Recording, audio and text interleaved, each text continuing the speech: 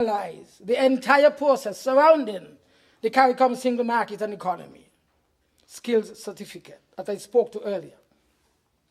This ambitious initiative aims to streamline and expedite the certification procedure through digital platforms, enhancing accessibility, transparency I emphasize, and efficiency for all applicants. Moreover, the ministry has begun working closely with an IT company to migrate all of its documents and records onto a secure central server.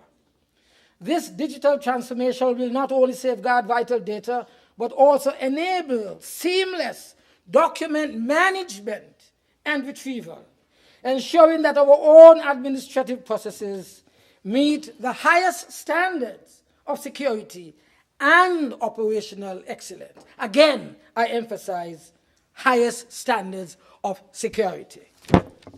Together, these measures will position St. Kitts and Nevis at the forefront of regional innovation, facilitating smoother integration into the CSME and supporting our citizens' ability to take full advantage of the free movement of skills and services across the Caribbean region.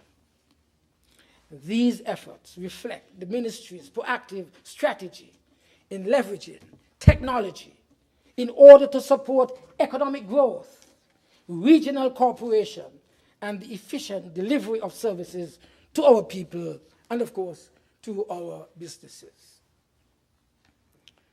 Permit me for a few minutes to reflect on the work of the Department of Consumer Affairs in order to lend support to achieve the goals set out for 2026 and set out to sustain this country as a small island successful state.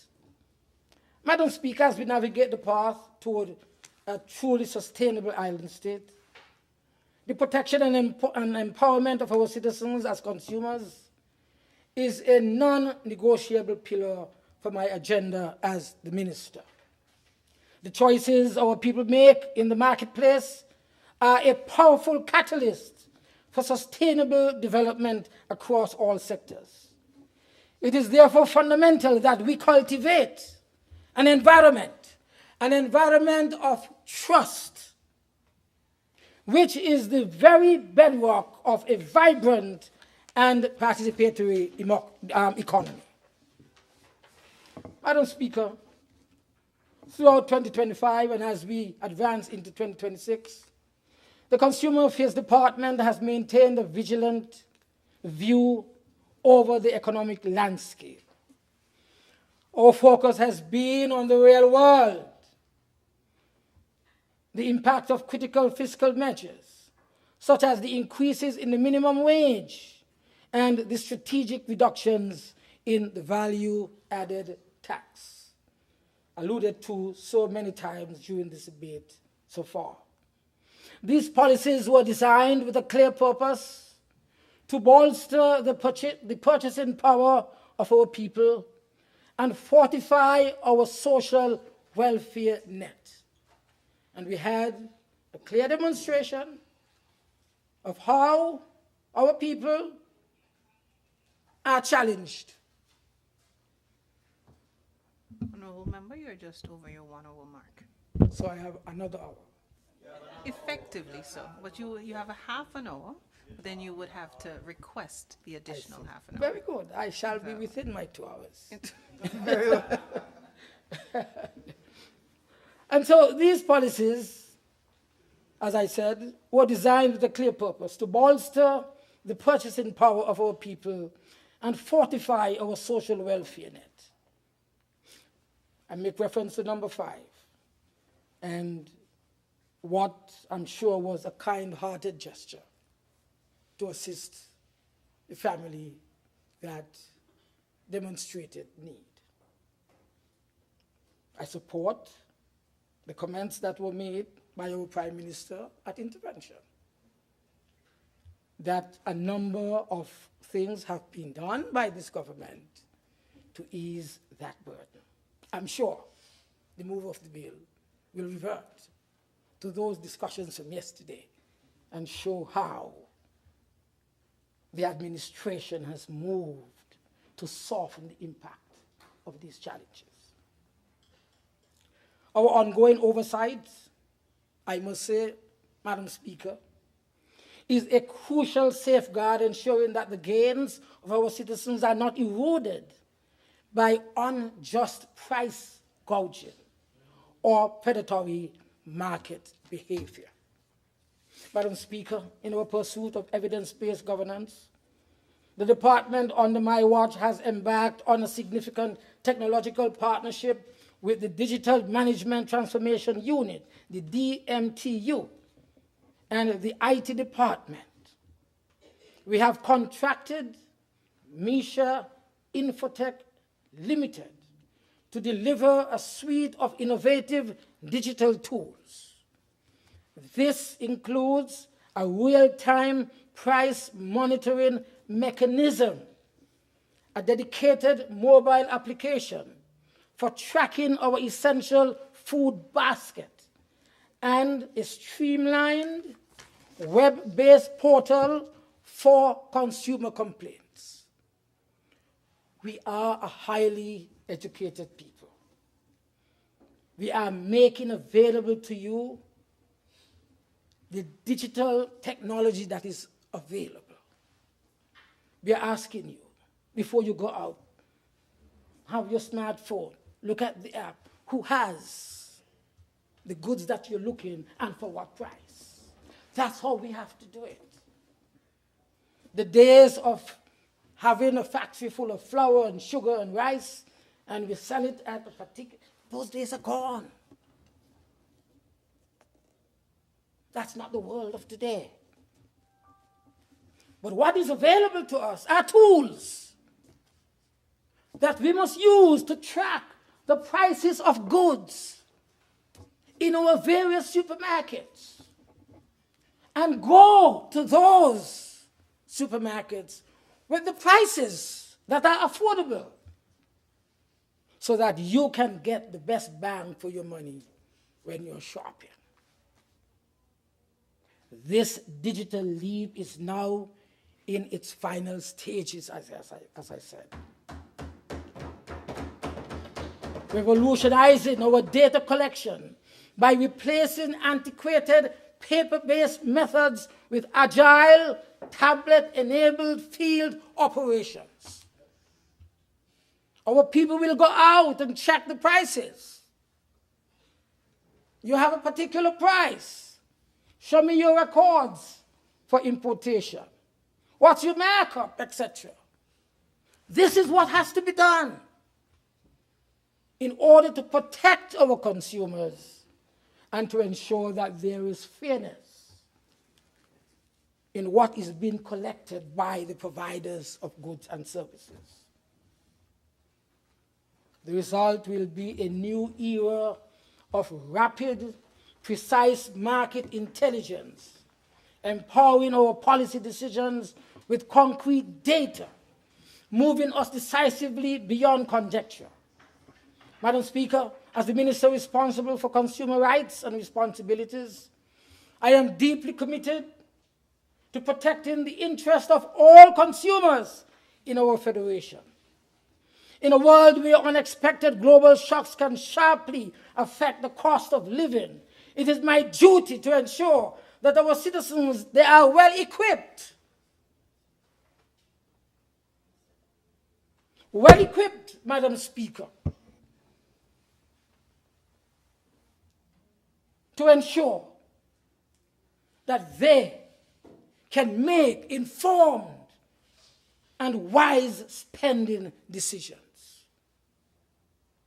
I take a personal interest in empowering every household to get the best value for each hard-earned dollar, safeguarding the economic well-being in these challenging times. This commitment reflects our inflationary tides of global market, And so to arm our consumers with knowledge, we in the department, in concert with the Cost of Living Task Force, launched a public education campaign in 2025. We will work closely with the Ministry of Labor on these things.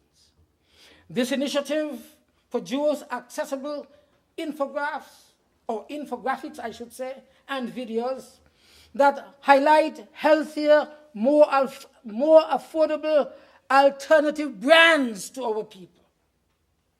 Building on this success, we will launch the groundbreaking SKN Smart Shopper app in 2026, providing our citizens with live, at-a-glance price comparisons across retail outlets.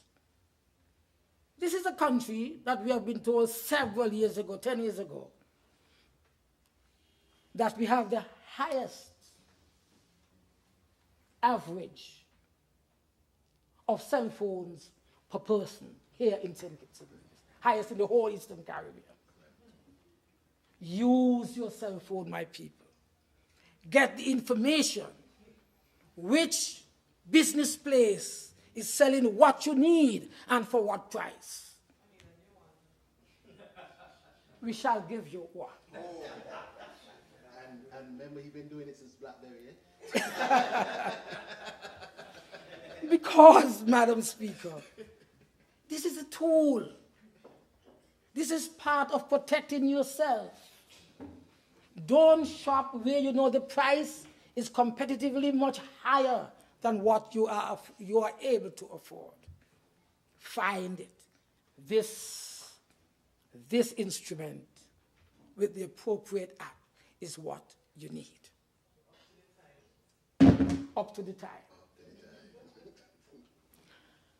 So, Madam Speaker, this shopper app, launched in 2026, will provide our citizens with live, at-a-glance price comparisons across retail outlets, enabling them to stretch their household budgets to the maximum. And so, Madam Speaker, I am proud to inform the people of St. Kitts and Nevis that this is a new and critical frontier for us in 2026. The department moving to reinforce its own stance against anti-competitive practices through deepened collaboration with the CARICOM Competition Commission and our own OECS partners. We have established a dedicated competition desk and are fortifying our policy frameworks in this particular regard.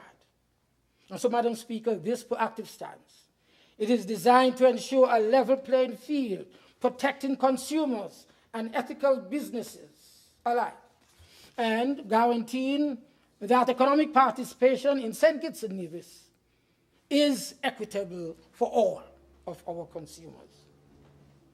Madam Speaker, let me turn quickly our attention to the engines of production, the Department of Industry and Commerce. I recognize, Madam Speaker, that while the manufacturing sector currently constitutes a modest segment of our GDP, modest, its potential for growth, job creation, and economic diversification is immense and vast. Our national manufacturing strategy is a proactive blueprint to unlock this potential, with a sharp focus on attracting investment and generating high-quality employment. Madam Speaker, a cornerstone of this strategy is our commitment to leveraging advancements in renewable energy. Madam Speaker, this government is advancing ambitiously towards a renewable energy future that significantly lowers energy costs, which remains one of the largest inputs for our manufacturers. Energy cost, prohibitive, stifling. No manufacturer wants to come here and seriously do anything when the cost of electricity wipes out the anticipated profits. Nobody gonna come. That is why we invest in energy. And that is why the mandate given by this administration to the young engineer from number 3, provide energy. Get on with it, my brother, we said to him every day in cabinet. New generators. He brought in the new generators while he worked on what was on the ground. Solar plants. Oh my God, solar plant. Just listen to what he's saying there. Not me anymore, listen to him, number 4. He's into it.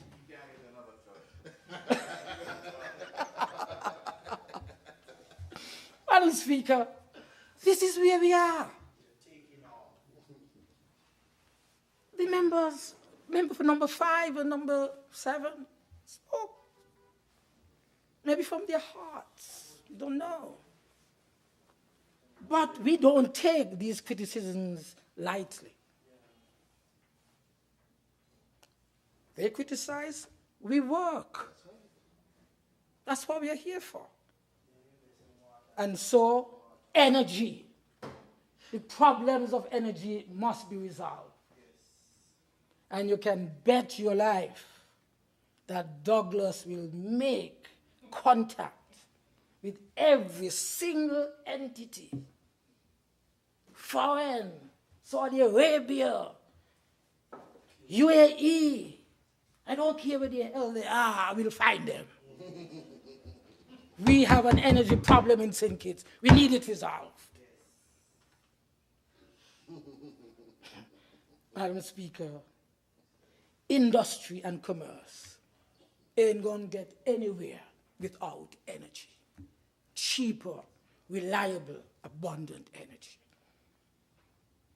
And so, the government is advancing ambitiously towards a renewable energy future that significantly lowers energy cost, which remains one of the largest inputs for manufacturers.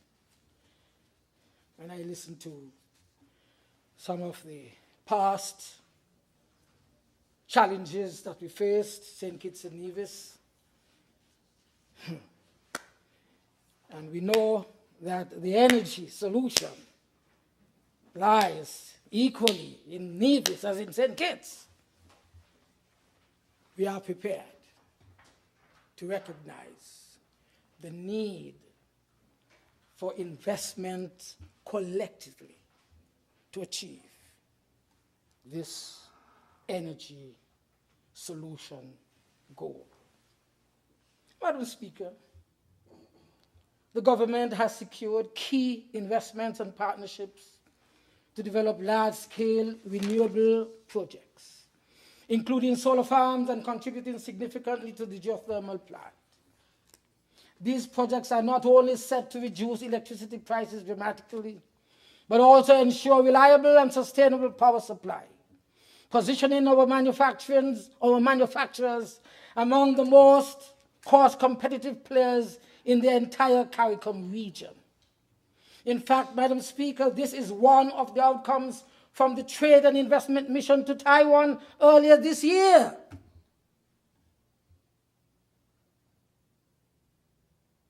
We started discussions with them about semiconductors 2 years ago. Douglas, this is not easy to achieve.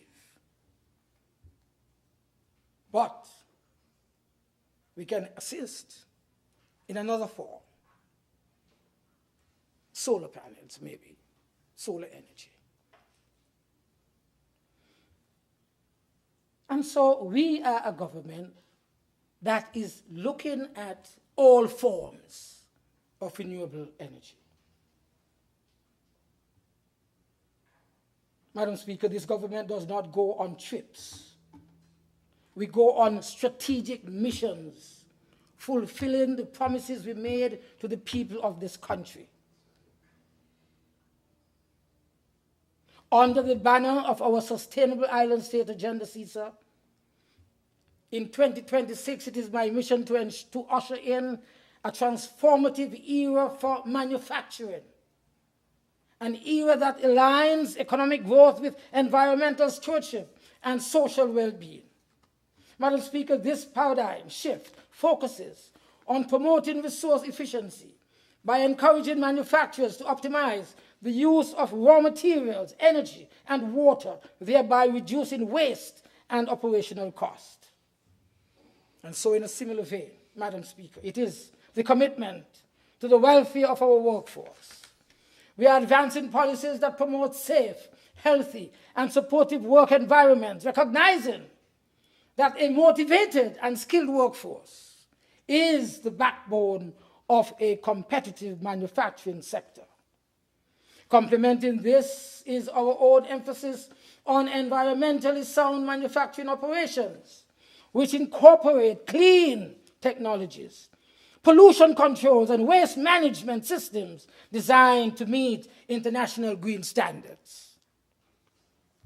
Madam Speaker, overcoming the challenges inherent in shifting toward a green economy also requires nurturing sustainable agribusinesses.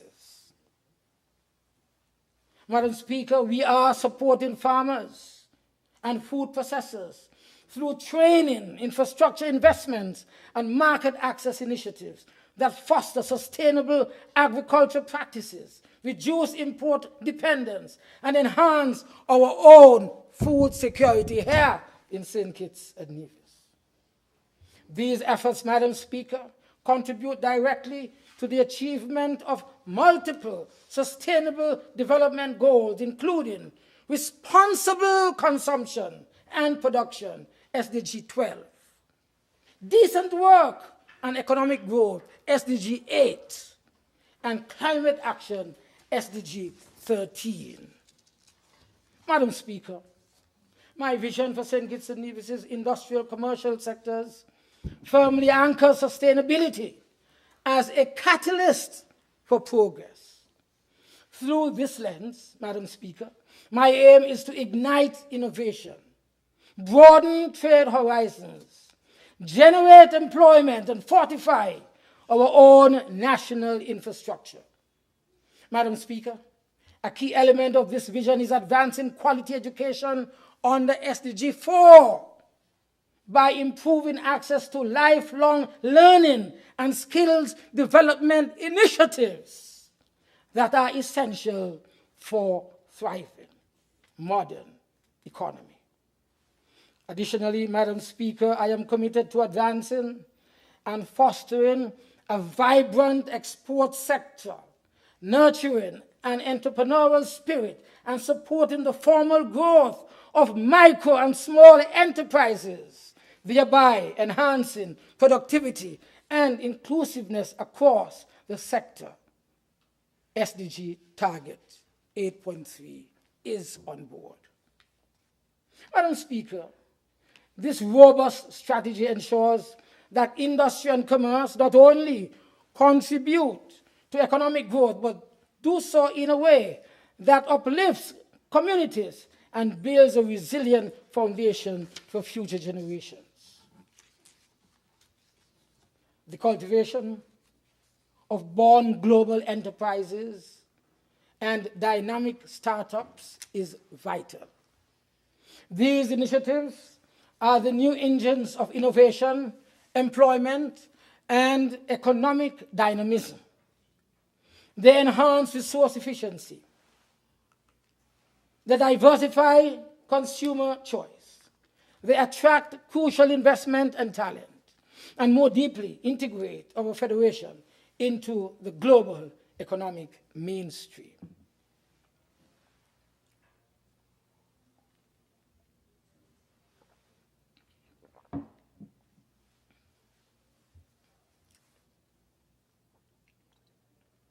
And so, Madam Speaker,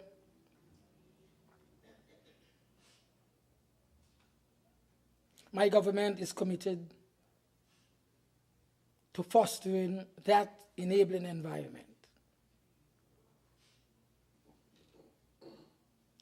This drive for sustainable industrial growth is built on resilient infrastructure, inclusive industrialization, and responsible consumption and production, thereby laying a solid foundation for success for our own people. Finally, Madam Speaker, I must underscore that partnership is the key to our success. And so through close collaboration with our own manufacturers and our international allies, we can fully leverage trade agreements and capacity building initiatives. Our work program, Madam Speaker, is supported by robust monitoring frameworks and data-driven analysis aligned with our SDG indicators accordingly. Our recent partnership with Curacao stands as a prime example of this vision in action, opening new markets, facilitating knowledge exchange, and enhancing our collective competitiveness to secure lasting prosperity for our nation. Just a few weeks ago, the Department of Industry and Commerce undertook a very successful initiative, doing business in St. Kitts and Nevis. It was labeled, which realized stakeholders' participation from our private and public sectors in every sector you can think about in St. Kitts and Nevis. This initiative provided a platform for local businesses to showcase themselves to potential investors from Curacao. And so, Madam Speaker, it does not end there, or it did not end there. We are preparing for the Curacao Business Crude Trade Mission in 2026. Under this undertaking, a cruise ship in Curacao will be used as a floating conference space, connecting local entrepreneurs with Caribbean regional markets. Small business, please be ready for this initiative. The companies will visit 8 destinations, which include in St. Kitts and Nevis. The event includes daily onboard activities, targeted workshops by industry sectors, doing business-to-business matchmaking at every port, and ongoing networking, ensuring comprehensive growth experience for our entrepreneurs. Madam Speaker, the impact and the benefit for our local businesses cannot be overstated. In addition to this, Madam Speaker, we just a few hours ago launched another major event, Manufacturers Inspiration Fair, it is called, under the theme, Empowering Manufacturers, Inspiring Entrepreneurs, and Engaging Communities. Madam Speaker, this event is taking place as I am presenting this to you today. It is a promotional exercise for local industries, from the largest to the smallest, all in one space.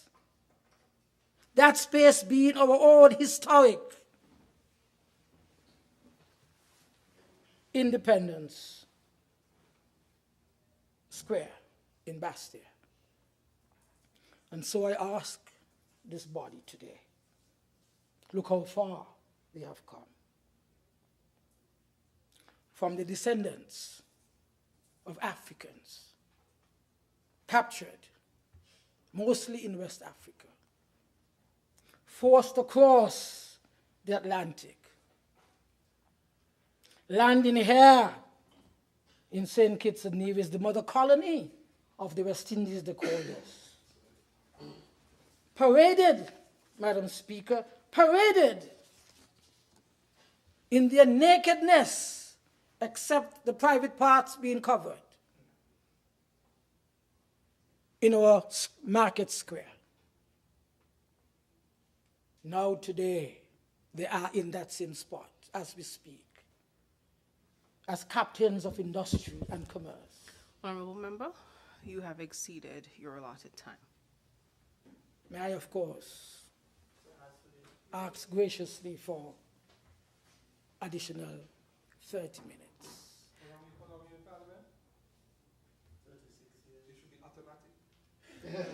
Well, but protocol is protocol. Very well, that is true. And highest regard for the Speaker. And I am grateful. The question is that the honorable member be permitted to speak for a further period not exceeding 30 minutes. Those in favor? Aye. Those against? Honorable member, you may proceed. Thank you, Madam Speaker. And so I make mention of what is taking place at this moment, sorry, in our own Independence Square here in Bastille. It is aimed to showcase the creativity, the innovation, and the craftsmanship of local manufacturers, while promoting collaboration and visibility within the business community. In essence, Madam Speaker, this event is proudly showcasing the quality goods and services produced by our own local people. In 2026, one can expect to see more events such as this taking place. I must make it very clear that these events are very strategic in nature. They are designated to create a culture of manufacturing and innovation in St. Kitts and Nevis, and to a larger extent, create a culture of supporting local industries as well. So, Madam Speaker, we cannot delay pursuing these initiatives. We must act now. The comprehensive efforts I have outlined today, spanning from vigilant consumer protection to strategic industrial development, are the very tangible expressions of our own unwavering commitment. They are the building blocks of the future that we are forging together, a sustainable, inclusive, and profoundly prosperous future for all of our citizens of St. Kitts and Nevis. But, Madam Speaker, it does not stop here. Let us look very quickly at the work that we are doing through the Bureau of Standards. I'm running out of time. I must now hustle fast. Madam Speaker, I want to underscore the paramount importance of the St. Kitts and Nevis Bureau of Standards, the SKNBS, and its pivotal role in fortifying our nation's economic resilience and securing the well-being of every single citizen of this country. The Bureau is not merely a regulatory body. It is a cornerstone of our national quality infrastructure, the NQI, a silent guardian committed to safeguarding public health, preserving our environment, and championing consumer rights through rigorous internationally recognized testing and metrology services. The Bureau of Standards, Madam Speaker, it operates highly sophisticated laboratories, which are a source of national pride. These facilities are equipped to serve every facet of our society, the public, the private sector, with analyses that span critical areas such as soil composition, ambient air quality, microbiological contamination, and even water chemistry, Madam Speaker. The reliability of their data is the foundation on which sound policy decisions are made, and their continuous operation is ever more vital to the integrity of our economy and our trade relationships, Madam Speaker. I am especially proud to announce the significant achievement of the Bureau of Standards in attaining the ISO/IEC 17025 international accreditation in both chemistry and microbiology earlier this year, 2025.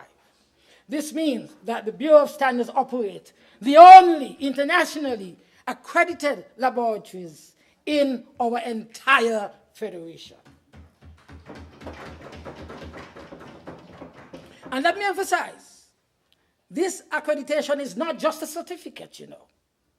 It is a globally recognized stamp of competence, ensuring that the results from our labs are accepted and trusted across international borders. That is why we have confidence that our goods and our services, our goods in particular, when they leave our shores, they are acceptable globally, approved by our standards, Bureau of Standards. That is what is so important about it. Before I go further, I must make clear that standards are the universal language of quality globally. They form the bedrock of our national quality infrastructure.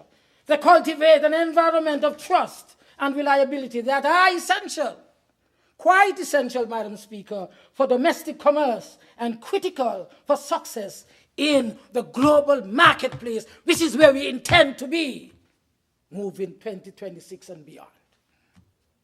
Madam Speaker, these standards, they encompass a comprehensive framework of international agreement, established codes of practice, technical regulations, and stringent criteria that set non-negotiable benchmarks for production and service delivery. They are a win-win mechanism. They provide manufacturers with clear pathways to excellence and other consumers' confidence and assurance that the products that they purchase, they are safe, they are reliable, Madam Speaker, and they are fit for purpose. Don't play with us. Madam Speaker, within the national quality infrastructure, this system supports our entire ecosystem of testing, accurate measurement, metrology, certification, and accreditation. This ensures that our purchases have the required standards applied and that they meet strict criteria for sterility and freedom from contaminants. Our water that has been desalinated, although it's good to hear what WHO, health, and people say, our own lab say, safe to drink. Drink. This process, it directly translates into heightened consumer confidence and public safety. Our national mission, therefore, Madam Speaker, is to accelerate the adoption of standards across all sectors to systematically promote quality, enhance safety, and cement trust in our goods and services. Madam Speaker, I will make this available to the world by way of the media. There are other parts I want to mention, but I must go on very quickly, Madam Speaker, to the other parts of the ministry, quickly. But I must say that the comprehensive initiatives outlined today, from vigilant consumer protection to strategic industrial advancement, reflect our own steadfast commitment to building a sustainable, inclusive, and prosperous future for every citizen of St. Kitts and Nevis. Through diversifying our trade relationships, embracing digital innovation, strengthening regional integration, championing renewable energy, and fostering a culture of quality and innovation, we are working diligently to position our nation on a trajectory towards economic resilience and wealth creation for the people of St. Kitts and Nevis. As Minister, I must emphasize for the people of St. Kitts and Nevis that these efforts are not merely policy ambition. They are concrete actions, driving transformation across sectors, empowering businesses and consumers alike, and ensuring that this government, meet the aspirations of current and future generations. Indeed, by working collaboratively with regional partners, international allies, and our local communities, this government bent on unlocking new opportunities and securing our place in a competitive global economy, I so move, Madam Speaker. I respectfully urge this Honorable House to continue to support these very vital programs that advance the prosperity and well-being for our Federation. Together, let us continue to build a resilient St. Kitts and Nevis that drives sustainably, innovates boldly, and embraces the promise of inclusive growth for all. Turning very quickly to the portfolio of economic development and investment. Economic development, Madam Speaker, it's about jobs. Jobs created. Businesses expanded. Communities strengthened. And opportunity delivered for our people. This is not abstract at all. When we partner with tourism to bring airlift, more people, when we partner with my own colleagues and advocate and work towards a new hotel, when we develop the partnerships with other ministries, it is to ensure that the economic development and the investments which we bring as a department will generate what we say must be achieved in 2026. Economic development, this is about jobs. It's about opportunities being delivered to our people. It is not abstract at all. It must be felt in households. It must be felt with regard to employment. And it must build the national confidence of our people. No one ministry can achieve this. It's a collective. This ministry exists to ensure that development is planned, is coordinated, it is resilient, and it is sustainable.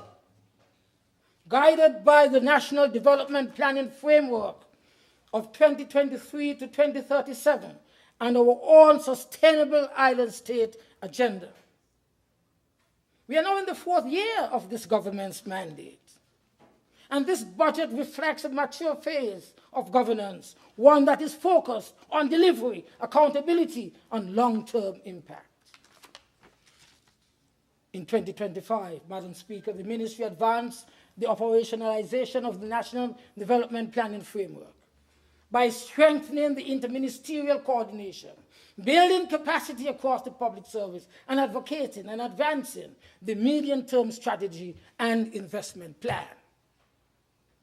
We secured critical international support, including some 500,000 US from the government of India for the disaster-resilient utility infrastructure project, strengthening water, strengthening energy, and telecommunications resilience, and technical assistance from the United Nations UNECLAC, under the DA16 project, to improve project planning, strategic management, and implementation across the entire government. And this is how small states succeed, Madam Speaker, by building systems, not improvising, building systems. A central pillar of our work is investment, promotion, and facilitation through the St. Kitts Investment Promotion Agency, SKIPPA. And so in 2025, SKIPPA sharpened its focus on bankable, sustainable, and job-creating projects aligned with our national priorities. SKIPPA approved a pipeline of projects across renewable energy, agri-processing, housing, sustainable tourism, light manufacturing, and climate-resilient infrastructure. These projects all are structured to create employment, support local suppliers, transfer skills, and comply with our own national, international, and national obligations. That's what we do. In 2026, this government will finalize the medium-term strategy and investment plan. It will launch a digital NDPF scorecard, strengthen economic monitoring, and expand Skipper's export promotion role. Madam Speaker, the work of this ministry is about building a resilient, competitive, inclusive economy that works for every citizen and division. World Trade Expos for Serbia in 2027 and Saudi Arabia in 2030, we shall be there. Let it be known, we shall be there. I was shocked a few weeks ago in Japan. Our cultural artists were there on St. Kitts National Day. My God, turned the entire place upside down. Our culture has gone worldwide. You need to know what's going on, Madam Speaker. The work of this ministry is about building resilient, competitive, inclusive economy that works for every citizen and division. There was a lady from Nevis, my God, with the mic. I don't know if she's a Calypso star or what. Can't believe it, man. And so, CBI restructuring on the road of Skipper, working in collaboration with the new CIU, is a statutory entity. Under this new legislative regulatory guidelines, etc., Skipper continues to perform its role. We will be part of world trade in Saudi Arabia and Serbia soon to come. Madam Speaker, let me close by speaking on St. Christopher number 6. The best part of the country, of course. It's very, very sad. No, equal to Nevis. As I speak here today, the people in that area are very sad, especially in St. Paul's. We've had 4 deaths in this week alone.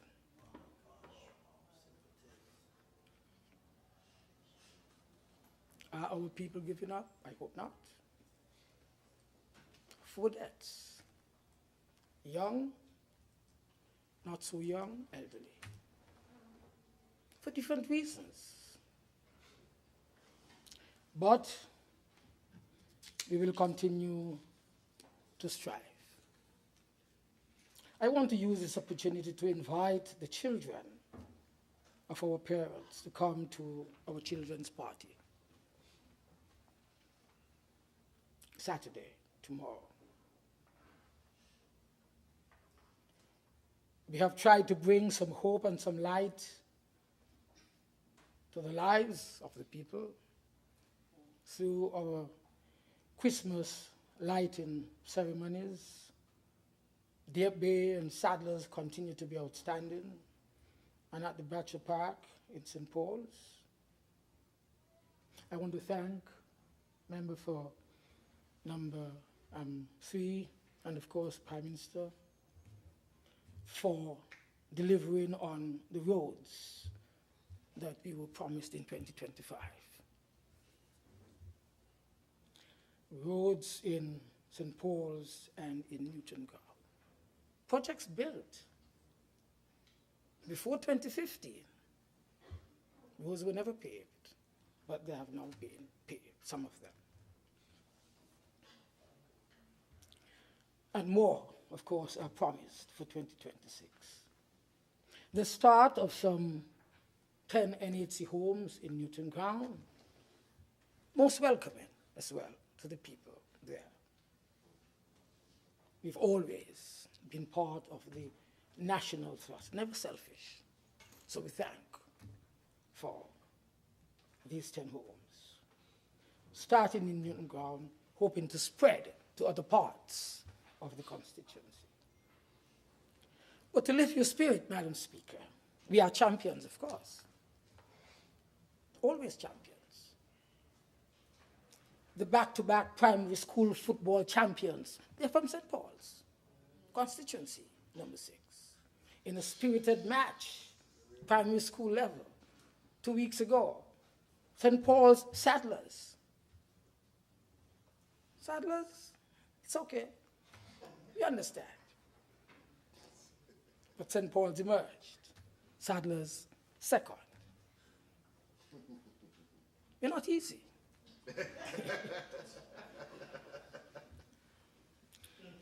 We had 2 contestants just on Saturday it was, in the talented teen.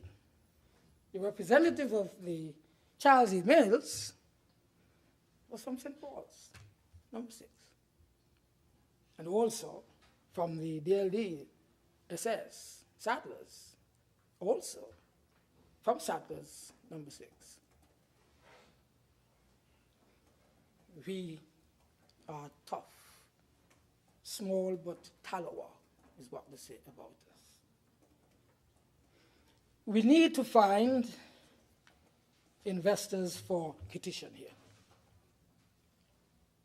The Kitishan Hill project was not designed in a vacuum. It was designed to ensure that the people of that part of the country would be able to attract investment, commerce, improve livelihoods for not only people of that area, but from the whole country. And so, with limited time, I say quickly that I urge my colleagues to find solutions, not only to the Kitishan Hill situation, but also to the Ramada Hotel situation there. Ramada Hotel is built as it is now, close to 300 rooms. Phase 2, which is under construction, will give you another 200 rooms, 500 rooms. At the moment, it's closed. 1,200 jobs have gone awry. That has to change. I give the people in this parliament that commitment that we shall improve that situation.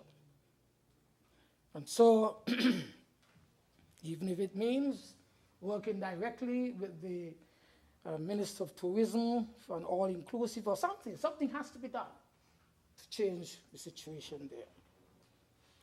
I urge, finally, Madam Speaker, the Minister of Public Utilities to bring water solutions to our area very quickly, now that the desalination project is on its way and our water, remember, we are from that part of the country that has the most water. But water is being shared to other communities. So I'm now hoping that the well drilling in Sadlers will start, because we've discovered possibilities from the drone, Sadlers, and then we can return to a constituency of a whole lot of water. May it please you, Madam Speaker. Thank you.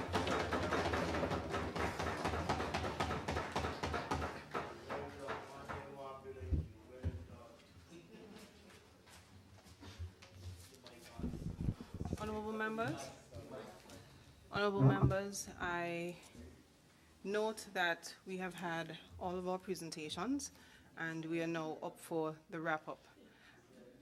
I propose that we rise for 5 minutes.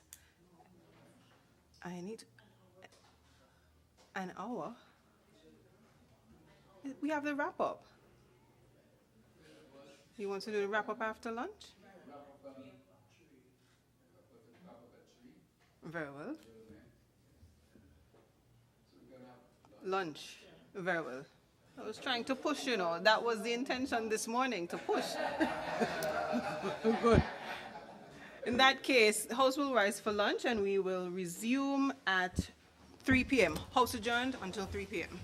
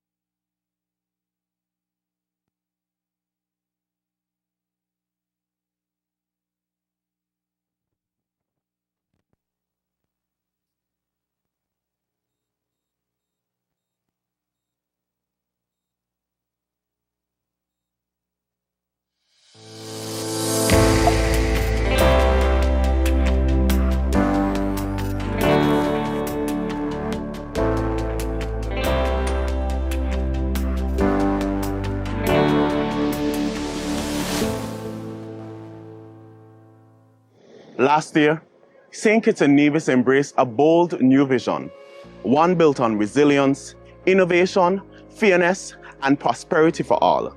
A vision grounded in 7 pillars that touch every part of our lives: energy, water, food security, the creative and digital economy, infrastructure and housing, the environment, and people, our greatest asset. These pillars are the blueprint for a modern, sustainable island state, a roadmap to a nation that works better, lives cleaner, grows smarter, and creates more opportunities for every citizen and every resident. And in 2025, we saw that vision move from promise to progress, step by step. Investment by investment, project by project, the government led by Prime Minister Honorable Dr. Terence Ruo pushed forward, building, upgrading, training, digitizing, and reforming. Across the country, the transformation became visible. Homes going up, land titles in hand, water finally flowing reliably, new roads opening, farmers and fishers earning more, digital services unlocking convenience, trainees stepping into the jobs of the future, hospitals and emergency care modernizing, young people receiving savings and investments, and families finding real relief when they needed it most. More importantly, this year proved something fundamental. People are not just included in the agenda, people are the purpose of it. Let's take a look at some of the work done this year, pillar by pillar.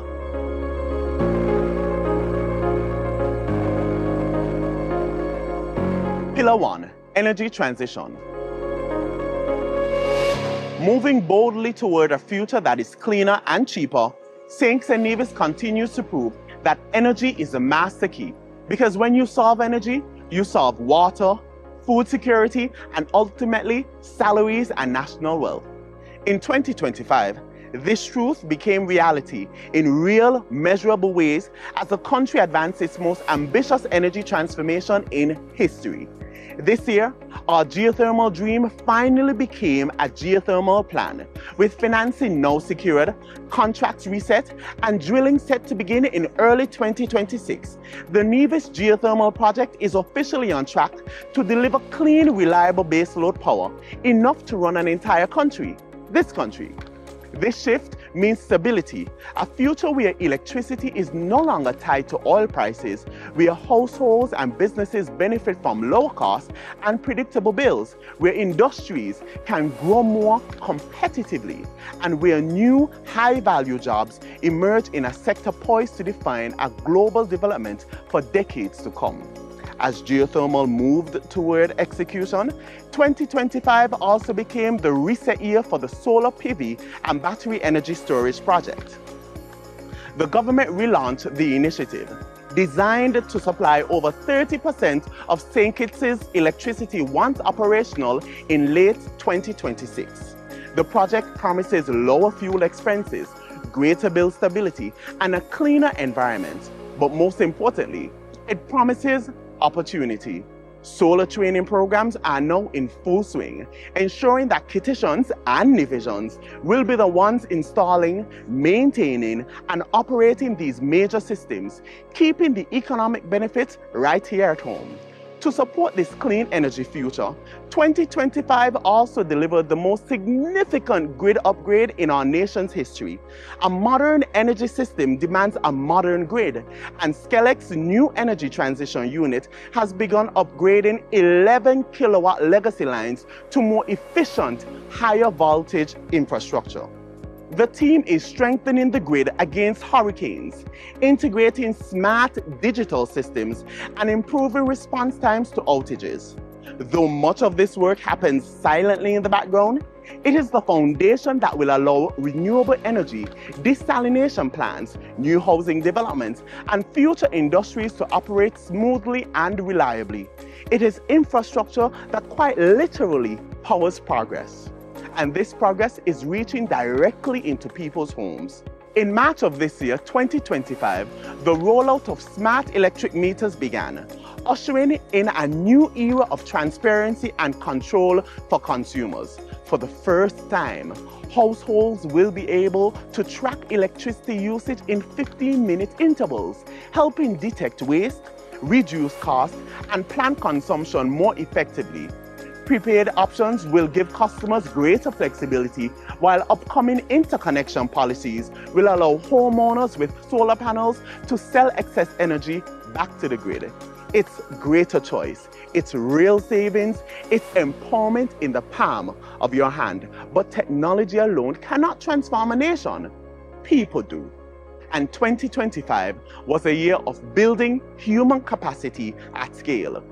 In January, the Federation hosted its first ever electric vehicle training and certification course, giving local mechanics internationally recognized credentials. Solar PV empowerment training soon followed, along with advanced renewable energy training in Taiwan, turning young people, technicians, and tradesmen into certified green energy professionals.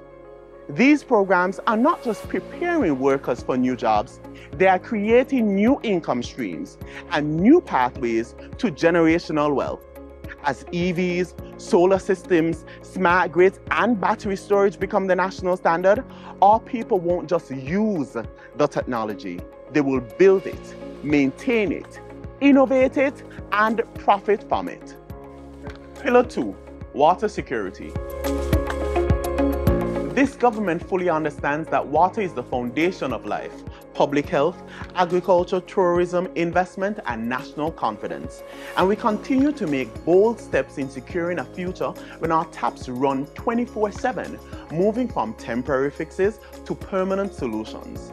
And nowhere is that clearer than in our desalination program. At the C.A. Paul Southwell Industrial Park, the Federation's largest desalination plant powered up for the first time in October 2025. Now, in final testing, this 2 million gallon a day facility is on track to restore 24-hour water access to Bastia and surrounding communities. For households, this means the end of chronic rationing. For businesses and investors, it means predictability, one of the most valuable assets in any economy. On the East Coast, the Federation's first solar-powered desalination plant continues to operate at the Canada Industrial Site, producing roughly 70,000 gallons of clean water each day. Powered entirely by renewable energy, it reduces costs, strengthens climate resilience, and supports communities like Connery's, Keys, and nearby industrial corridor. Together, these desalination plants mark a historic turning point. St. Kitts and Nevis is no longer waiting on rainfall to guarantee water. We are producing it ourselves. But desalination is only one piece of the puzzle. This year, the government completed the most sophisticated water survey ever done in St. Kitts, a semi-airborne hydrogeological scan that mapped the island from Keon to Old Road. Delivered in October, the survey identified 17 promising groundwater sites, with 10 prioritized for immediate development. For decades, communities like Sadlers, St. Paul's, Newton Ground, Sandy Point, and Challengers have struggled during dry spells. Now, they stand to benefit from new climate-resilient wells that will boost supply where it is needed most. To move swiftly, the government pre-advanced procurement for drilling. A contract was signed in September with water and oil well services from Trinidad and Tobago. These wells mean reliability for families, expansion for farmers, better services for hoteliers, and employment for our local construction and engineering sectors. All of this fits into a wider investment framework that is transforming the entire water system: storage, interconnection, leak reduction, pressure management, and modern monitoring. It's not just more water, it's smarter water. Interlinked reservoirs now allow water to be rerouted across districts. New climate tracking tools guide decision making, and upgrades to pipelines and pumping systems are reducing losses and lowering operating costs. Anchoring all of this is the SKN Transwater Project, the Federation's flagship climate finance water initiative. In 2025, The project advanced through major public consultations, technical designs, and international frameworks with the Green Climate Fund. Transwater is a vehicle that will overhaul outdated infrastructure, reduce non-revenue water, introduce low-carbon technologies, and build the climate-ready water system our islands need. It brings global financing into local hands, creating jobs, strengthening resilience, and ensuring that every gallon counts. Pillar 3, food security. Food security is national security. It is jobs, income, exports, and the comfort of knowing that in a changing world, we can feed ourselves. This year, we continued bold strides to transform agriculture and fisheries into engines of resilience and wealth creation, built on innovation, climate-smart practices, and new opportunities for farmers, fishers, and young people. The year began with the Federation emerging from one of the most challenging droughts in recent memory.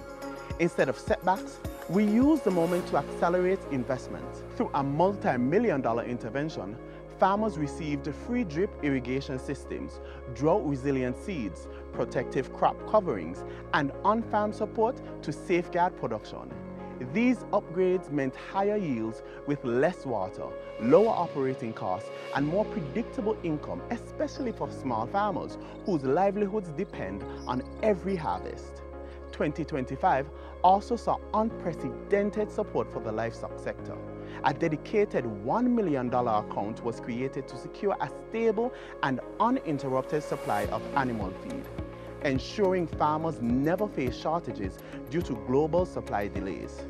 Veterinary medicine and livestock programs expanded, giving students hands-on training in pregnancy diagnosis, ultrasound use, and animal husbandry. The result is a stronger, more professional livestock industry, one that protects food supply while opening new career pathways for young people. Our investment in technology pushed agriculture into a modern era.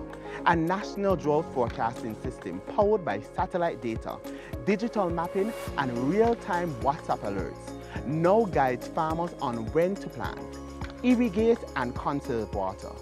This climate-smart tool transforms decision-making, giving farmers the same kind of digital intelligence used in advanced economies and helping protect their income in an unpredictable climate. At sea, 2025 was a breakthrough year. The government deployed 12 of 15 new fish aggregating devices. These subsurface FADs are sturdier, safer, and designed to boost catch rates, reduce fuel costs, and increase earnings for fishers. And it is working. Fisheries revenue has risen from EC 8 million a few years ago to EC 90 million. But our oceans are not our only sources of food. They are ecosystems that must be protected. In June of this year, the Federation launched a groundbreaking king crab coral restoration initiative. Fishers and marine stewards received training to raise native Caribbean king crabs, which help revive coral reefs by naturally removing excess algae. This creates a double benefit: healthier reefs for tourism and biodiversity, and a new blue economy product that fishers can sell to restaurants and hotels, generating an entirely new income stream. On land, diversification took center stage. Nature's Sustainable Farm moved into its next phase with over 100 acres now under cultivation and the first ever export of St. Kitts grown Tabasco peppers to the United States firmly on the horizon. Each acre employs up to 5 people, meaning hundreds of jobs and a new export market that links farmers directly to global value chains. All of this falls under a broader shift toward eco-friendly, climate-smart agriculture, greenhouse expansion, modern hatcheries, precision irrigation, soil-saving practices, and the Climate-Smart Agriculture Project, now advancing through national consultation, signals a future where agriculture is not just sustainable, but profitable, competitive, and resilient. Pillar 4, Sustainable Industries. We continue to invest in our own by building out our talent, empowering entrepreneurs, and opening new pathways to wealth creation. This year, the creative economy stepped confidently into the future. As part of Global Entrepreneurship Week 2025, the government hosted the first ever AI in Business Summit and award ceremony. It brought together creatives, entrepreneurs, and technologists to explore how artificial intelligence can amplify marketing, design, storytelling, and content production. For the first time, our artists and cultural entrepreneurs were positioned not just as performers, but as innovators and business leaders ready to export their craft to the world. But the digital revolution goes far beyond the arts. This year, we also launched one of the region's most ambitious cybersecurity training programs. Beginning in February and graduating its first cohort in November, the program trained participants to international standards and prepared them for remote cybersecurity work, jobs that pay global salaries from right here at home. As the second cohort is set to begin in January 2026, more citizens will enter a career field that has unlimited earning potential and global demand. This, coupled with the electric vehicle training and certification program and the solar empowerment training, ensuring that as renewable energy expands, our people, not foreign contractors, are able to benefit. For small businesses, 2025 was a year of unprecedented support. Hundreds of entrepreneurs gained access to training through the Building Bankable Business program, launched in April to teach financial literacy, budgeting, cash flow management, and business planning. Its purpose is simple: to transform ideas into bankable enterprises and entrepreneurs into investment-ready leaders. But training alone is not enough. In October, the Citizenship by Investment Unit launched the local micro and small businesses grant program, offering easy $10,000 grants to qualifying businesses across the Federation. By November, 36 businesses has already been approved, receiving capital to expand operations, purchase equipment, hire staff, or move their services online. These grants injected real money directly into the hands of local entrepreneurs, supporting the creation of jobs, products, and new services across every sector. This momentum is matched by one of the most transformative digital agendas in the Caribbean. In May 2025, St. Kitts and Nevis launched its Electronic Travel Authorization ETA system and e-border platform, enabling faster, more secure processing for visitors and dramatically improving the travel experience, especially during major events like the St. Kitts Music Festival. This strengthens tourism, enhances national security, and positions the Federation as a modern, tech-forward destination. Behind the scenes, the digital transformation is accelerating even further. The government is advancing its national digital ID system, the core of all future e-services, set to enable secure online access to government services, banking, trade, and digital signatures. Parallel to this, the electronic civil registry system also moved forward, digitizing births, deaths, marriages, and adoptions so citizens and the diaspora can access official documents from anywhere in the world. Together with online tax services, the developing online passport system, business registration portal, and single trade window, St. Kitts and Nevis is building a digital economy that lowers barriers, speeds up transactions, attracts investments, and creates new income possibilities for every citizen. Pillar 5. Sustainable settlements. A strong nation is built, literally, on the spaces where people live, learn, heal, travel, play, and grow. This year, the government accelerated ownership through the NHC Renaissance Project, delivering and constructing nearly 200 new homes across Stapleton, Harry Phipps, Otleys, Sandy Point, and other communities. More land was secured to scale the project further, ensuring that hundreds of families will soon step into houses that instantly increase their net worth. Every home built supports contractors, tradesmen, truckers, suppliers, and strengthens the foundation for generational wealth. Side by side with the new housing came one of the most meaningful reforms in decades: land regularization. In 2025 alone, 531 lots were distributed, with full titles handed over to families in St. Peter's, Lagreet, St. Paul's, and other long-neglected communities. In several cases, beneficiaries walked into the banks the very next day because for the first time they had collateral, dignity, and the power to invest in their future. This is land, not just as a place to live, but as empowerment. And for the first time in our history, the entire land system is going digital. A new land administration and information system is being built, replacing decades of paper files with a transparent, efficient online platform. Beginning early in 2026, citizens will be able to submit applications, track their status, and view available lots on a digital map. This modernization protects national patrimony, strengthens fairness, and speeds up development, making it easier for families, investors, and planners to build a modern St. Kitts and Nevis. 2025 also marked a leap forward in climate-resilient public infrastructure with the unveiling of the designs for the new JNF General Hospital. This state-of-the-art, storm-resistant facility is being developed in partnership with Taiwan and OECC. Construction begins shortly, bringing jobs in the short term and delivering long-term benefits in healthcare. This hospital will save lives, but it will also generate economic activity every single day. Across the island, the government advanced one of the largest road modernization programs in our history.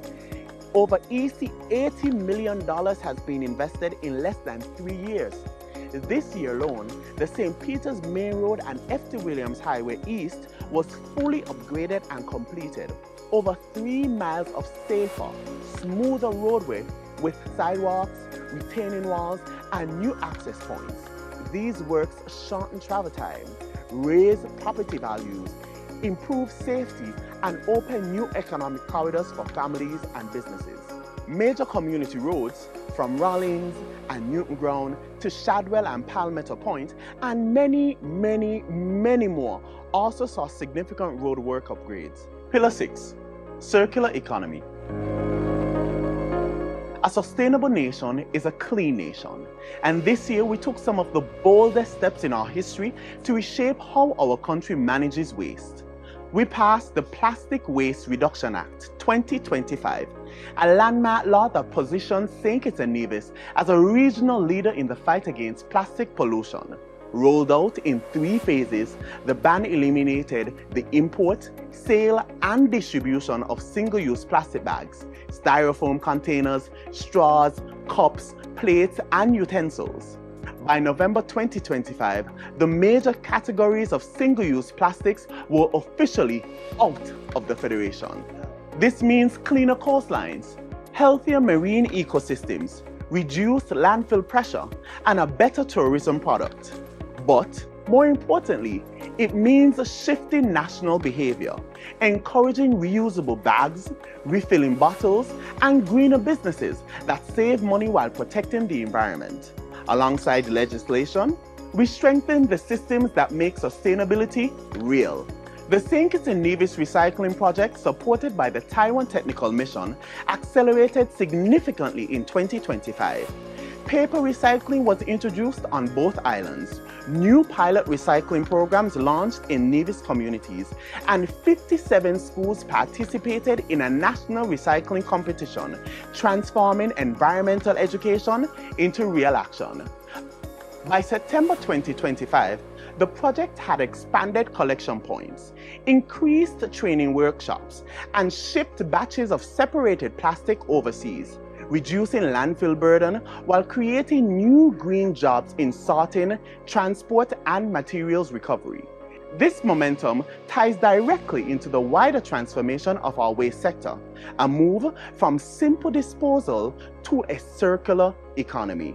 This year, the government also intensified landfill reform efforts following February's Connery landfill fire, accelerating planning for safer, more sustainable waste handling systems.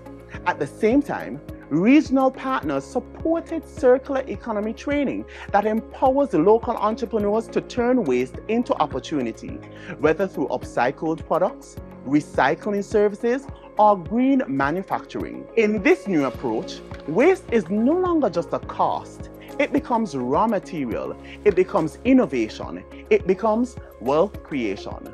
And while plastics and recycling dominated headlines, the deeper story is about resilience, health, and long-term economic security. Reducing plastic waste protects our ocean, safeguarding fisheries and coastal livelihoods, improving landfill management, strengthens public health, and prevents costly environmental disasters.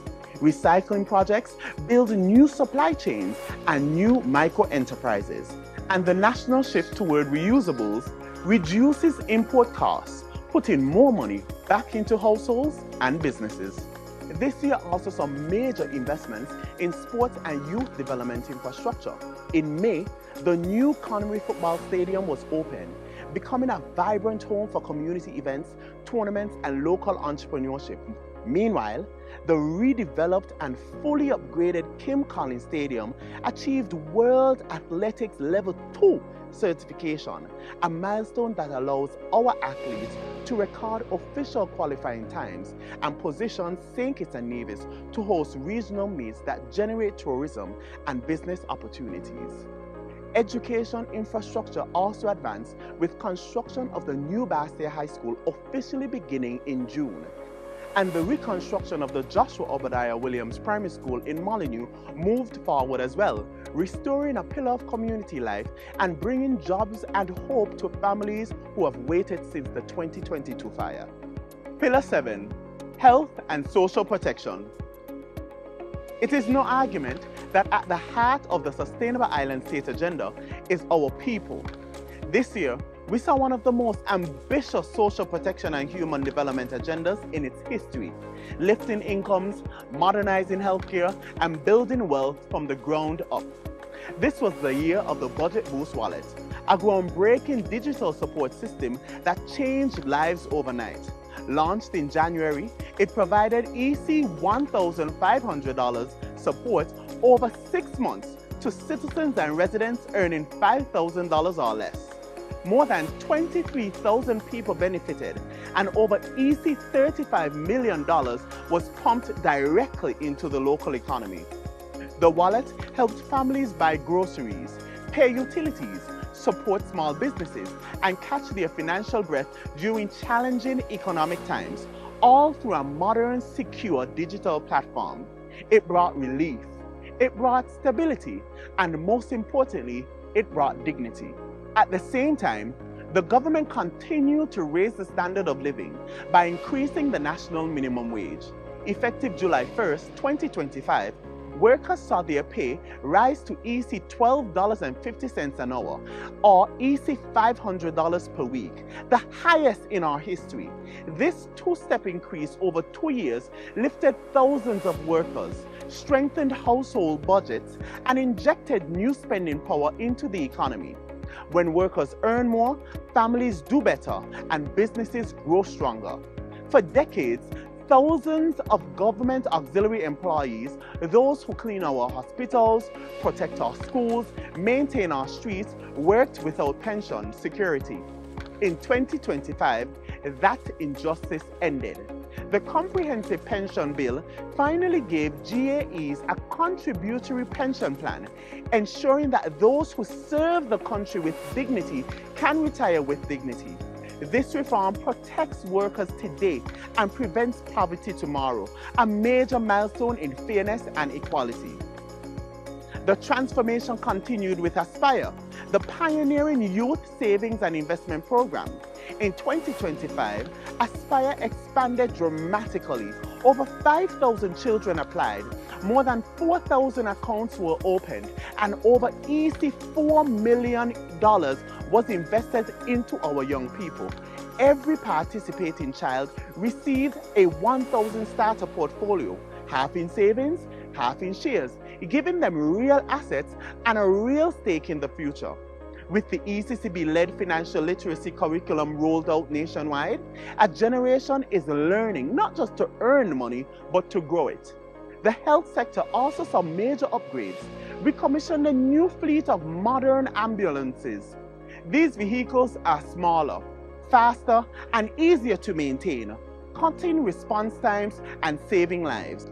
At JNF, construction of the new MRI facility is in its final stages, with the island's first ever MRI expected to go live by early 2026.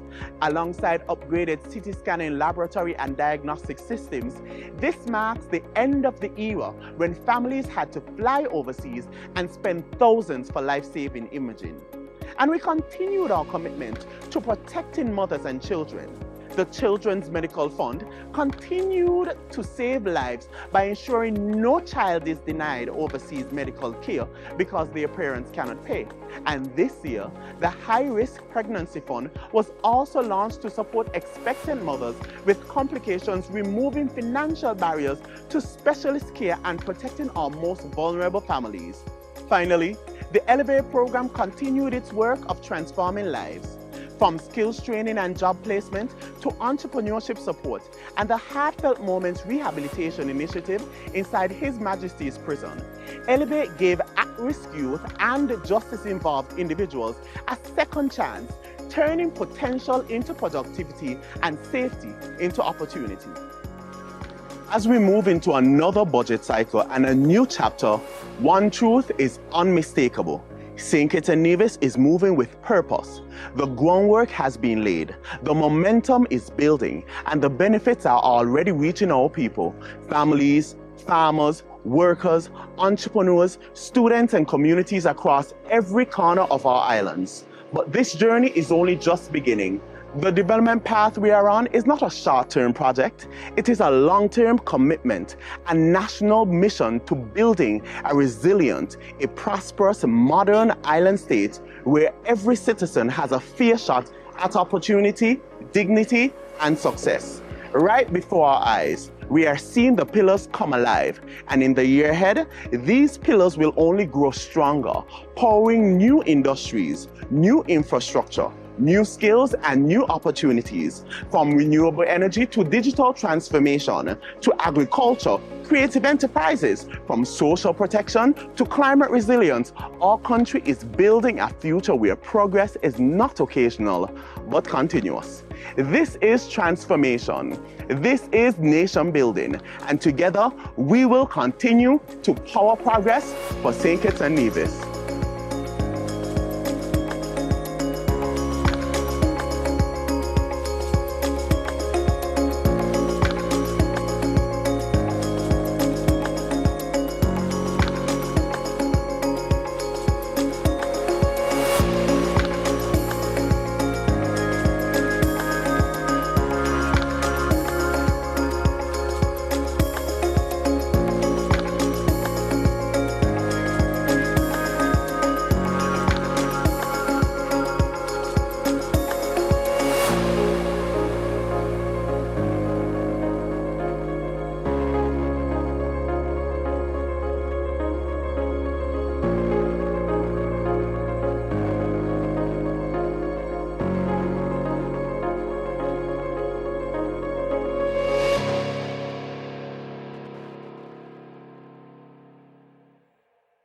Yes, I'm here with contractor, Mr. Huggins, who is the owner of Huggins Construction, Deputy Prime Minister, and acting matron, Sister Lestrade.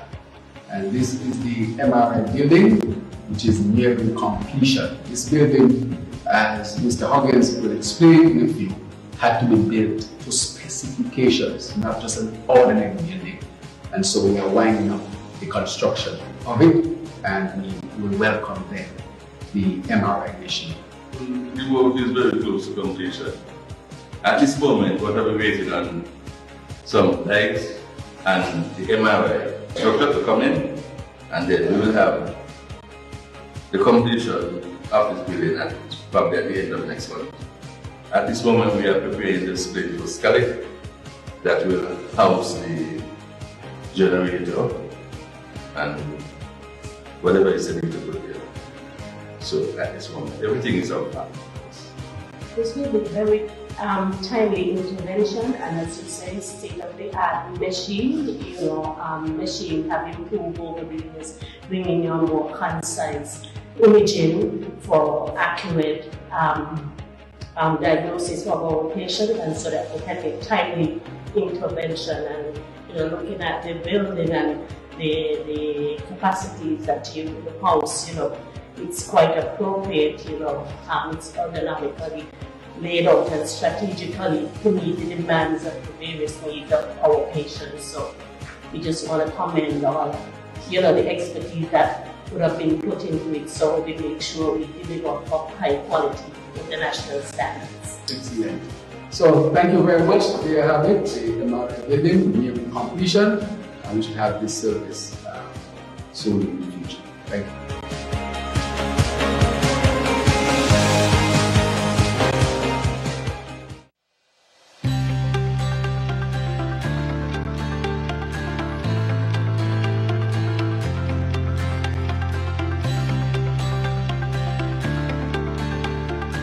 That you are the owner of your land. So listen to what this letter says. Congratulations to you and family on behalf on your recent land ownership. And then when we flip it, you see this real thing. Those of you who have land already, you see it. If you look at it, right here is the survey. Look at it. This is the real thing. This ain't no fake thing. And this, with the official signature and stamp and seal and everything else, says that you are the owner of this piece of land.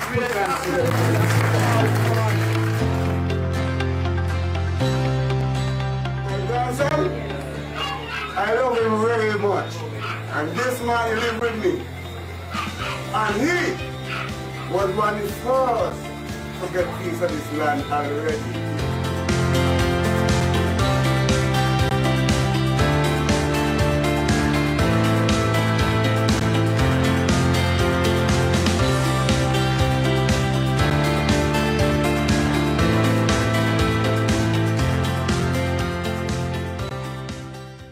And today, we can proudly say that this Labour administration, led by our Prime Minister, has kept that commitment to you.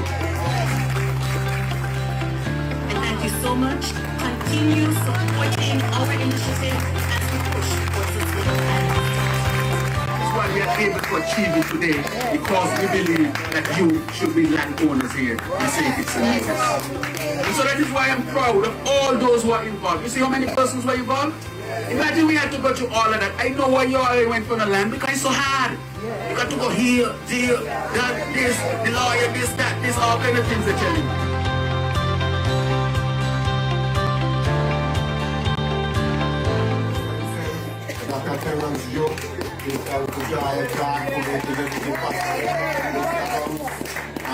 Mr. Carly Sleeping Tiger, Jeffrey Hadley, the father from Stanley Point, he told you all this couldn't be possible, so if Carlos can appreciate it,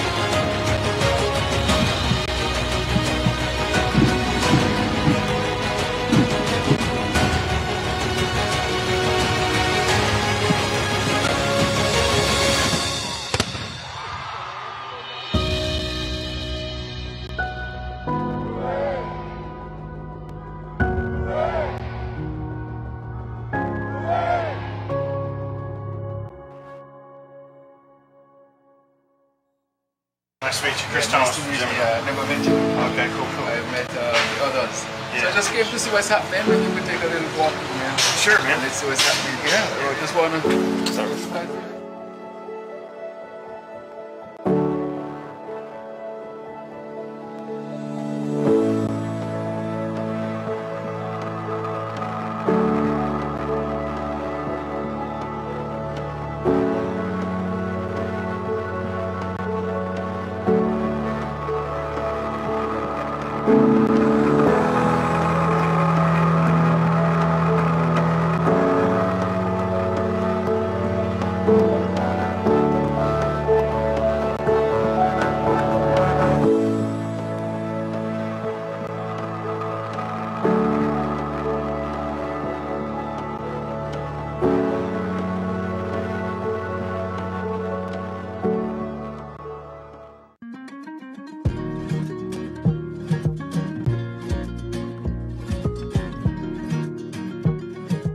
Good day, ladies and gentlemen of St. Kitts. Jerry here from Royal Utilities.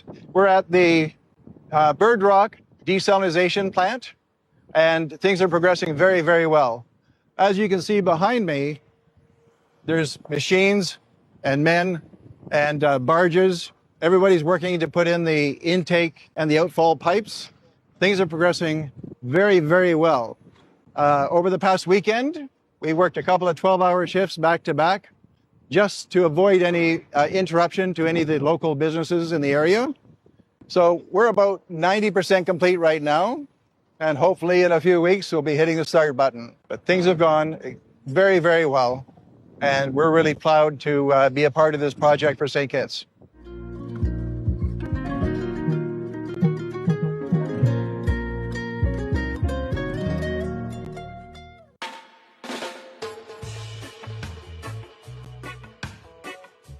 My name is Wykard Hughes. I am a labourer and I work at the Public Works Department. Every day, working with my hands, pouring concrete, building roads, setting something others could rely on. Every day is not an easy task, but it's an honest job. And it means a lot to me.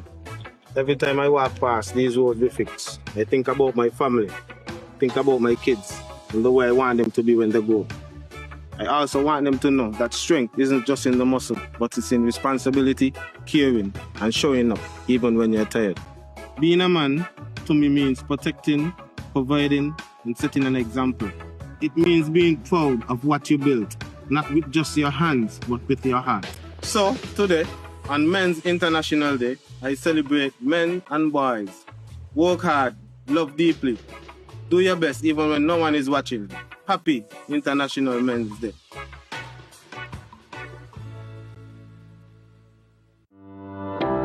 I'm Raymond Brown, Supervisor at Public Works Roads Division. We are here at George Street doing the final paving for the completion of George Street, Newtown.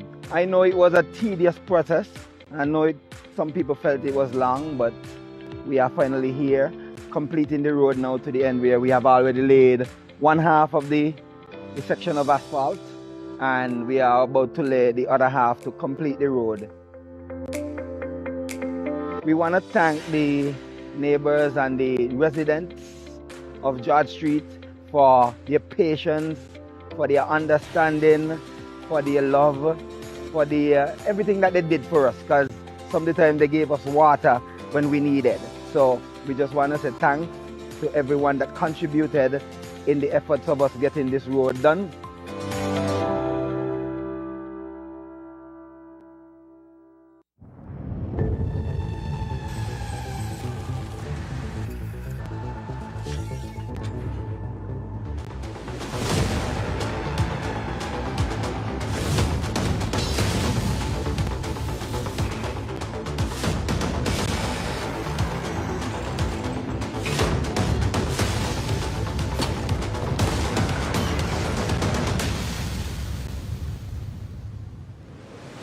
I'm very honored to be here at Southwell Drive, Ponds Pasture, where the Public Works crew from roads, they're here. As you would see that they are removing the road and they're going to do resurfacing of the entire Southwell Drive. a road that would not have been dealt with in just about 9 years. We are now at the point where we are able to deliver that road as I promised. I know it might have caused some inconvenience for the residents and users, and as usual, whenever I had an opportunity, I would always apologize, but I always gave the assurance that we will deliver the road. And now that Public Works were able to get the machineries fixed and ready, this happened to be one of the very first priority projects that they took on, and I'm very grateful for the support from the Minister of Infrastructure, the Honorable Conris Maynard, and his entire team in ensuring that we live up to what we say we are going to do in delivering on our promises. This was one that I personally spoke about. I gave them that assurance that the road would be done. So I am very pleased this morning that Public Works are here in their full force, ensuring that we deliver on this road. But after 9 years, I am happy that I am able to deliver this road to the people of Pons Pasture. Thank you, Public Works.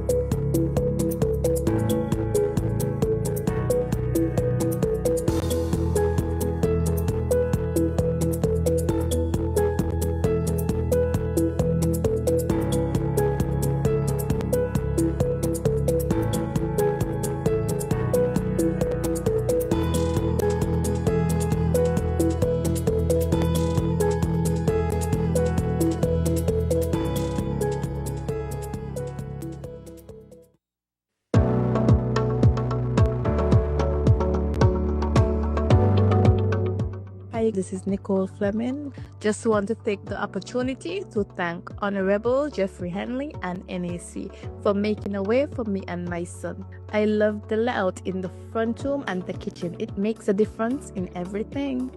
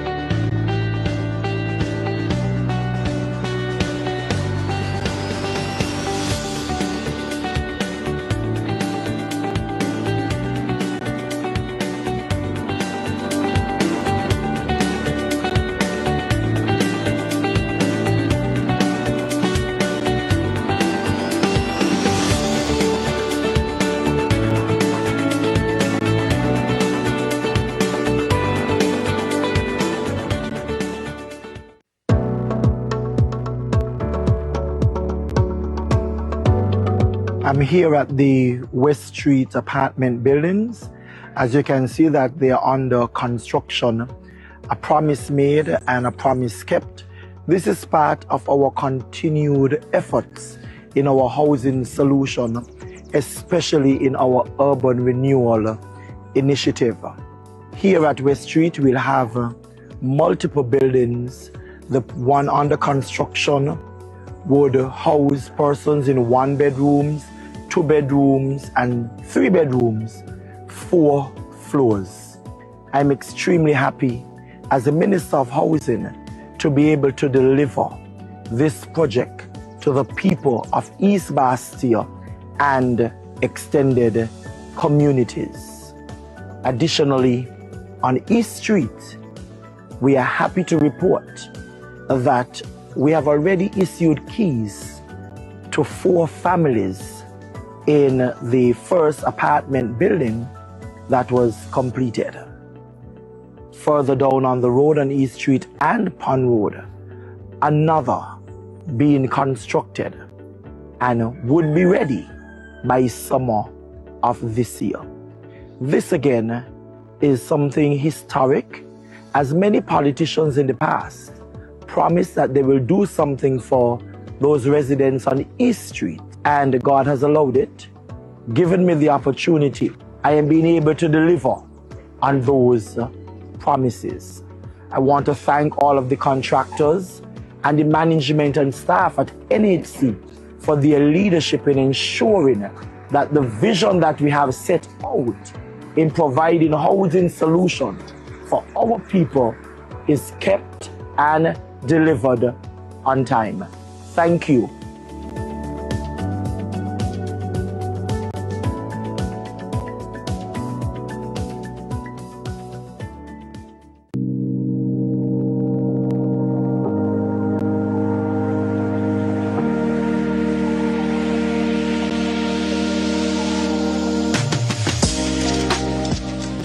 My name is Mr. Mark Moses of Moses Construction. I'm one of the contractors working on the St. Peter's development here, housing project, as you can see around. And we are following the building code that was being given to us. And if you look around carefully, you would see that the foundations them for these buildings, they are all 8-inch blocks. They are columns at every position. And as you go along to the superstructure, there's where we're using 6-inch blocks to go up.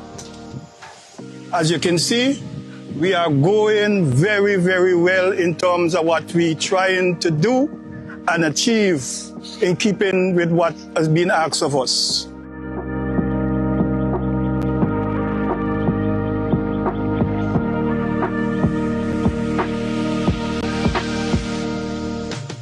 Very excited. I'm very excited to own my new home.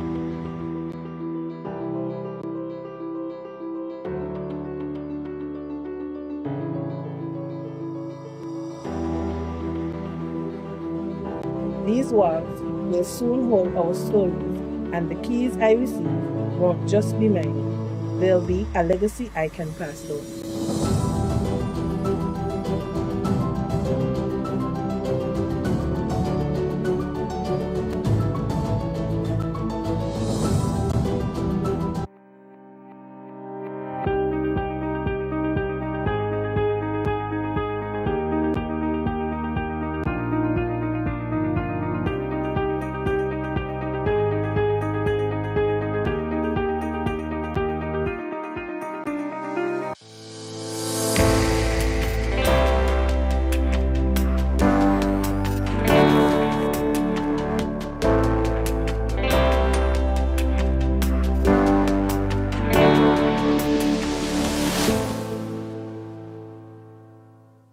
Last year, St. Kitts and Nevis embraced a bold new vision, one built on resilience, innovation, fairness, and prosperity for all.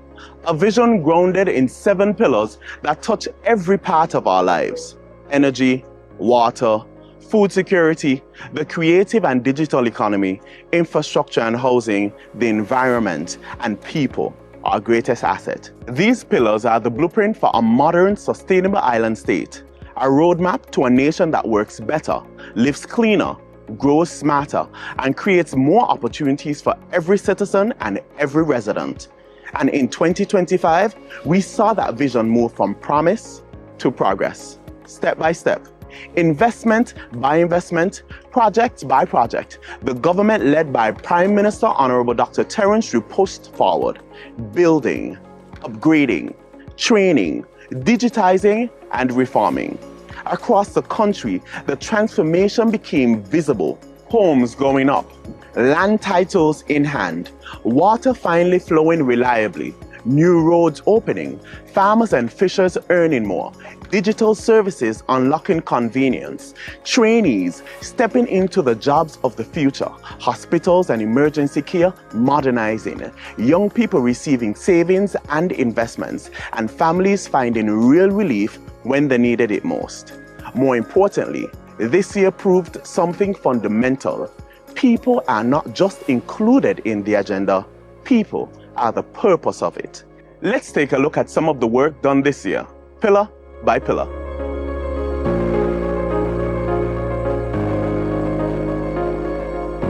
Pillar 1, energy transition.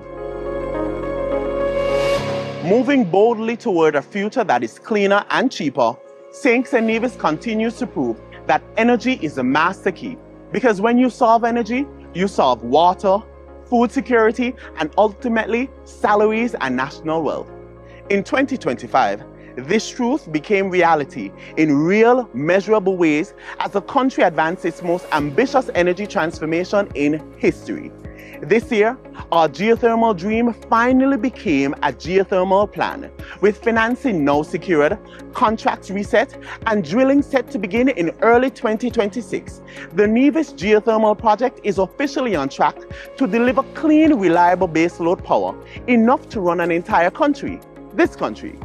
This shift means stability, a future where electricity is no longer tied to oil prices, where households and businesses benefit from low cost and predictable bills, where industries can grow more competitively, and where new high-value jobs emerge in a sector poised to define a global development for decades to come. As geothermal moved toward execution, 2025 also became the reset year for the solar PV and battery energy storage project. The government relaunched the initiative, designed to supply over 30% of St. Kitts' electricity once operational in late 2026. The project promises lower fuel expenses.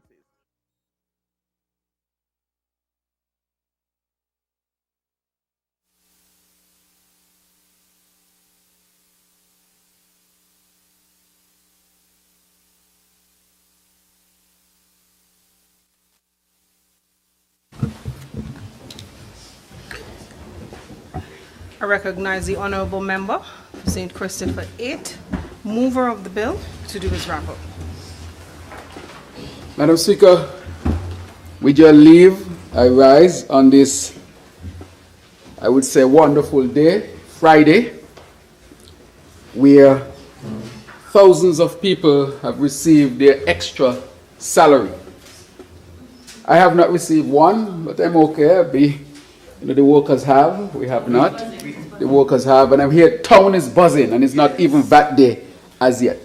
So I'm happy for all of the workers who have benefited, Madam Speaker. Madam Speaker, I am here this afternoon really to partly respond to a number of things that were raised during the budget debate, especially from members on the opposite side. And therefore, I think that our people deserve to hear what are the facts around the various accusations that were made. I, of course, in the proceedings of this House, sought to stand on point of orders. But then I recognized if I keep doing that, or if I kept doing that, the member would not have been able to finish. But a lot of things were being said that really needed clarification and for the record to be set straight. And so today, I will take this opportunity to do it. And if you look at the table here, I have a number of documents here because I think these have to be backed by information. Madam Speaker, one of the things that the member from number 5 referred to was the IMF report. And to be honest with you, I am totally shocked that the member even mentioned an IMF report, when we know in 2018 that they refused to really do what I call give permission to the IMF to publish this report from 2018. So the 2018 IMF's report was denied by the cabinet of the Team Unity administration in 2018. This is one of the things I campaigned on, and I said that the IMF report should never be hidden from the people of St. Kitts and Nevis and should never be hidden from the world especially by an administration in 2015 campaigned on transparency, Madam Speaker. And today, I want the whole of St. Kitts and Nevis to see this report, which should have been published in 2018, but on the change of administration, it was published in 2022. This was one of the first actions I took in the interest of the people and in the spirit of transparency and good governance. And so the member from number 5 was the Deputy Prime Minister. I think he studied in the accounting field and would be one who have studied specifically about numbers and accounts and so forth, and a big part of this report deals with that. But recognizing that they did not publish it, I asked the IMF and gave permission that it be published, and that would have been done 4 years later. They didn't even go back in 2019 and ask it be published. They didn't ask in 2020 that it be published. They did not ask in 2021 that it be published. They did not ask in 2022 that it be published. They were hell-bent that this would not see the light of day, and specifically the Minister of Finance, who is the member from number 7. Of course, neither of them is here or here right now to answer to this, but nonetheless, the people of St. Kitts and Nevis must see it. So this was published November 2022, 4 years plus after it should have been published. And they kept it a secret, refusing to give the IMF permission to publish it. Madam Speaker, let's see what they were hiding inside of the 2018 IMF report. And I will read. Under the Executive Board assessment, and it says, Executive Directors welcome St. Kitts and Nevis's report. Here's what it says. It says, growth has slowed over the past year, Madam Speaker, and the medium-term outlook remains moderate. Directors acknowledge significant challenges, including those associated with declining citizen by investment inflows. Madam Speaker, 2018 report, this is why they hid it. They did not want the people to see that. It says, financial sector vulnerabilities, tighter global financial conditions, and weather-related shocks. Madam Speaker, against this background, directors encourage policies to safeguard macroeconomic and financial stability, together with reforms to strengthen competitiveness and foster inclusive growth. Madam Speaker, already they are telling them you can't depend on the CBI inflows since 2018, hid it from the people. Madam Speaker, it went on. Directors noted that, absent any corrective policies, public debt is expected to increase over the medium term as revenue from CBI receipts further declines. They consider that a significant fiscal adjustment is needed. The adjustment could focus on both revenue and expenditure measures, including streamlining tax incentives, restructuring activities funded by the SIDF. The SIDF fund, that we spoke about, the SIDF fund, which they spoke about for the 2015 election, and containing the wage bill through multi-year framework. Madam Speaker, let's turn in the same one. And current policies, public debt is expected to increase over the medium term as revenue from the CBI program declines sharply and expenditure increases. Madam Speaker, this is what the IMF were telling this government and this country since 2015, and they hid all of that. It went on, the decline in CBI receipt was more than the offset by growing tourism, again giving us a warning about CBI since 2018, Madam Speaker. And it says medium term debt sustainability is projected to worsen as CBI inflows continue to decrease. Madam Speaker, since 2018, the IMF had been warning that the inflows in CBI, if affected, can deeply affect our economy. And it had started. And instead of letting the people of St. Kitts and Nevis know, the administration or the cabinet of which member from number 7 was a part, and the member from number 5 was also a part, they kept it hidden from the people of St. Kitts and Nevis. Had this been known, I think the people would have called for early action in terms of making sure that we start to diversify away from the CBI program. Instead of doing that, Madam Speaker, they double down. They double down. Instead of doing that, they double down. And I want to read something here from IMIdaily.com. And this is what it says. St. Kitts and Nevis' Citizenship by Investment Unit has steadfastly declined to publish any type of statistics. Madam Speaker, this article was in 2018, Madam Speaker, by IMI Daily.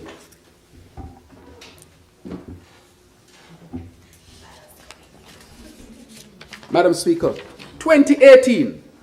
It says again, I want to read it to show you the lack of transparency and how they ran the CBI program. The IMF report was not allowed to be published. And this is what the IMI said. St. Kitts and Nevis' Citizenship by Investment Unit has steadfastly declined to publish any type of statistics on its program. Head of CIU, Lescan, considers it a trade secret. Madam Speaker, see it right here. International publication verifying exactly what I said. They hid it. And they did not want to tell neither the people in the country or anyone else what was happening in the CIU because their policy was give no information because it is a trade secret. Well, how can a trade secret be? How can people's citizenship be a trade secret? How can our passport be a trade secret? This, of course, is a clear demonstration of what I call opaqueness, lack of transparency, and frankly, if you go to certain parts of Monkey Hill, they'll tell you worthlessness in policy. That's what it was. Hiding from the people, hiding the IMF report. Listen, Madam Speaker, you'd always, I hope that didn't come across the wrong way. Madam Speaker, I said, because it's not uncommon for CIP jurisdiction to keep such data private, those who follow the industry tend to rely on third-party sources like the IMF's Article 4 consultations to obtain CBI revenue figures. Unfortunately, the government of St. Kitts and Nevis has blocked the publication of this year's, meaning 2018, Article 4 report from the IMF. Madam Speaker, he went on to say conservative estimates put CBI revenue figures for 2018 at around US 120 million, about 48% of overall government revenues. The actual figure may well be below as well. Madam Speaker, refusing to print the IMF report, allow the IMF report to be published, reported in an international publication that they could not have gotten any information, neither from the unit, because they said it was an industry secret, and secondly, they did not publish it, so nobody knew. We did not know. And they spoke about transparency, and that is why I was shocked when I heard the member from number 5 even speaking about the IMF report. And the only reason why he can speak about the IMF report with respect to this government, it is because we allow for its publication. Transparency, Madam Speaker. But I will attack exactly what he said. He said the IMF said that the debt to GDP ratio would go up, just like what they reported in 2018. We did not hide that from the people. I told the IMF, publish it, let the people see. Because most of the economy had come to depend on the CBI. That is what the IMF was warning about. Get away from such dependency on the CBI. And instead of curtailing policies that would allow for less dependence on CBI, they double down on the CBI, Madam Speaker. So what the IMF is saying to us, if we don't take measure and we don't do anything, this is where they expect the debt to GDP ratio to be. However, we are not this irresponsible. We have already set in train, even in this budget, where we have cut CBI dependency down to 20-something%, the lowest, Madam Speaker, at least for the last 10 years, showing that we are willing to move away from CBI-dependent economy to a diversified economy. So the IMF says, if you do nothing, but Madam Speaker, what we spoke about, I've been speaking about it since day one. I said to this country that the CBI would be my biggest challenge. It would be our biggest challenge on this side. But we did not shy away from it, Madam Speaker. We have stepped up to the plate and shifting our economy to a diversified economy, Madam Speaker. That is transparency.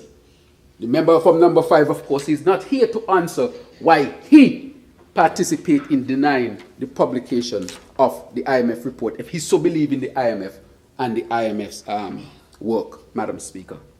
Madam Speaker, and so that is where it was. I want to play a video soon, because the member from number 5, they're talking about the economy, the economy, the economy. And what they're talking about really is nothing less than the CBI. They want us to go back to depend heavily on the CBI. But Madam Speaker, we have seen what is happening and we cannot go back to that. Because I said from day one, if we were to go to that, we would lose visa-free access. I said that. We would lose our economy possibly, because then they would blacklist you if you don't manage your CBI program in a particular way. Madam Speaker, I have said what has really damaged our CBI program is the ill-advised prison project, Madam Speaker. A project that has hurt us tremendously. Can you please play the video from the member from number 5? Madam Speaker, let's take a look at what the member from number 5 said about the prison project.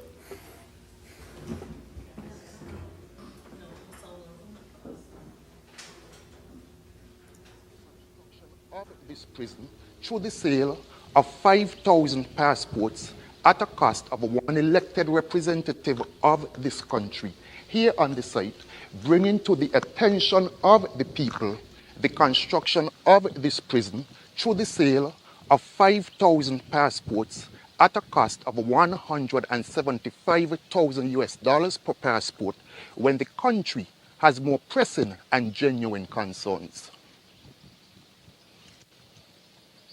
Can you play it one more time, please?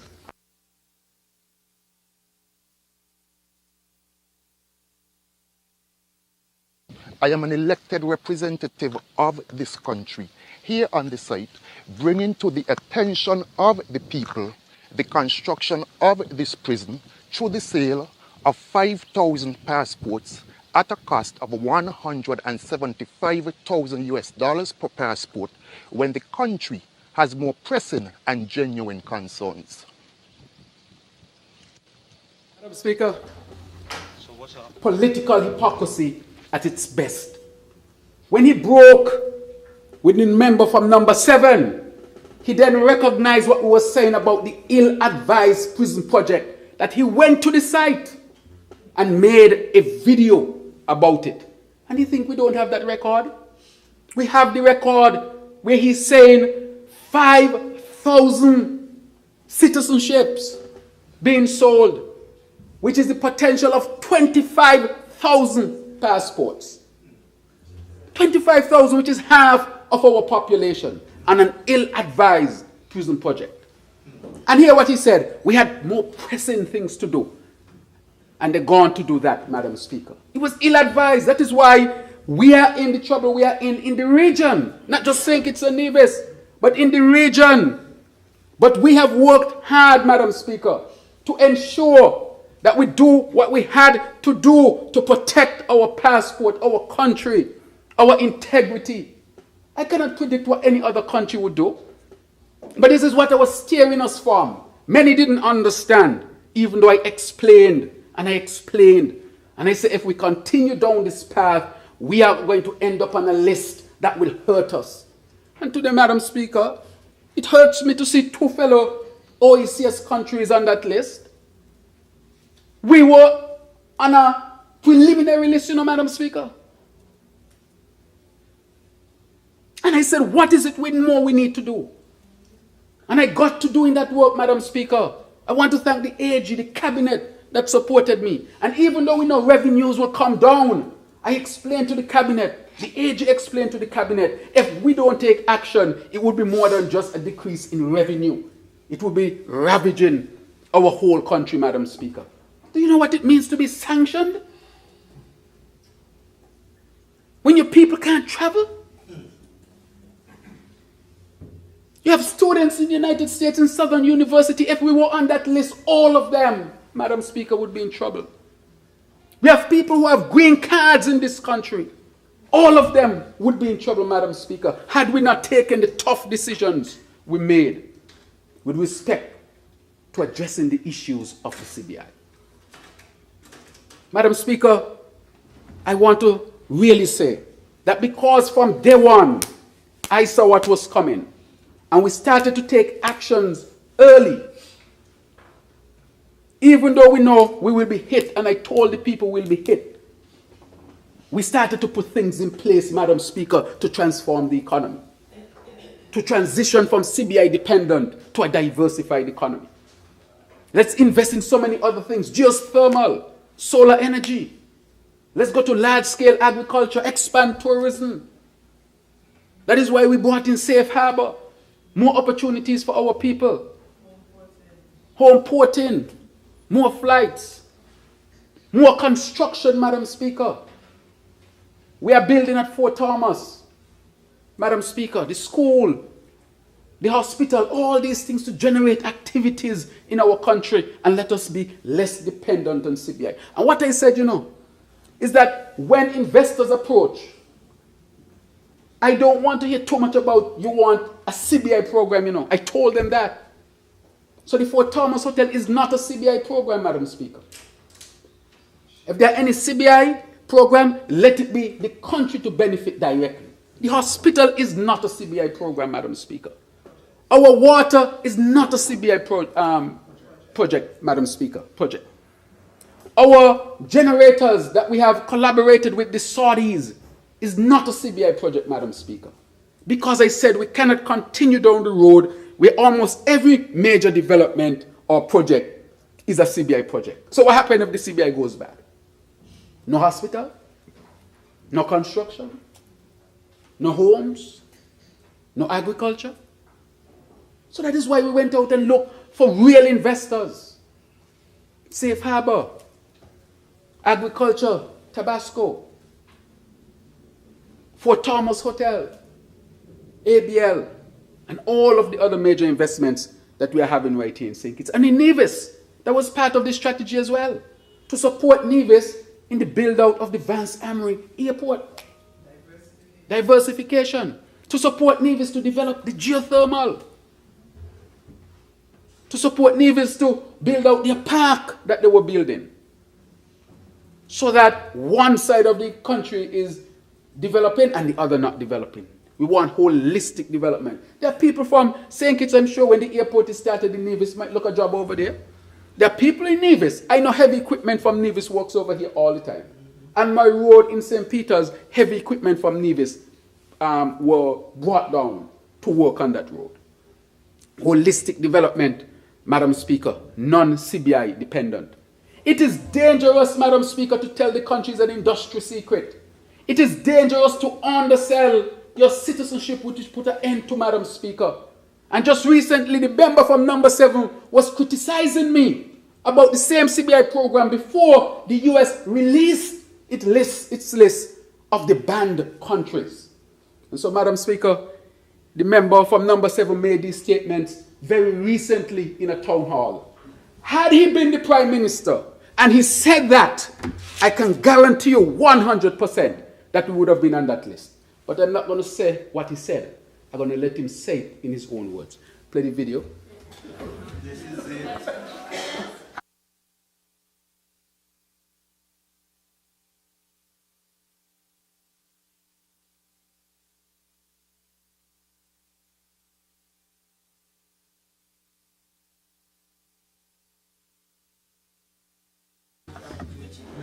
The video from number 7 from the town hall. You have it there. Good.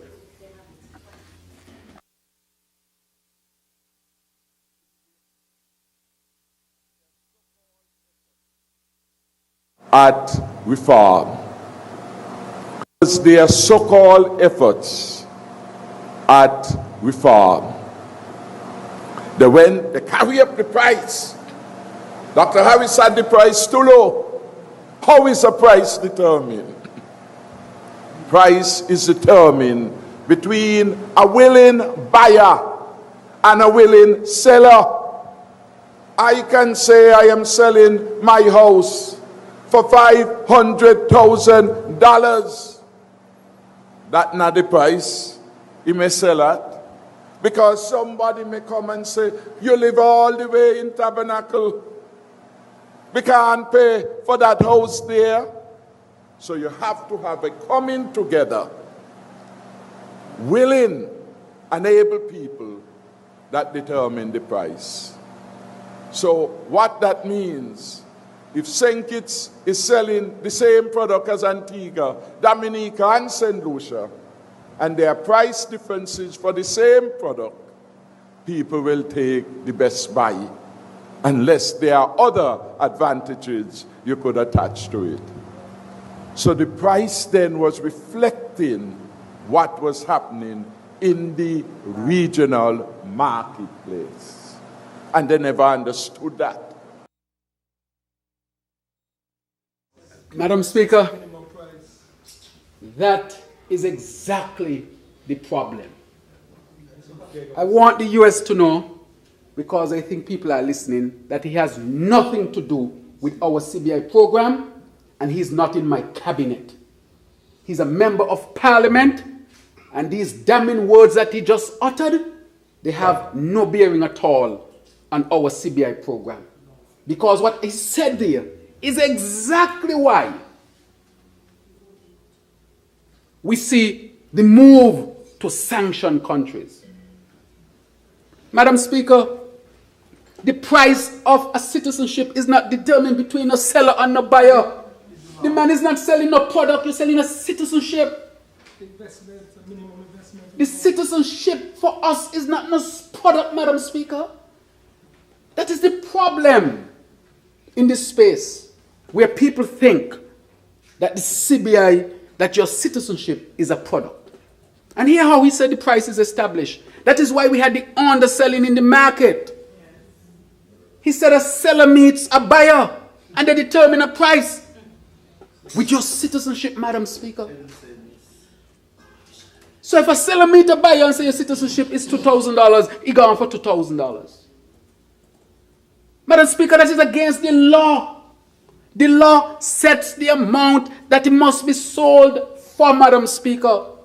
And that is why, with the ill-advised prison project, I ended up in court, Madam Speaker, because there was evidence of underselling, Madam Speaker. What he just said, and I thought 100 times about playing it. But now it's regulated. We have done away with that since 2022. The price is set by the law. So you know what he just said there? That he himself broke the law. That everybody who was involved with that would have broken the law. Because the law does not say a seller meets a buyer and they determine the price. The price is determined by the law. And that is why we had the underselling, and that is why we are in the trouble we are in today, Madam Speaker. A recklessness. Hear what he said that I did not understand. And that is why there was a decrease in CBI inflows. I understand the situation. I understand the CBI. And that's exactly what you're not supposed to do. Meet with a buyer and a seller like you're selling perfume or shoes or product. Calling my citizenship a product. My citizenship is not a product. It is sacred. It is sacred. It is not a product. And that is why they treated it and bastardized it. Madam Speaker, the member from number 7 up to 4 days ago saying that.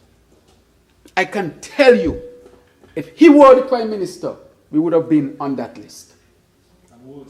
and worse, because none of the other prime ministers utter those words, not one of them, because they know how damning those words are. Calling your citizenship a product? Nobody gonna take you seriously across the world. That is what is causing the upset. You are selling your citizenship like a product. That is the problem. It is not a product. And then a buyer gonna meet a seller like they're selling drugs.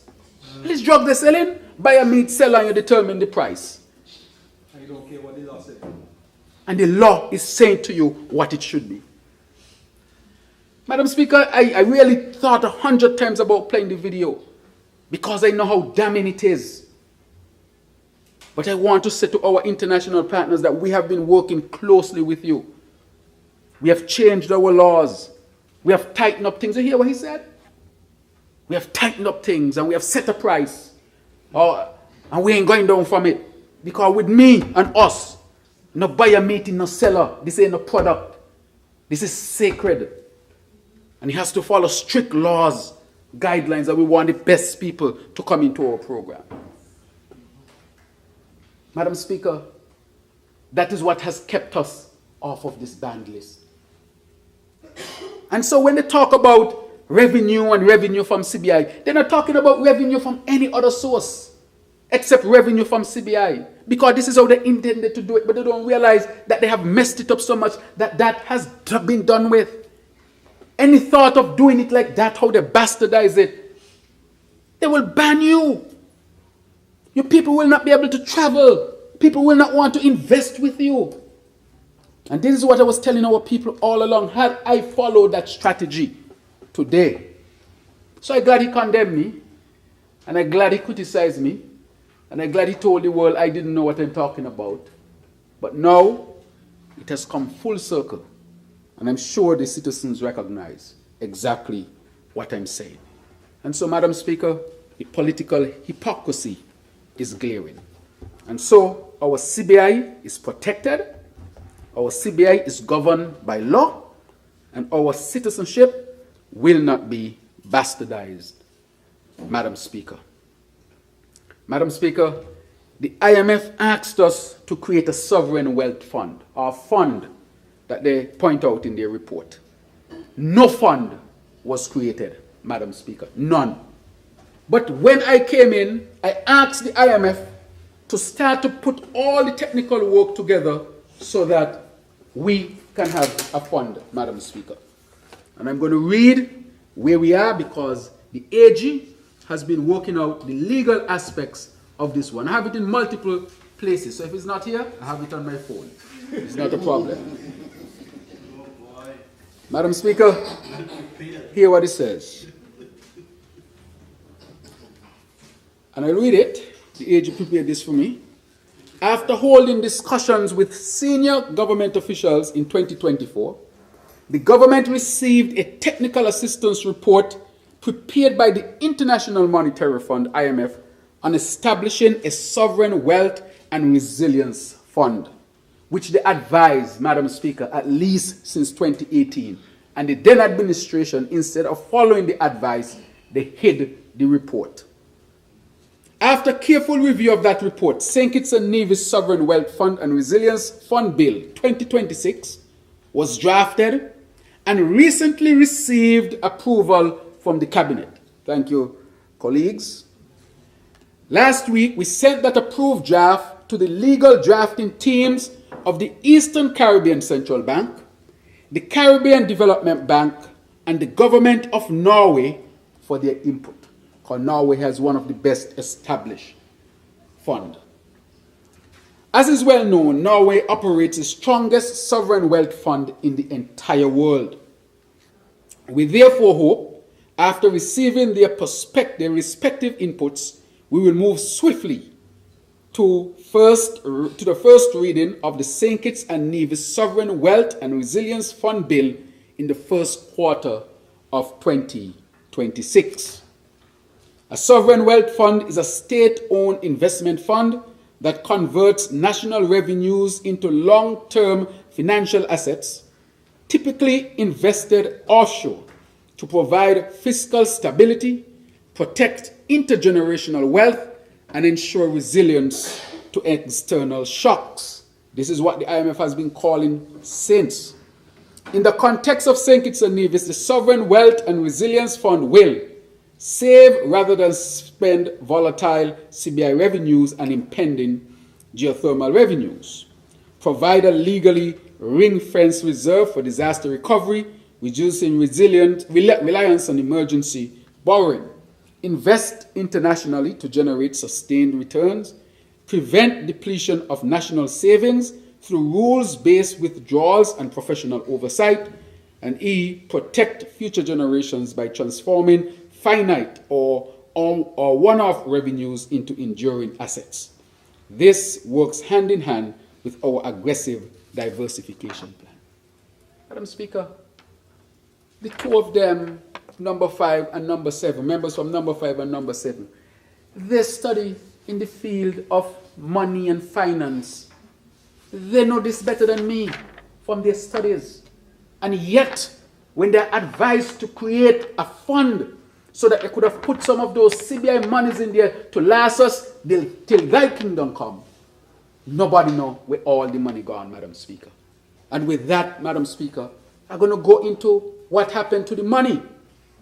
But before I go into that, I want to read something with respect to the Charlestown Accord, Madam Speaker.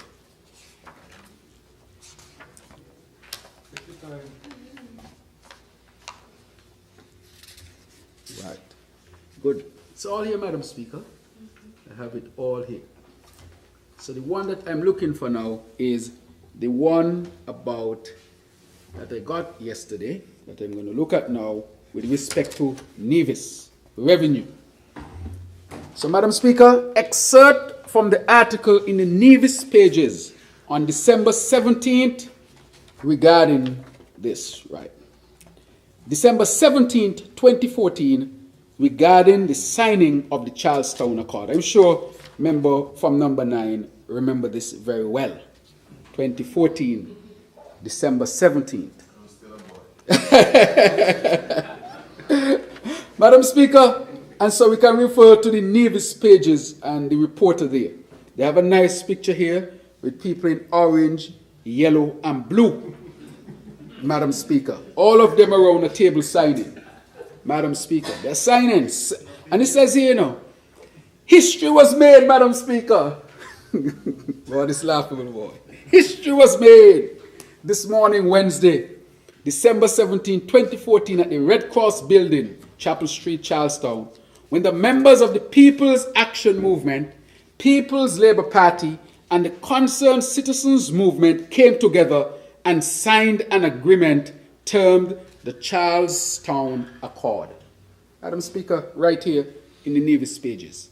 The Charlestown Accord, as presented by the members of the Tri-Party Opposition Alliance, Team Unity, is formalizing of a number of agreements and commitments that Team Unity promised to the people of Nevis by the Team, they promised Nevis, you know, by the Team Unity government if the candidates of the Tri-Party are successful in this upcoming general elections to form the next federal government. Madam Speaker, you had the deputy leader of Team Unity, member from number 9, stated that he was quite elated to be a part of such a historic occasion. He also stated that the three parties that have come together did not do so merely because of self-aggrandizement or lust of power, but to put aside their differences to bring into being a new government for the betterment of the country. Those were hopes, Madam Speaker. Those were hopes. They were dashed. They were dashed. They were dashed. Madam Speaker, that's coming from the other side.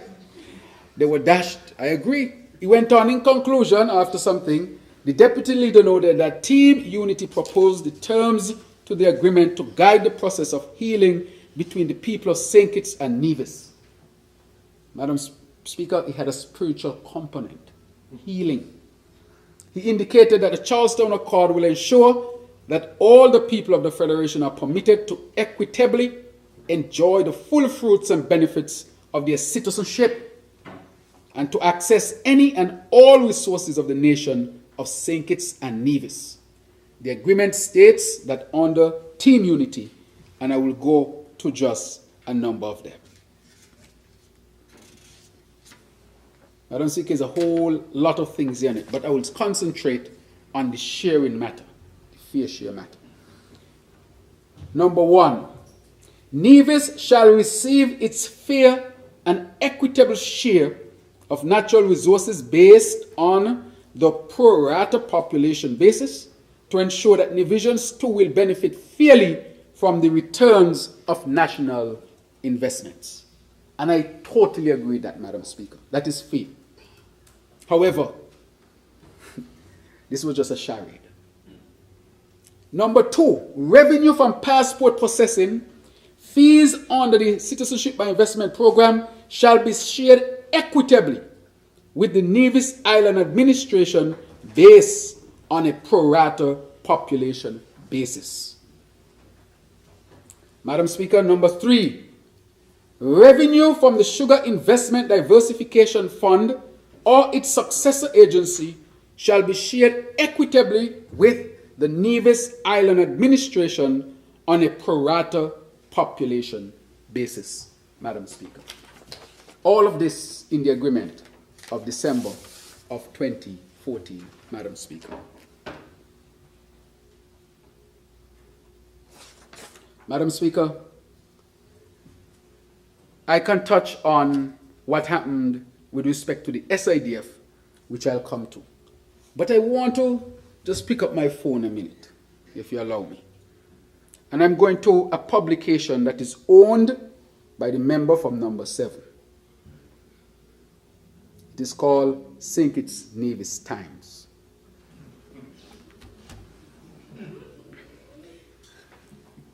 Madam Speaker, they're gloating, you know, but they got them back up here, boy. Yeah. They're gloating, they're out there gloating. Let me get the page properly. I think that's how you get the page now? Okay. All right.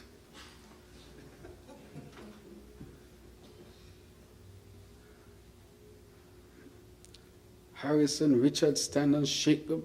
Oh my God. That's what the Harris newspaper is saying.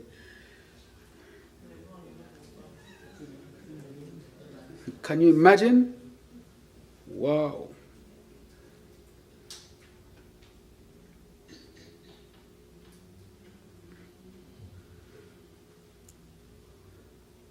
Good. Okay, Madam Speaker. They have an article that says that the CBI program brought in $600 million per year. And I only bringing in $120 million. So we're going to do some calculation in here, Madam Speaker. And this is coming from, of course, the newspaper owned, the Harris newspaper. So let me grab my phone and look for my calculator. We're going to calculate today, Madam Speaker. So let's calculate. Because it said based on a population with Nevis, pro rata, based on a population. So 600 million times 7 years 7.5 is $4.2 billion. That's how much his own newspaper is reporting that they brought in. Madam Speaker, not 42 million, you know. Now 420 million. $4.2 billion in 7 years. That is the claim. Madam Speaker, Lesser Nevis has 25% of the population. So we're going to calculate. Times 0.25, which is a quarter. Wow. Nevis should have received over $1 billion. Has nothing to do with the SIDF. That's a whole different story. Which is another around 100 million at least that Nevis should have received. So in all, Nevis should have received about $1.15 billion. And of that amount, he's claiming he sent $200 million over to Nevis. Madam Speaker, about 1/6 of the amount that Nevis should have received. An agreement signed just to show you how politically dishonest the member from number 7 is. And the member from number 5 disappointed me yesterday. I usually don't say anything about him because I understand what he went through psychologically. When he was called the M word. The M word, Madam Speaker. I would not repeat the M word in this house because I don't call anybody that. When he was called the M word. M as in man. The M word, Madam Speaker. Nevis should have received over $1 billion. But instead, Nevis only received a couple $100 million. About 1/6 of what Nevis should have received. Madam Speaker, that's the type of money that went into our treasury through the CBI program over those 7 years. $4.2 billion before they killed it with the prison project. If they didn't do that prison project, all today we'd have still making that $600 million or more. Imagine that. It's a whole different story that I'm going to come to. $4.2 billion. Nevis should have gotten $1.15 billion. They got just about $200 million or $200 and something million. And let's say about 1/5 of what they should have gotten. So they robbed Nevis after signing an agreement, and it was signed in Charlestown. How are Nevis people supposed to trust the member from number 7? How are they supposed to trust the member from number 5? When they sat together, I got to lump them together now, and decided that Nevis should not get so much money, Madam Speaker. And all Nevis was saying, give us the 25% and you keep your 75%. And I say, that is fair. Because the citizenship belongs to all of us, Madam Speaker. Even though the Constitution didn't speak to it that way. It belongs to all of us, and if there's some benefit to be derived, sit together and work out how you are going to share the benefits from such a program. So, Madam Speaker, so when I hear him say, he grandfather from Nevis and all kind of thing, from Nevis and this from Nevis, all that is just pure talk, Madam Speaker.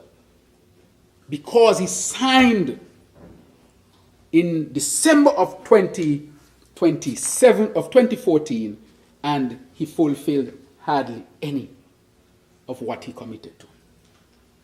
The Nevis people need to ask him, where we money? What you do with it? We waste $800 million. You know what Nevis could do with $800 million? With interest. He don't spend it off. It's an agreement he made with you, and don't spend it off.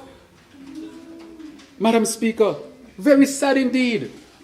And this agreement had so much hope in it, but at the time I was out there saying, as a candidate, and senior minister was the leader of the party, that don't believe anything that the member from number 7 was saying.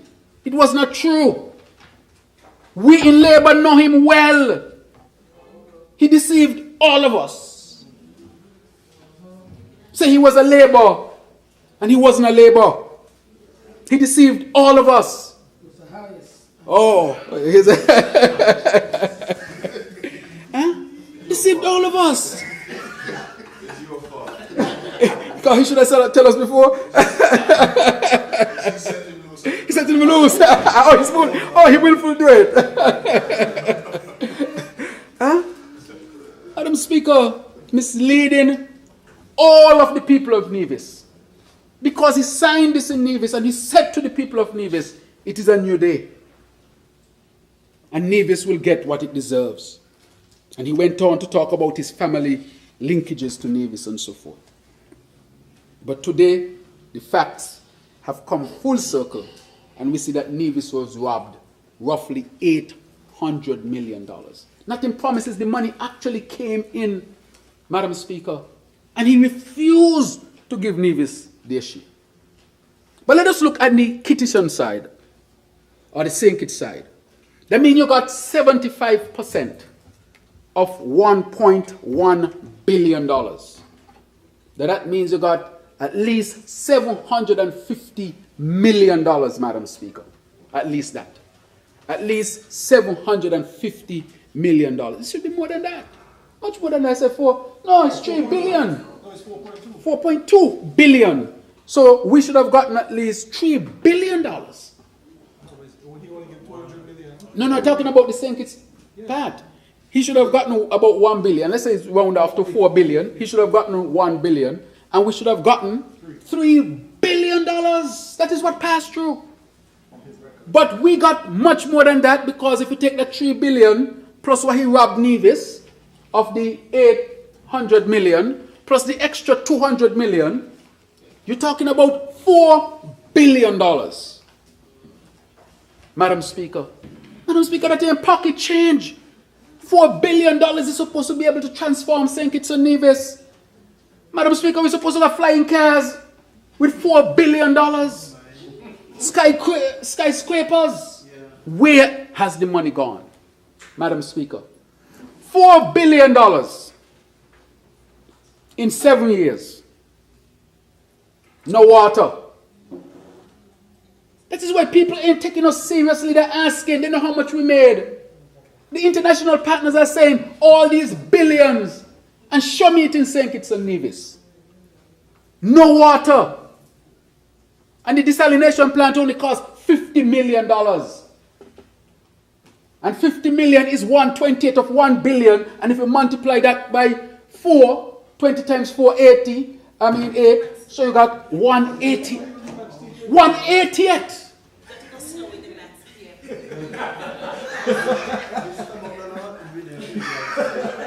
188, Madam Speaker. A desalination plant would have solved all of our problems in St. Kitts. And because he had so much, he could have built 2 of them. And we got 24/7 water all over St. Kitts, Madam Speaker. I'm telling you. And the member from number 5 sat in that cabinet, Madam Speaker. And only after he was told he cannot be Prime Minister because he is M, that he got vexed and went out and started to talk. The M word. It's a serious matter. He knew M. M as in man. M as in mango. M. The M word. Okay. Madam Speaker. And so, Madam Speaker, he promised again, the member from number 7 promised the member from number 5 to pass the prime ministership to him as if the prime ministership is a commodity. Like he owned it. You don't own the prime ministership, but nonetheless, they agreed to pass it. When the time was coming for him to pass it over, you start to see on Facebook, 3rd term Tim. 3rd term Tim. And everybody like, what 3rd term Tim? You all agree to 2 terms? Eh? Totally deceived the member from number 5. First, he deceived the member from number 9, because he never gave him the next 800 and something million dollars. Then he deceived the member from number 5, because now he's not going to pass on the citizenship. After he deceived Dr. Douglas, the senior minister, member from number 6, and Labour. So he deceived Labour. Well, he tried to.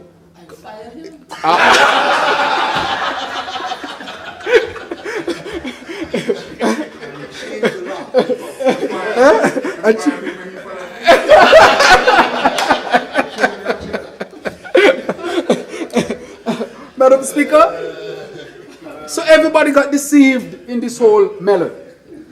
So I'm simply saying, Madam Speaker, that if we were to continue along the path of where he went with the CBI program today, we will be on a list. I cannot predict what will happen, but as I told our citizens, I will do everything in my power because I inherited a mess. And that is why our inflows are affected. Madam Speaker, I wanted to pay dividend after dividend. Because you hear the money I'm talking about. The people of St. Kitts and Nevis never used to enjoy that money. $4+ billion, Madam Speaker. No water. No electricity. Ambulance without oxygen. Children dying because parents can't afford medical bills overseas. Hospital leaking. What they buy 6 buckets for emergency room, 5 for medical ward, another 3 over at private ward. No AC in the hospital. And they have different colors. I tell you. No CT scan. You want an MRI? You had to go over to the biomedical center, aka Monkey Farm. And you had over $4 billion. That is why I took the decision that if this is the amount of money coming in, I will share it with the people directly by a dividend. But because they bastardized it with the ill-advised prison project that even the member from number 5 condemned, today, look where we are. Those who are trying to push ahead, look what has happened, Madam Speaker, and it hurts me badly. Because these are fellow OECS and CARICOM countries.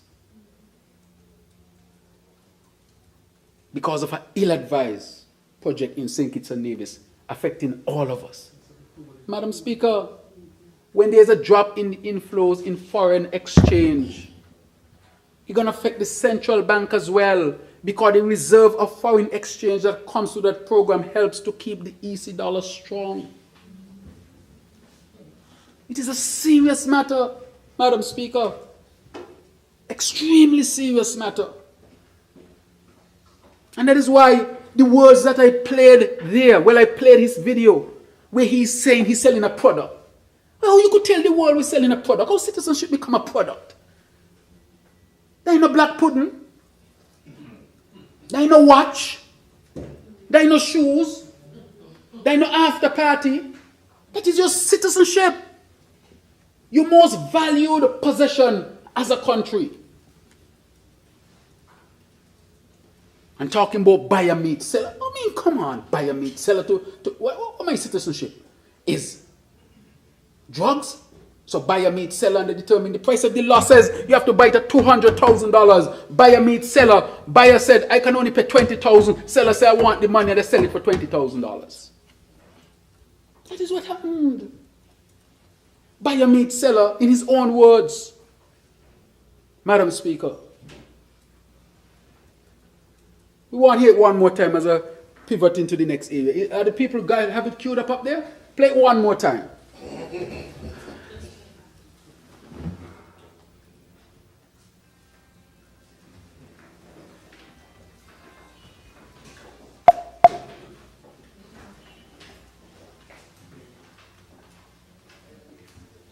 Their so-called efforts at reform.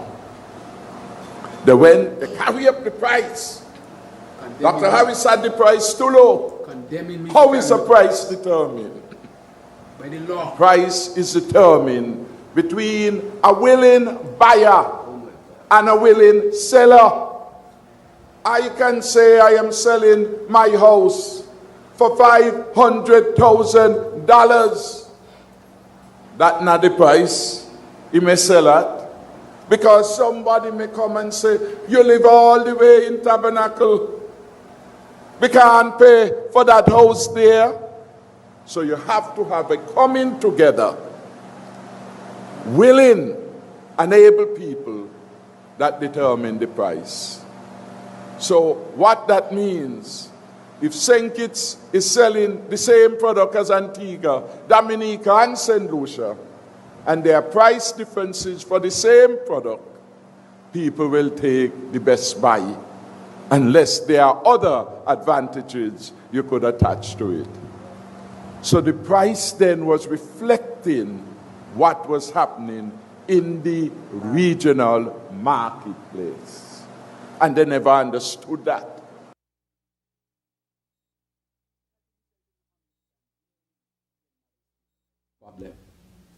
And that is why they almost kill our program with that type of approach, Madam Speaker. But today, I would say lastly, that I'm happy that we're able to increase the price. I'm happy that we don't undersell our citizenship, but it's not our citizenship by investment, that people have to go through very vigorous due diligence, and then they have to invest the appropriate amount, and no buyer meet no seller nowhere to agree to no price. He is actually in that video advocating for breaking the law. The law is the cost is determined by the law, not by buyer meet seller.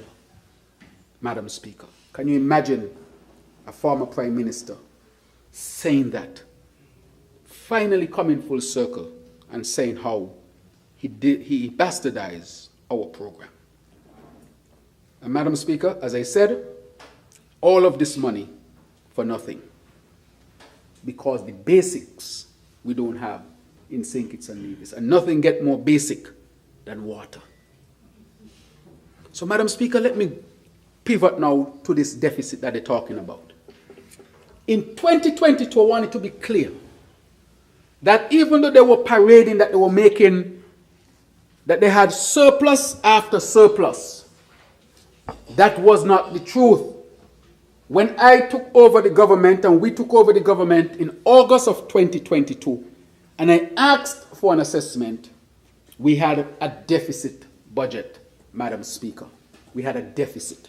So I want the people to know that I inherited a deficit from the Prime Minister then and the member from number 5, because he was fired by that particular time. Madam Speaker, where have we spent our money? We have spent our money on water. $50 million, Madam Speaker, for a desalination plant to bring 70% of our population to 24/7 water. We spent over $1 million, Madam Speaker, in Kayon, where you live, to give the people of Kayon 24/7 water. And a then minister, his name was mentioned in here by the member from number 7, Minister Ian Patches-Liebert, said that if we find water in Kayon, he would put his head on a block. I want to tell him he got a lot of blocks over at the block factory. Because we have found water in Kayon. That is what he said.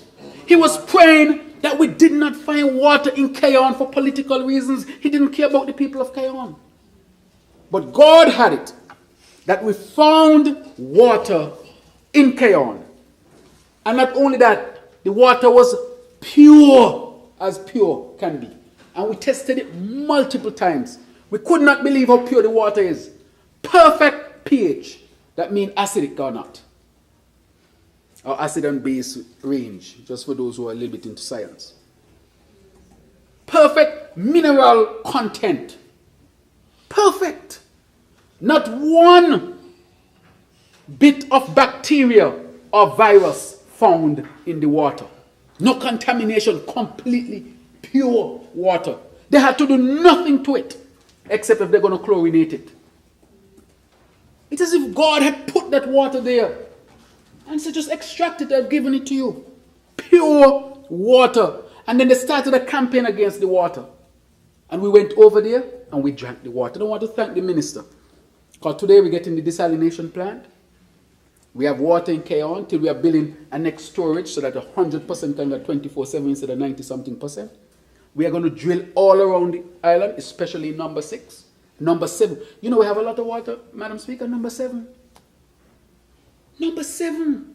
Where the member from number 7 comes from. Number 5 has water as well. That part of the country has billions of gallons of water on the ground. People bawling out, year after year, and they did nothing to extract the water, Madam Speaker. And so we are spending that money to bring water to our people. Water is life. Without water, a country cannot develop. If you don't have sufficient water, you're going to have more diseases. People are going to die sooner. You know, one of the things that kill people silently and people don't know, dehydration. Chronic dehydration. If you don't drink enough water, you're going to die sooner than you really should. Chronic dehydration. And sometimes if people don't have access to water, they ration in the water. Because then parents have to go buy water to make sure they can have water access, Madam Speaker. Water prevents diseases. If you can't bathe and wash yourself often enough, you pass diseases such as gastroenteritis, vomiting, diarrhea, and all these kind of things, Madam Speaker. You can pass viruses, Madam Speaker, that can cause pneumonia and the flu and all these kind of things.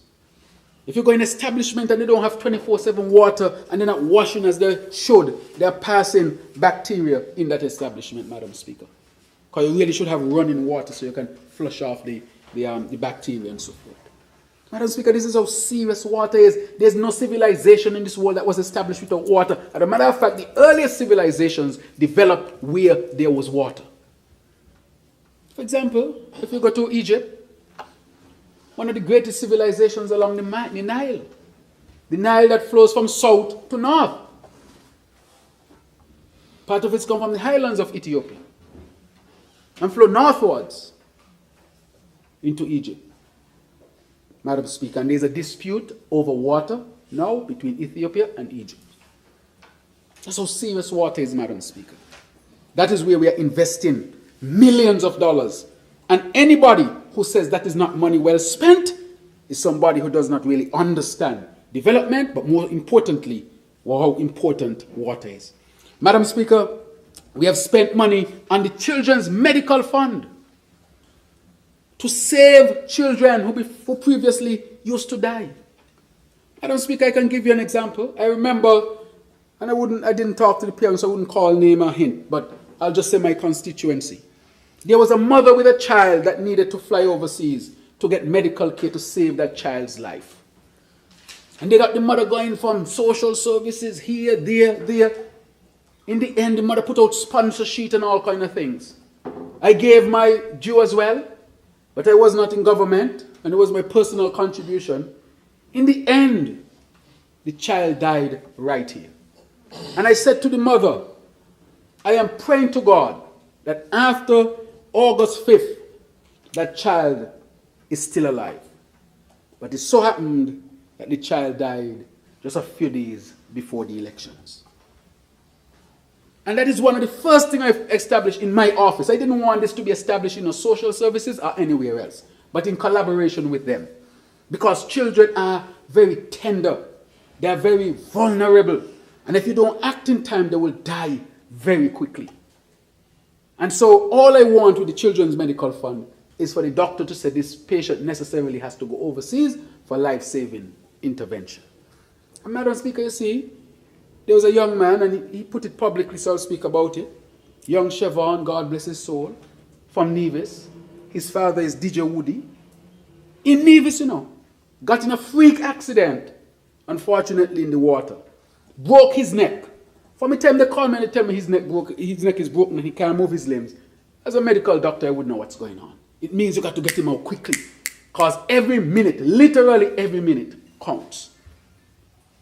And we were able to get him all the way from Nevis to St. Kitts on an air ambulance to Trinidad. I called the surgeon myself in Trinidad. I called him myself from my own phone. I said, this is Prime Minister Drew, but I'm Dr. Terence Drew as well. And this is the clinical history. And I want you to take this child and I want you to make it a priority. He promised me. He said, PM, I'm going to do it. And so the young man was able to go down to Trinidad, go to that hospital, had surgery. But unfortunately, as God would have it, because God is in control, he died sometime after. But you know what the father said to me? He said, at least I had some more time with my son. And I'm very appreciative of that. because of the Children's Medical Fund. That is where you should spend your money. People must see where your money goes. If you say you're in a deficit, where the money gone? $4.2 billion. About 3.8 billion belongs to St. Kitts and Nevis. 7 years. And mothers were walking around with sponsorship for the children. Madam Speaker, where else have we put the money in pension? You heard the millions of dollars we are spending on pension for the GAE workers. For years, the GAE workers working. In a previous Labour administration, an attempt was made. 7 years with $4.2 billion. And the GAE workers did not get a pension. Did not get a pension. So what did you do with the money? We had to come in and put in a pension. In addition to that, we gave the GAE workers a gratuitous spend. Madam Speaker, deficit spending they're talking about. Remember, I inherited a deficit that they did not want to talk about. When I stood up and I said to the member from number 7, you handed a deficit budget to me. He said he's only talking about the last 3 years. That's what he said. Because he did not want to admit in this honorable house that he gave me a deficit budget. And now he has the gall to stand up in here and talk about deficit budget. And where the money gone? Nobody knows. Madam Speaker, college free. With $4.2 billion, college should be free for students. That is where our money is going. Subvention of nearly $9 million to the college so students can go to free. That is where our money is going. Can't just be talking about deficit. Where is the money going? Into the people. Investing in people and progress, Madam Speaker. Madam Speaker, MRI. That whole process costs over $5 million. CT scan. Near $2 million, Madam Speaker. A fleet of ambulances, $1.8 million, Madam Speaker. Today, you have 3 brand new ambulances at JNF. 1 brand new at Mary Charles and the other at Poxon in Sandy Point. Mary Charles is in the constituency of the member from number 7, and Poxon is in the constituency of the member from number 5. And they were the Prime Minister and Deputy Prime Minister, and did not see it fit to buy a fleet of ambulances, Madam Speaker. That is what I'm talking about. I'm coming in here talking about deficit, deficit, deficit. Well, you give me a deficit budget, but at least if I have a deficit, people can see where the money going. People can see where the money going. But no, $4.2 billion and not even a glass of water you could drink 2 a.m. in the morning, because all the water shut off at that time. That is where we're spending the money, Madam Speaker. St. Peter's Main Road, that was neglected, Madam Speaker. We spent $31 million on that road, Madam Speaker, so that it can develop. King Collins Stadium, that we had to develop. Connery Stadium, that they refused to do. And they had $4.2 billion, Madam Speaker. That's a lot of money for such a small country. And nothing to show for it. We invested in that, Madam Speaker. What else are we invested in? We invested in a brand new hospital. So we see where the money going. We are investing in the Bastia High School, which I'll touch on later. Because the member from number 5 gave some false information about it that I'll correct, Madam Speaker. So all these things we have done. And keep investing and investing. Even in agriculture. When we went through the drought, $2 million, Madam Speaker, for tanks, drip line, ground cover, to over 600 farmers. 700 farmers. In education, we make toilet at schools can't flush. Toilet shut down. Shut down. So I asked myself, so where, especially the girl students, which bathroom is they using? Which bathroom? Inside the point. Just open up a bathroom down there. No bathroom. And he was Minister of Education. Minister of Education and Deputy Prime Minister. I'm going to come to that. And Keon High School, which suffered from mold for years, Madam Speaker, your alma mater, I think, and hid it from the people that Keon High School had mold. And we clean up the mold in Keon High School. We fixed up the toilets in Keon High School. We tore down all the wooden partitions in Keon High School. And we invested. How many in Keon High School? How much millions? Quite a few $1 million. Yes. They got furniture in Keon. The investment. Electricity in all the classes. Because of the mold.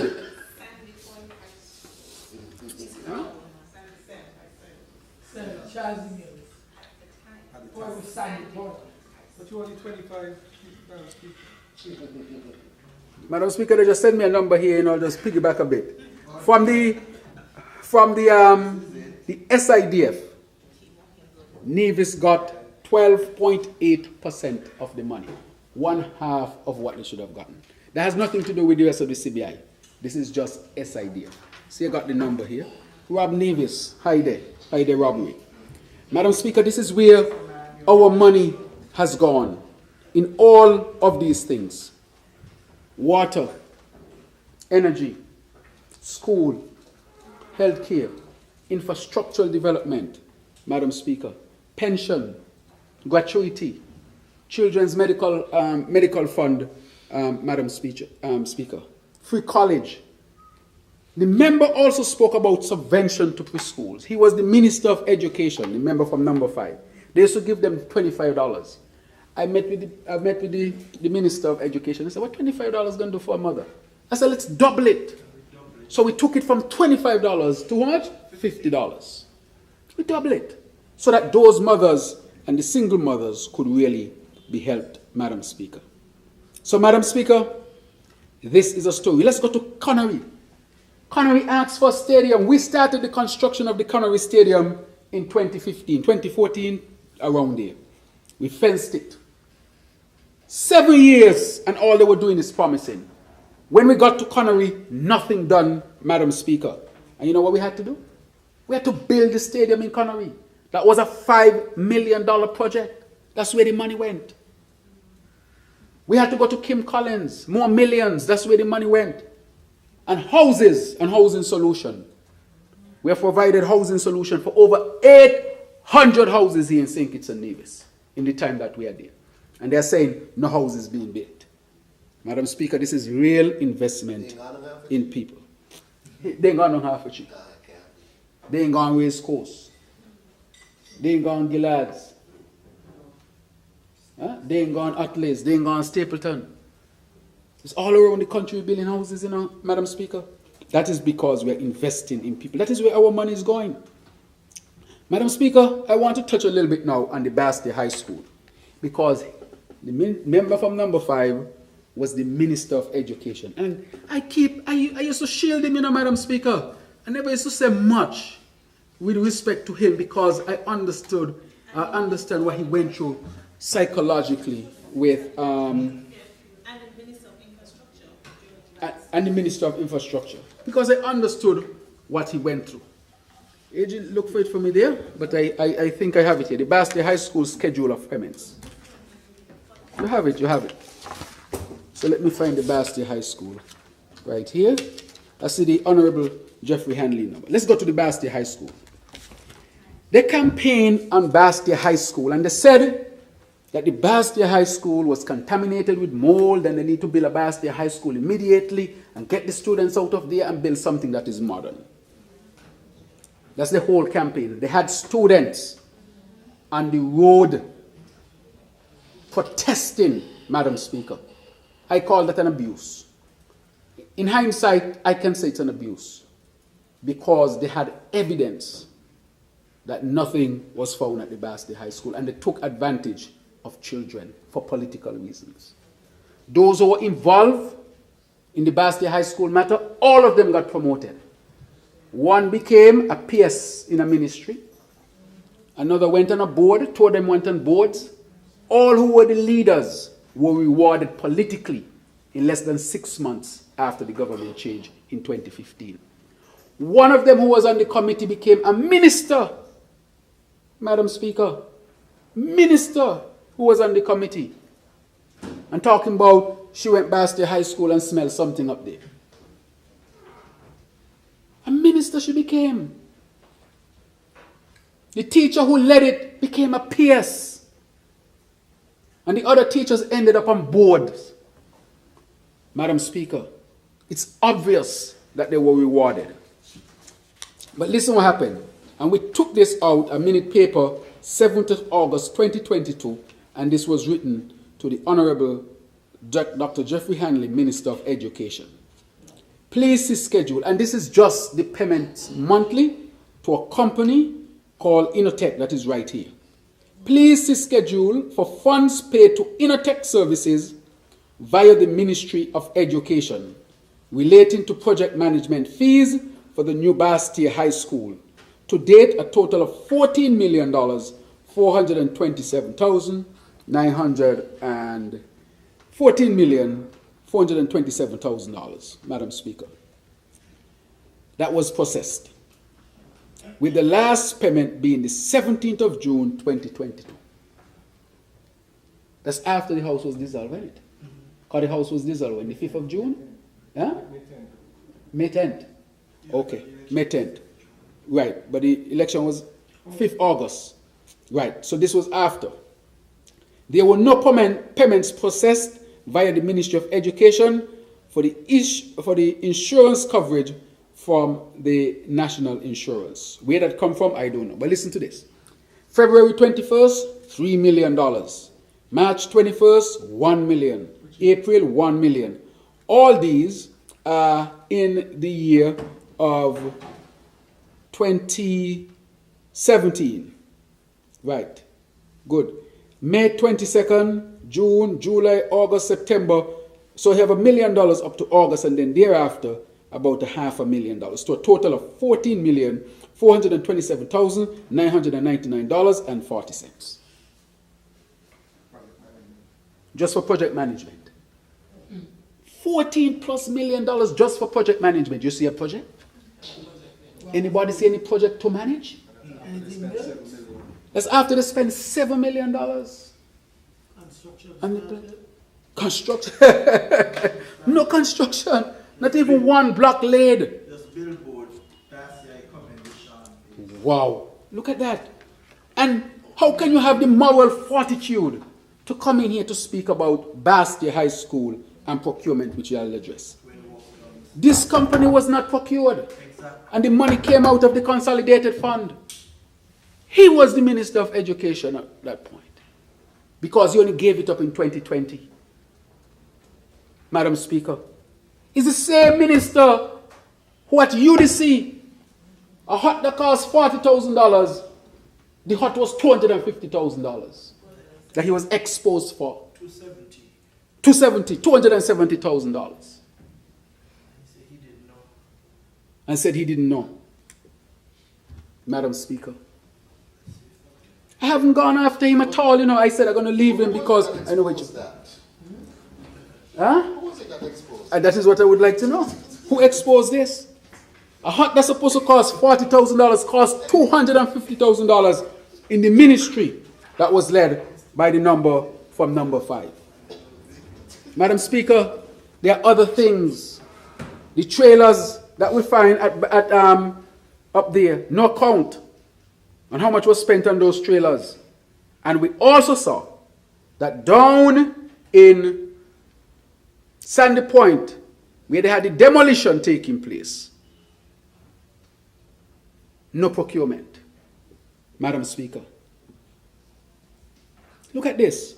But I want to touch on where we are with our Bastia High School. Our Bastia High School is a CBI project. That is why I said the CBI projects will be used to give us what is essential. And under the CBI relationship, that is how it is set up. That is why I said during the campaign, why use the CBI to build a jail? Why not use it to build a school, a hospital? And so when we took over, we said we're going to use our CBI to build the school. The CBI has its own arrangement built in.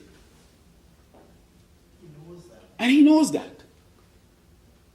And that is what is building out the Bastia High School at this particular time. And within the CBI, they have their own mechanism of choosing who will build and so forth. Especially as it's a statutory body now, which even give it more independence.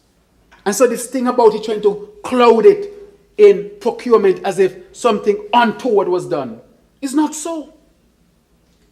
What was untoward is hiring this company, paying them 3 million, 1 million, 1 million, half a million, 14 million in total, and not one brick laid. $21 million in total because you have to add the 7 million for the plan. And not one brick laid for the Bass Day High School construction. All of those to treasury.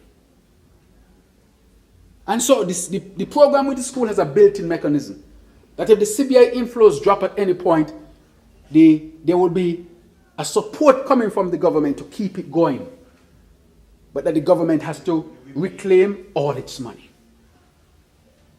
There's nothing to hide. It's in the open, Madam Speaker.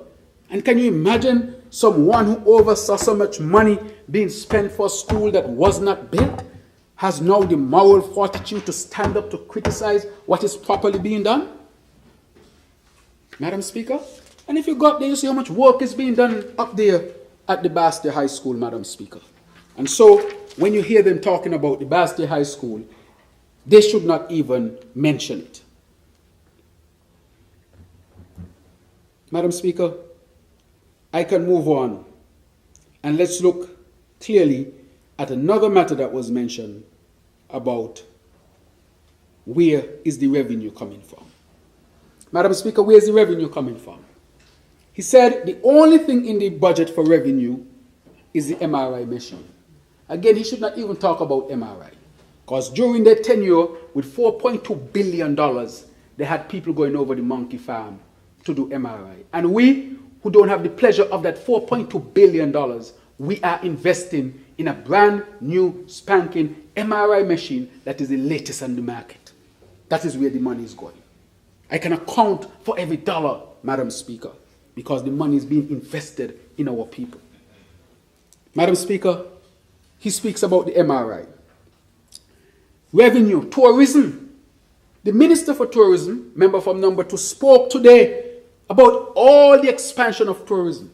Increased numbers of arrivals, cruise ship arrivals, people who staying here in St. Kitts and Nevis in terms of heads in beds. All those things are up. Where do you think money not coming through that? Once there's increase in tourism, the governments get more revenue. It's obvious. And I think the member knows, but of course he wants to mislead the people, Madam Speaker. Safe harbor on the yachting business. The minister again mentioned today that niche business is now coming to St. Kitts and Nevis. Do you know how much calls they have so far? 550 something calls they have accepted. Do you know how much interest they have? 561.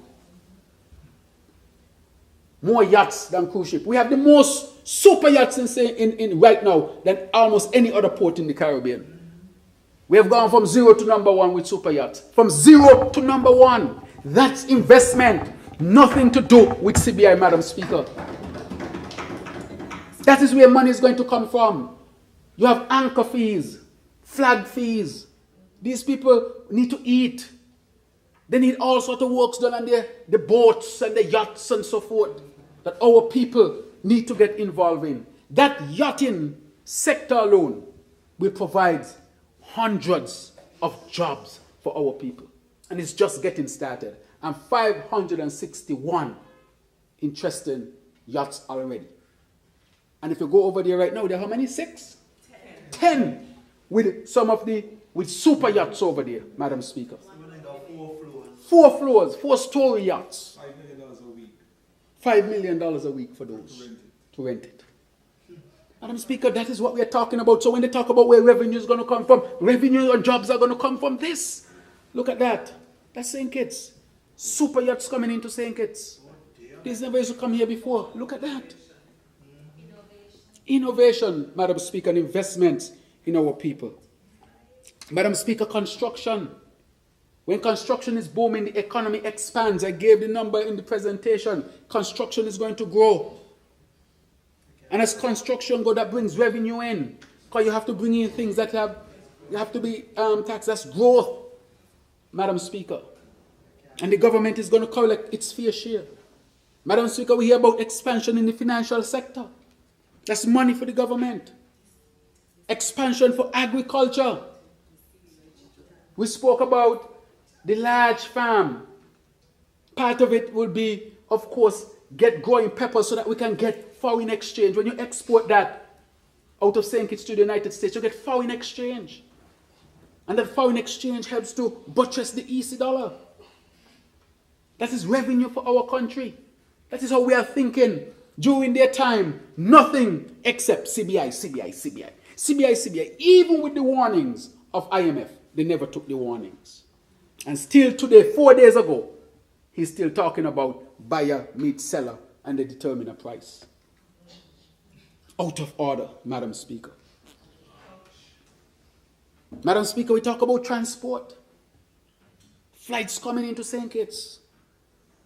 Revenue associated with that, Madam Speaker. Transforming our system to a more efficient system with all of the IT outlays that we are talking about. National ID system, e-government, technologically advanced economy. Make it more efficient to cut spending and waste. And when you're efficient, you can do things faster and bring in more. We talk about reforming the tax system without increasing taxes. That's revenue, Madam Speaker. And when we talk about investments, capital projects that are going to stimulate the economy. Just looking at agriculture. Bastia, look what we have done. Bastia Abattoir, agro-processing, construction of veterinary lab, small farmers machinery pool, pest control. Madam Speaker, when you look at the capital projects here, tourism, Black Rocks, coastal erosion mitigation, support of Eco Park, airlift support, the National Museum restoration, Madam Speaker. Look at all the investments we are making. And you go, even when you go from ministry to ministry, you see all of these capital investments that are going to stimulate the economy. And when the economy is stimulated and grow, you will be able to collect more revenue. Madam Speaker, and we have a realistic budget because this year we have cut the dependence on CBI by 50% because we have to keep doing that. That is why I say whatever we make from CBI should be gravy, but it should not be part of the main economy, and we should put it in a sovereign wealth fund. Madam Speaker, so when they talk about nothing new, how you could say that? We are now going to invest next year in a solar plant that's going to cut our purchasing of fossil fuel by 40%. That's millions of dollars saved, Madam Speaker, and cheaper energy. We are investing in geothermal, Madam Speaker, which will start drilling next year as well.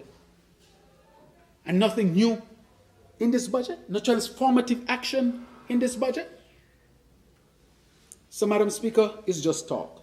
Madam Speaker, in this environment, let me tell you what happened.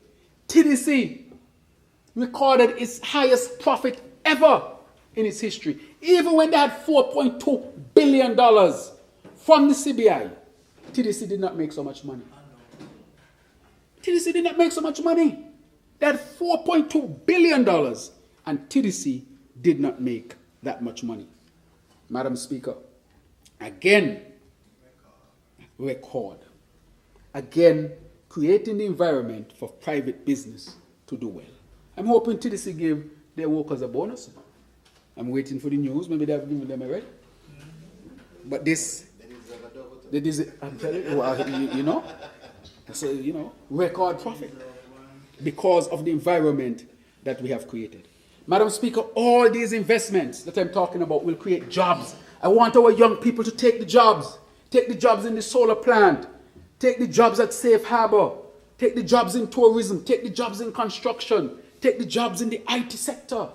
I want our young people to, come on and make these, yes, jobs after job after job. It's important. Very, very important. Madam Speaker, I want to say clearly, Madam Speaker, with all of these that I'm saying here, jobs after jobs after jobs after jobs. And guess what?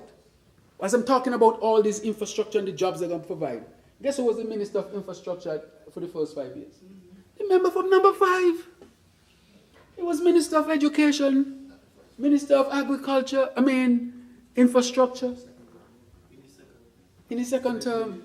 Yes. He had these ministries, Madam Speaker. And what does he say? Nothing. He was asked back then, what about the road for St. Peter's? He said, in the budget. I wonder what budget that. The budget that was in the Nevis Accord? Got to be is that budget he's talking about. Madam Speaker. And so therefore, that is why we are saying that we are transforming St. Kitts and Nevis. You heard the minister spoke up from Sustainable Development, our Senator, Dr. Joya Clark. She spoke about the Sustainable Island State Agenda, how people love it, because it is something that is really transforming St. Kitts and Nevis. We are going to be leading in these areas, Madam Speaker. We will be leading in these areas, taking our dependence away from CBI and making sure we create a country that is less vulnerable, resilient, sustainable, and one, of course, where we make investments in our people and development. So, Madam Speaker, jobs, jobs, jobs, jobs, jobs.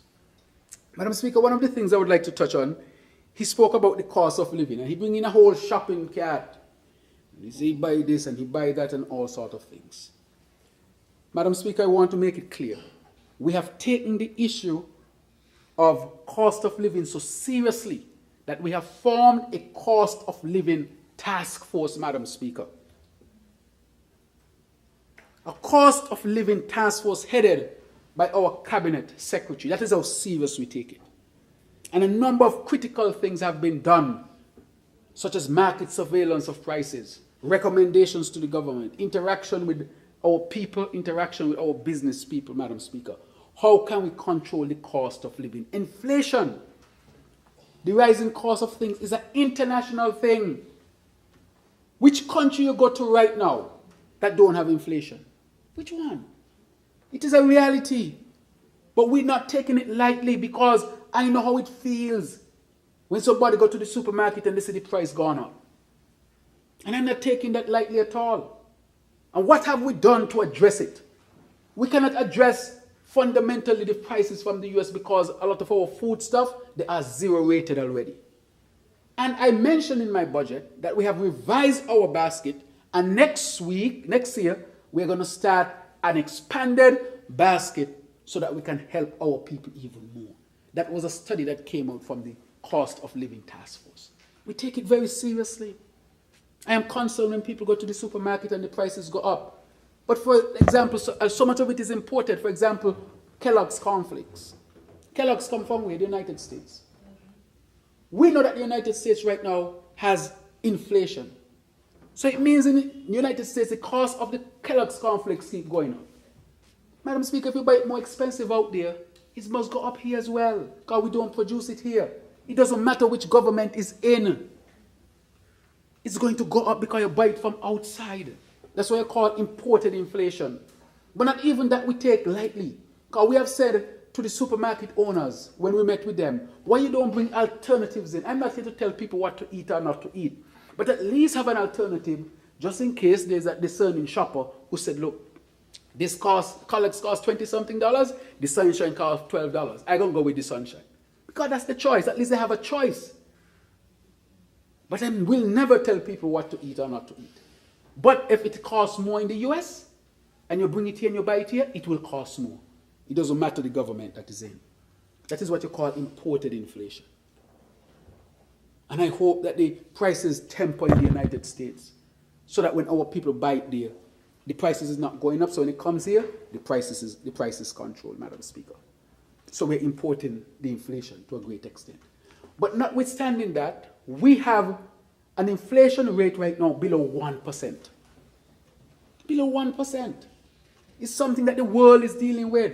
We went after it when it was really bad. We said the budget boost wallet. Give people some more money, because you can't control the price of a Kellogg's. Give people more money at the time when the prices were going up too fast or too quickly.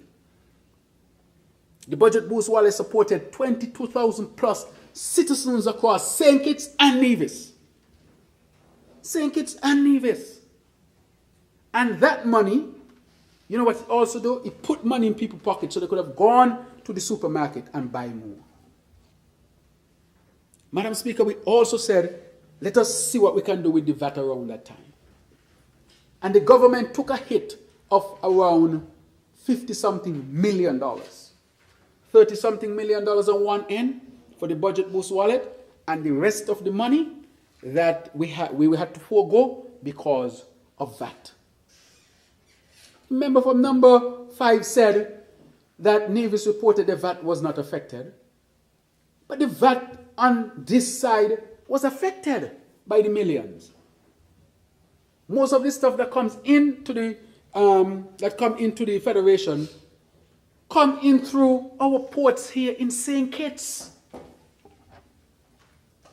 So can he just disregard St. Kitts like that? And not ask what was the shortfall because of the relief. But we gave that holiday to give a real ease to our people. Madam Speaker, if you look across this region, the independent OECS, who do you think has the highest minimum wage?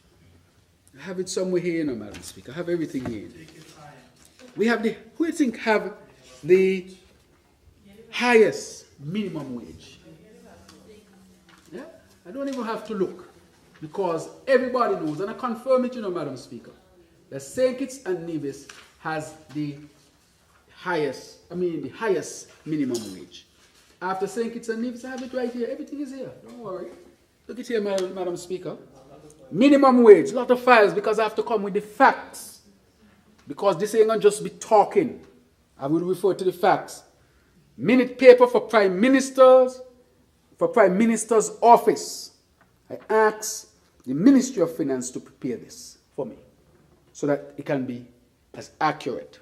And I'm just saying it. Even though what I say is accurate, I want to give the actual figure. Let's go.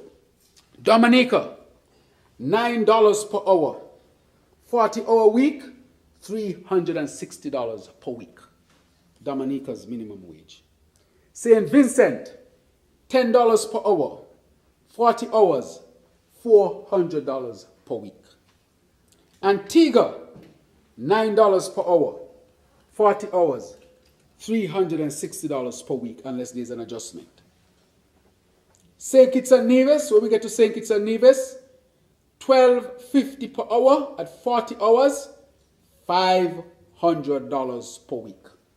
St. Kitts is leading. We adjusted the minimum wage because we wanted people to have more money in their pockets. 7 years, Madam Speaker. For 5 years, no, for 7 years, almost. Yes, for 7 years. The member from number 5 was Deputy Prime Minister, and the member from number 7 was Prime Minister. And at one point, did they increase the minimum wage? They did not increase the minimum wage. They opposed it last budget. And in the last budget, they did not vote on it. And then they're out there saying to the fake newspaper, the Harris Times newspaper, that they increase minimum wage and they're going to affect business. We increased minimum wage, and what happened to TDC? TDC made record profit. We were right and they were wrong. We bet on our workers, and our workers did not let us down. They produce. So TDC is justified in paying the minimum wage, Madam Speaker. And they pay above the minimum wage, actually. We increase. If it wasn't for us, our workers wouldn't get an increase in minimum wage, Madam Speaker. So when they talk about the cost of living, what did you do, Madam Speaker? We can remember during the COVID, they did not increase the wage. Let's say you couldn't increase it. People had tremendous difficulties during the COVID. I remember when people were told, go home to fast and pray. Go fast and pray. Madam Speaker, during the COVID, a trailer went over to Connery with some food that they said they had to get rid of. People from all over rushed over there because of the challenges they were having with buying food, Madam Speaker. And sometimes people, we tend to, because it's gone, sometimes we forget the difficulties we came through. I myself, with very good volunteers, Madam Speaker, we formed the CARE Foundation. And the CARE Foundation used to prepare food packages, and we went all around the country. See it there, Madam Speaker? Look at that. They went tropical, went over there and people followed the thing. I don't want people's faces to be shown. Take it down. I wish you could have seen it from a distance. I don't want people's faces to be shown. Because people had to go over there, Madam Speaker, to get food to eat. How can we forget that? And he stand here talking about the cost of living. Well, what happened to those people who had nothing to eat? What happened to those people who were going hungry? I was in opposition then. I was not even an elected member. And I formed a foundation with good people. And we went all around this country giving hampers. You know, one day somebody told me and I missed it. And that's why you should have balance in any organization. Oh, you hear there? And gave to his people. One of the women said to me, said, Dr. Joe, I want to mention something to you. She said to me, don't forget the pads. I said, I wasn't even thinking about that. I said, so how much? She said, Dr. Joe, a pack of pad, a woman in a month, when you look at the cost of pads, do you know how much a woman spends? And especially if that woman has 2 girl children in the house. I mean, seriously. And then I said, okay then, let me put some of the resources to pads, and then I said, put them in brown paper bag, so people can receive them with dignity. And they're talking about the cost of living and can't buy.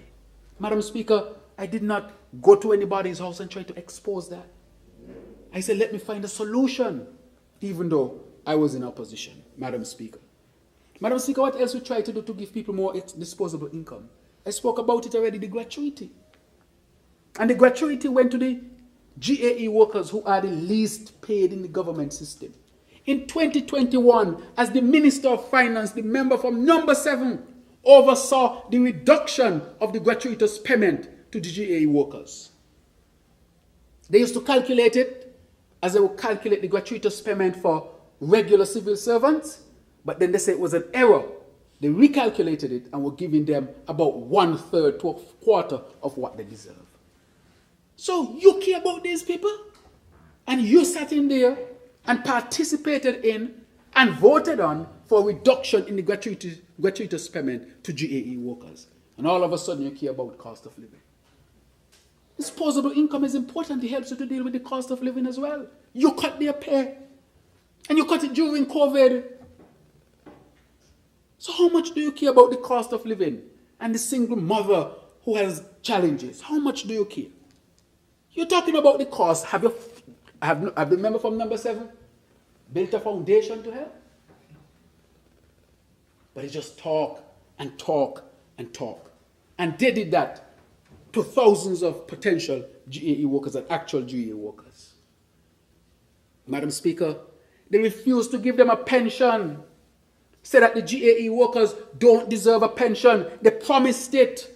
And when they got in, they did not do it, Madam Speaker. So you had these people retiring. And when they're going home with a certain percentage of Social Security of their last number of wages. So if you're working for, let's say, $400, you're going home with, let's say, 60% of that, you get a quick idea to know that you're just getting over $200 and something, Madam Speaker. That is what you are getting. And these GAE workers, that is what they used to go home with. They used to go home to poverty. And I said that can't stand. We must give people more disposable income. And we gave them a pension, a lifetime pension, Madam Speaker. And today the crossing guards, those who clean the street, the maids at the hospital, parks and beaches, they have a gratuity and they have a pension, in addition to their Social Security pension. So they're going home with 2 pensions. And we calculate it so that when they go home, they get almost the full salary per month still. So when they retire, they're not going to see a drop in their income. That's a caring government. That's investing in our people. So when you talk about deficit, that's where the money gone. But you give me a deficit and you still was not providing water for people. So that is how we help with the cost of living, Madam Speaker. Madam Speaker, how else can we help with the cost of living? Agriculture, stimulate growing, backyard gardens, and so it has to be multifactorial so that we can cut down on the things that we import. That also helps. So we're going to expand the food basket. We increased the minimum wage, gratuity payment, all of these things that we did for our people. And we continue to work on the cost of living, Madam Speaker, so that our people can be better protected. Madam Speaker, they gave a whole lot of stuff in here. Imagine that. Say he buy this and he buy that and he buy that. And he says she making minimum wage, $2,000 per month. But under them, when they were there, because the prices had started to go up then, when the member from number 5 was the deputy prime minister, and the member from number 7 was prime minister, guess what the people used to work for? Instead of $500 a week, they used to work for $360 per week. That means the cost of living was more difficult to reach. They promised in 2015 a livable wage because they recognized the problem since 2015. And for the whole of the time that they were there, they did not increase the wages, no gratuity, no pension. In addition to that, we increased civil servants' wages, Madam Speaker. The civil servants got an 8% increase. We did that since we have gotten there. So the GAE workers got, across the civil service, everybody got.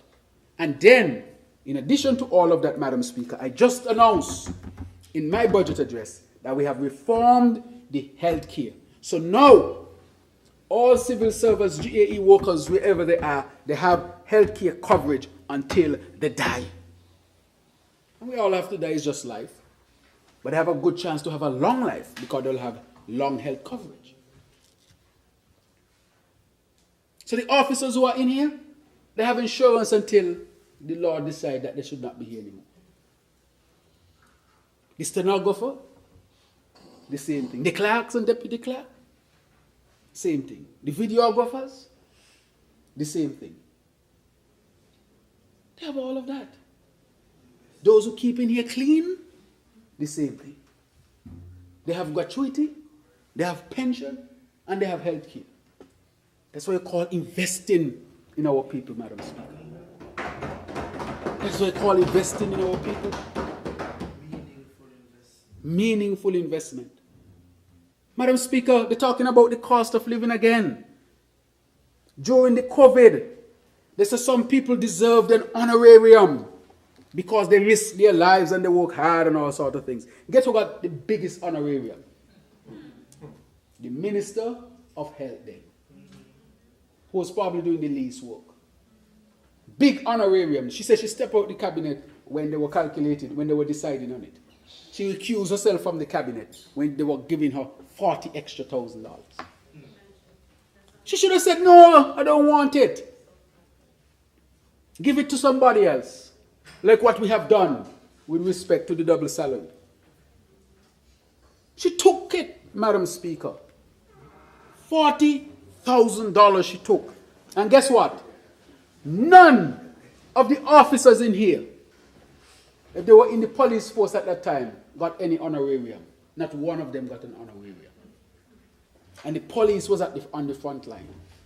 The nurses who were risking their lives did not get an honorarium.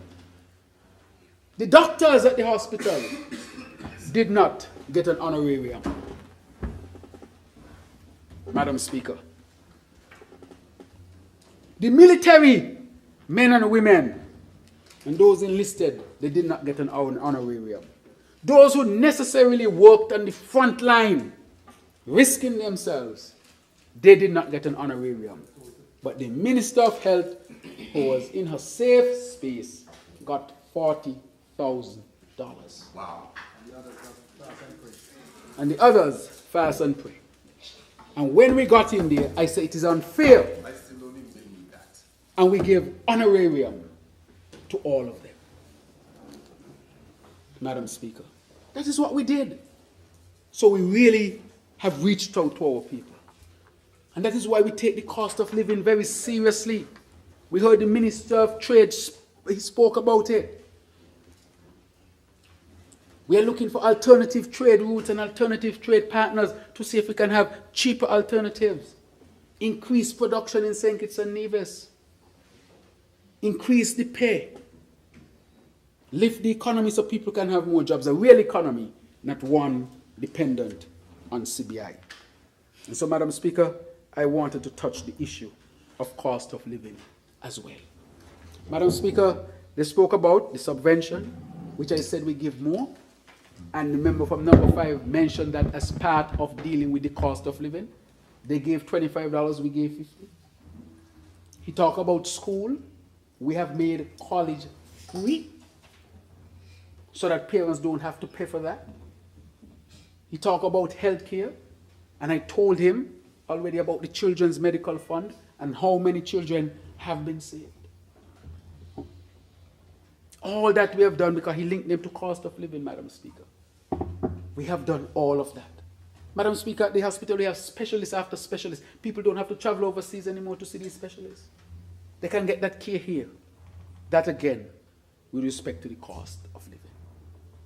So, Madam Speaker, as you go from issue to issue, you recognize that all they're doing is clinging to straws and nothing really solid. And I brought here today all of the information that exposes them. Madam Speaker, as I get close to wrap up, this budget was about investing in people and progress. I want to reiterate, Madam Speaker, all the things that we have done for our people and all the opportunities that our people would have as we continue to invest in people and progress. People can look forward to more construction, more houses, more measures to cut the cost of living. With all of these things we're talking about more jobs, jobs, jobs. And Madam Speaker, I am saying that we are diversifying from the CBI, but we still would like to have our CBI because it can help and be part of a diversified economy. But of course, we have tightened the laws, strengthened the laws, make it vigorous, and we will continue to make the necessary changes so that we can continue to protect our country and our people. I'm very, very disappointed, I will say, and I told the member from number 5 yesterday, because most of the things he spoke about, I had to expose him today. And it was never my intention to expose him like this, because I told you, after I saw what he went through with the member from number 7. But he came out and was saying all sorts of things, so he had to be addressed in a particular way. And for the member from number 7, the Charlestown Accord, that just exposed him as well. It shows that he had no seriousness when it came to really helping Nevis. But he robbed Nevis through policies of $800 million. That ain't nothing to sneeze at. And just imagine some of the things that could have been done, Madam Speaker. And so, Madam Speaker, I want to say, as I wrap up finally, I want to thank all of the workers at the Ministry of Finance, led by our Financial Secretary who's just coming in, Mr. Poxon, and to thank the outgoing Financial Secretary, who is Mrs. Hazel, for hard work, and to thank all of the staff there. I want to thank all of the staff in my ministry, the Prime Minister's office, too numerous to mention, but I see a number of persons here from my office. Of course, I want to thank those who are in different ministries that I run and the statutory bodies who have been working tirelessly hard. But let me thank my colleagues on this side for their strong support as we move forward with this budget. Without their support, Madam Speaker, none of this would be possible. And so I want to thank them very much for all of their support. And this is a budget that is clearly a budget where we're investing in people and we are investing in progress, where we are converting conversations into action. I wish this bill safe passage. May it please you, Madam Speaker.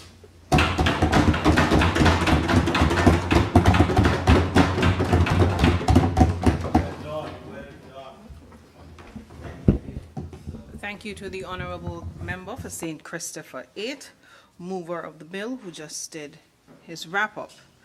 The question is that the bill shortly entitled the Appropriation 2026 Bill 2025 be read a second time. Those in favor? Aye. Those against? The ayes have it. House moves to oh, sorry. A bill to provide for the services of St. Christopher and Nevis for the financial year commencing 1st January 2026 and ending on the 31st December 2026, otherwise known as the Appropriation 2026 Bill 2025. The bill shortly entitled the Appropriation 2026 Bill 2025 has been read a second time. House moves to committee stage.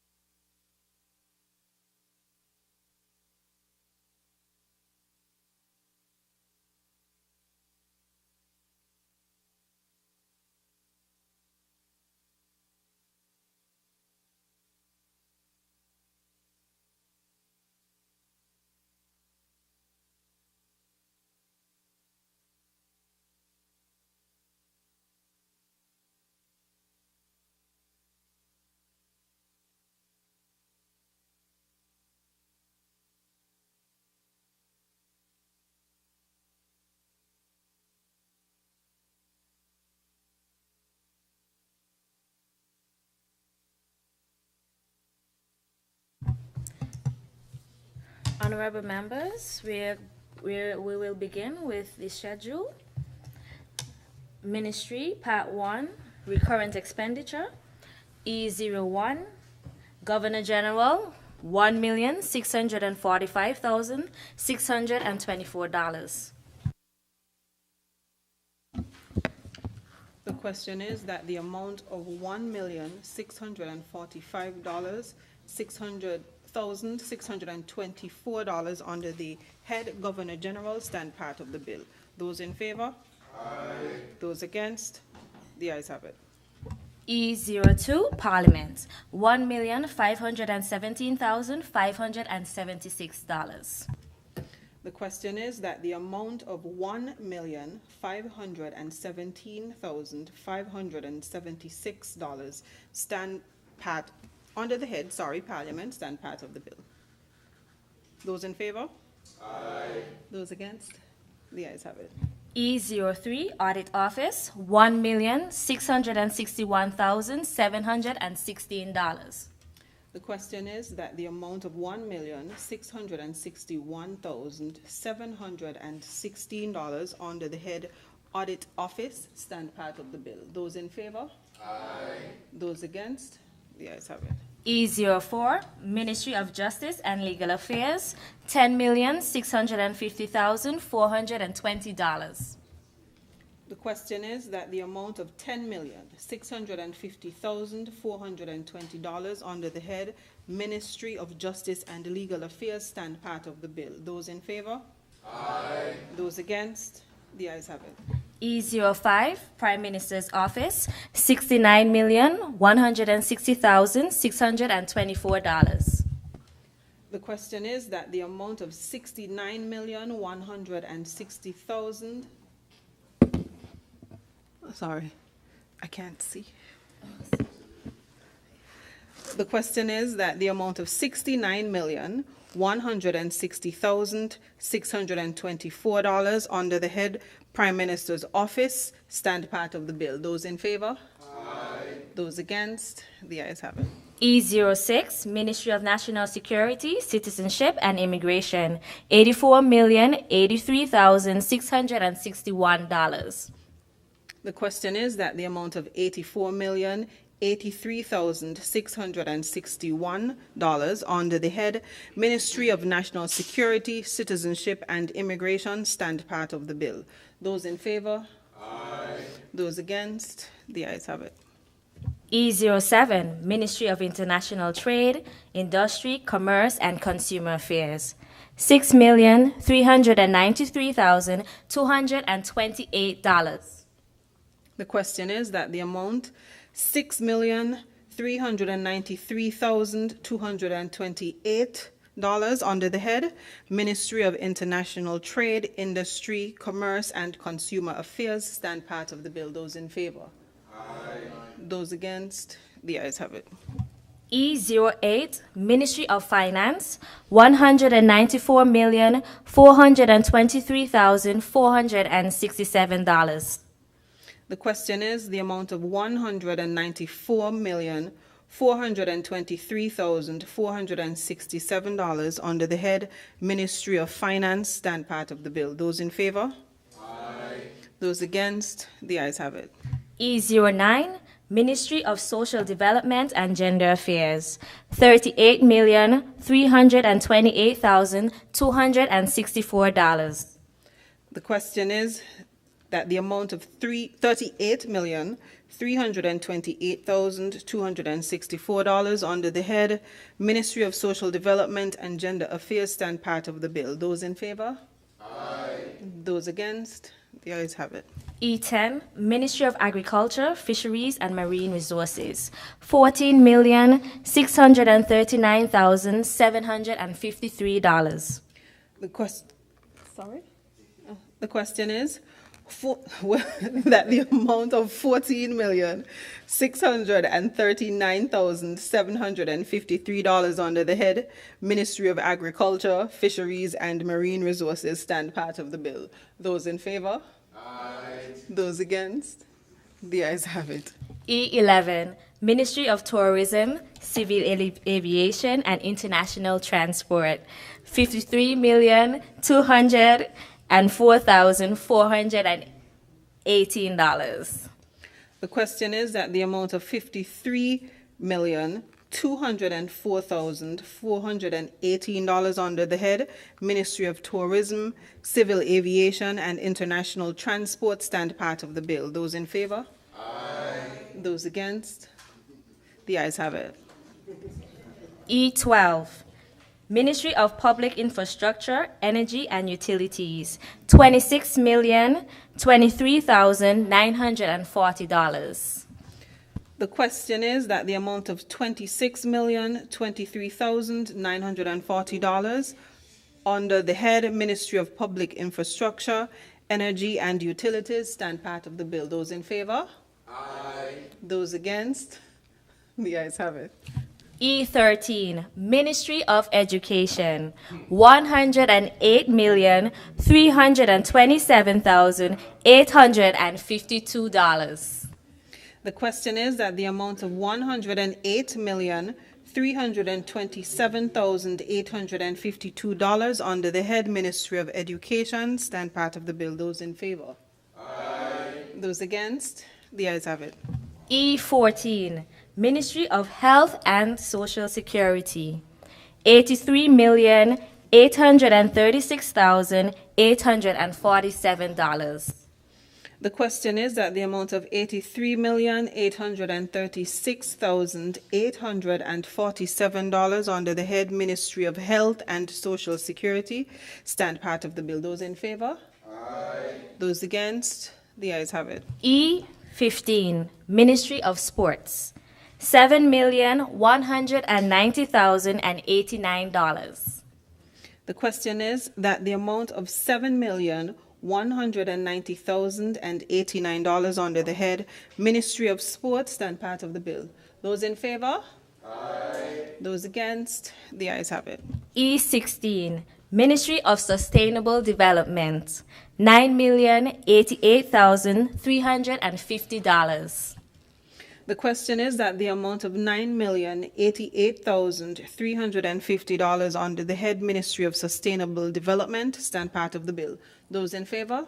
Aye. Those against? The ayes have it. E17, Ministry of Foreign Affairs, $22,050,063.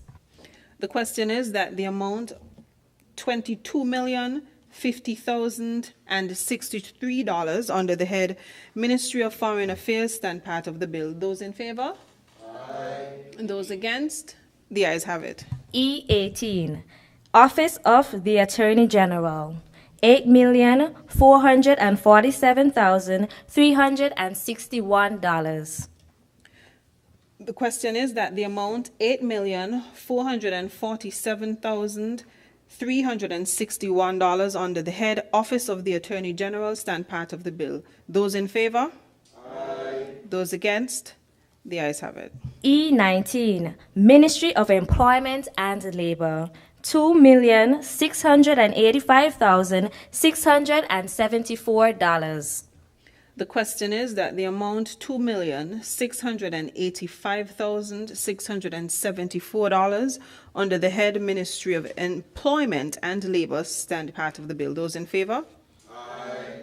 Those against? The ayes have it. E20, Ministry of Housing, Human Settlement, Ecclesiastical and Faith-Based Affairs, $1,890,972.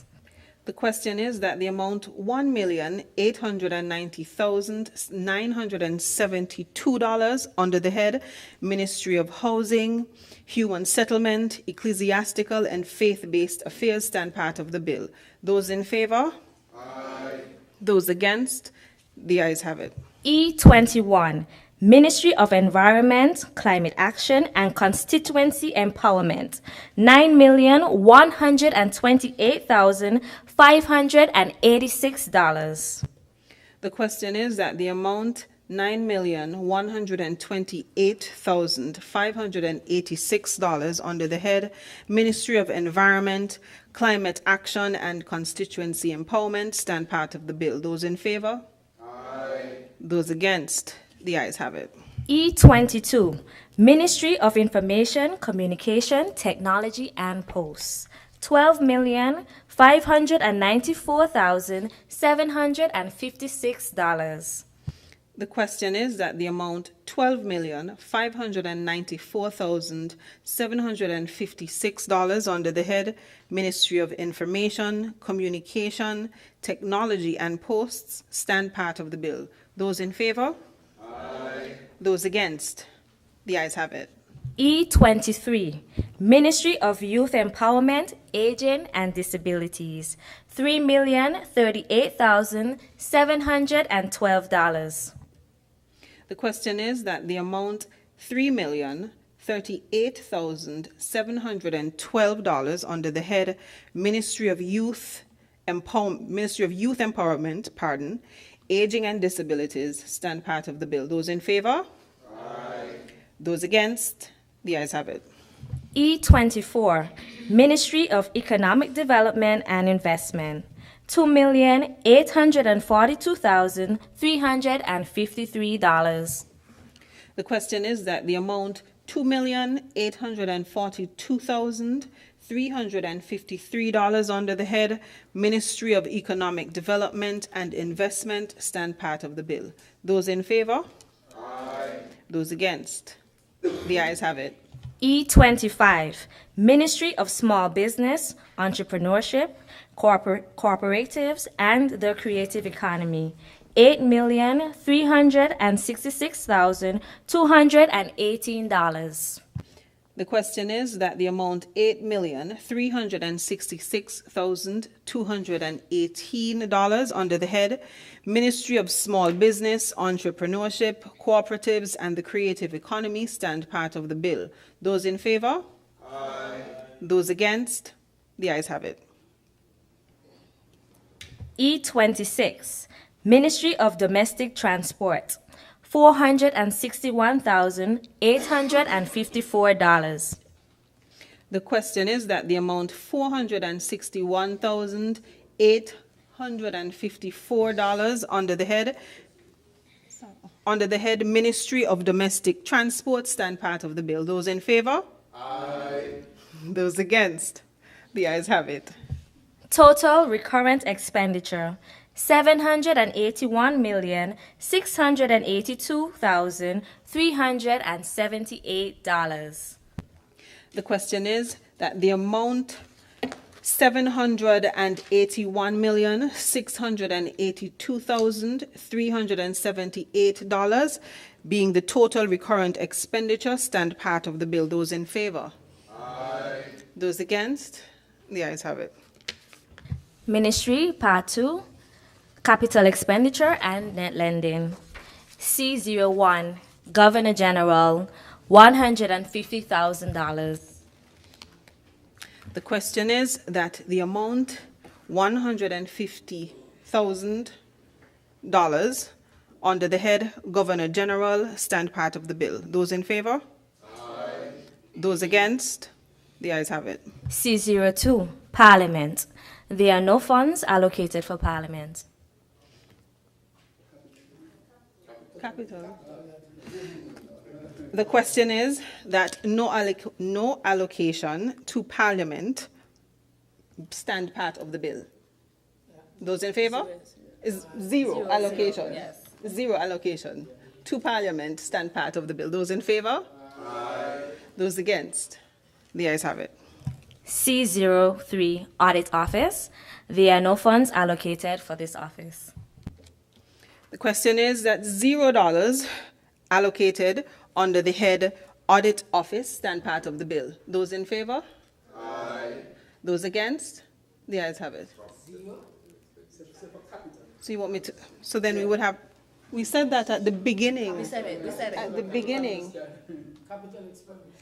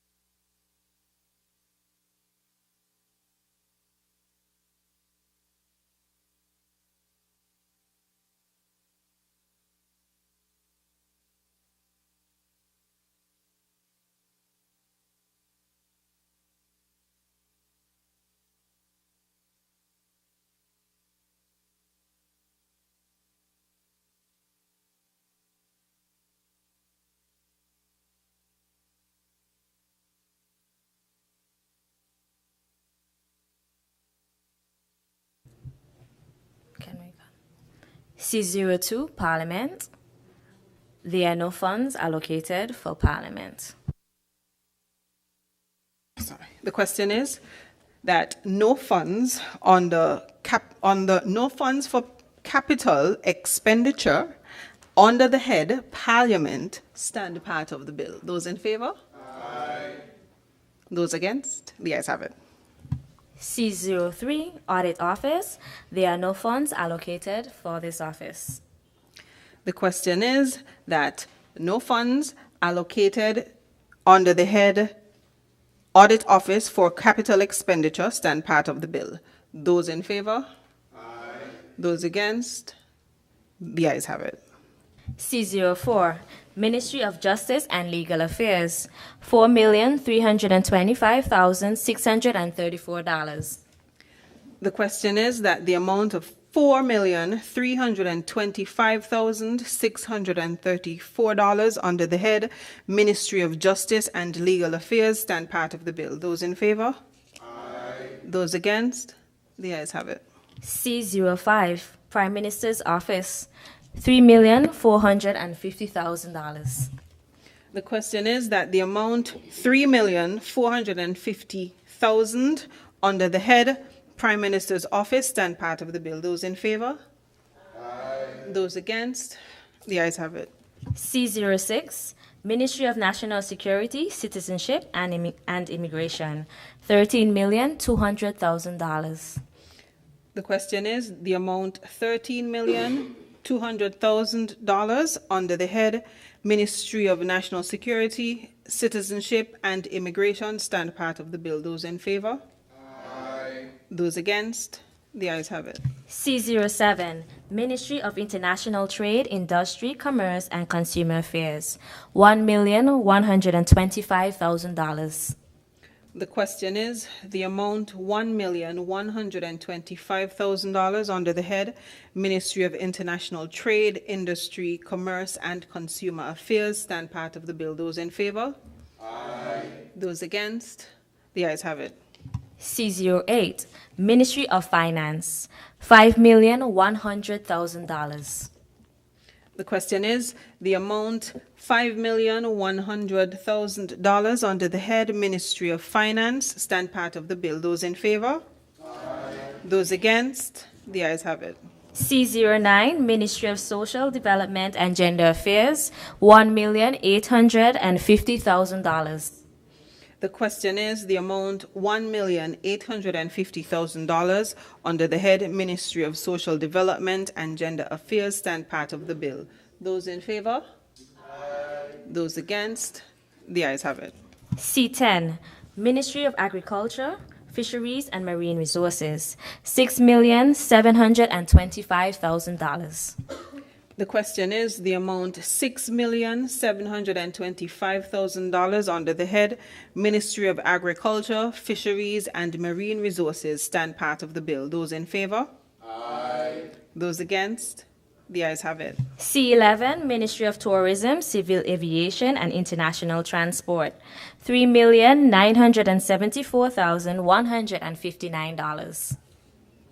The question is the amount $3,974,159 under the head Ministry of Tourism, Civil Aviation and International Transport stand part of the bill. Those in favor? Aye. Those against? The ayes have it. C12, Ministry of Public Infrastructure, Energy and Utilities, $48,496,817. The question is the amount $48,496,817 under the head Ministry of Public Infrastructure, Energy and Utilities stand part of the bill. Those in favor? Aye. Those against? The ayes have it. C13, Ministry of Education, $14,770,000. The question is the amount $14,770,000 under the head Ministry of Education stand part of the bill. Those in favor? Aye. Those against? The ayes have it. C14, Ministry of Health and Social Security, $14,975,000. The question is the amount $14,975,000 under the head Ministry of Health and Social Security stand part of the bill. Those in favor?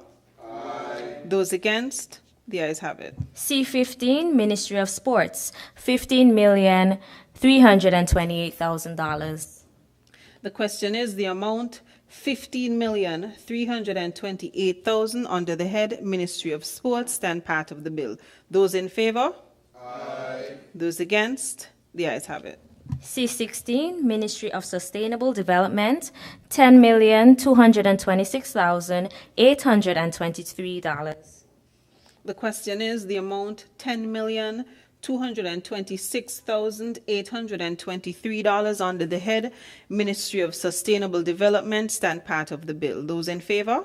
Aye. Those against? The ayes have it. C17, Ministry of Foreign Affairs, $615,000.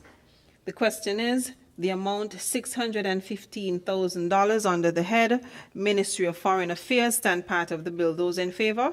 Aye. Those against? The ayes have it. C18, Office of the Attorney General, $250,000.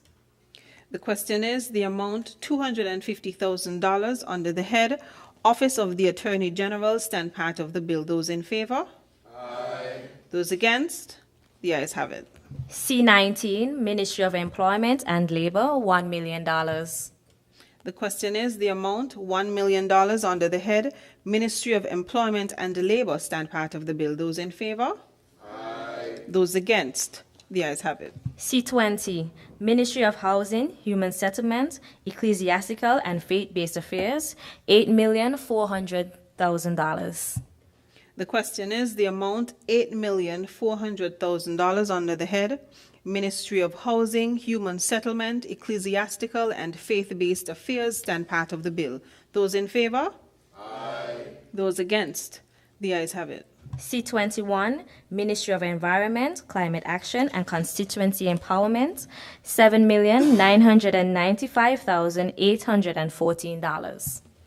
The question is the amount $7,995,814 under the head Ministry of Environment, Climate Action and Constituency Empowerment stand part of the bill. Those in favor? Aye. Those against? The ayes have it.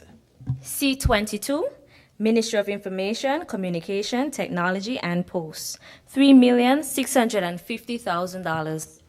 The question is the amount $3,650,000 under the head Ministry of Information, Communication, Technology and Posts stand part of the bill. Those in favor?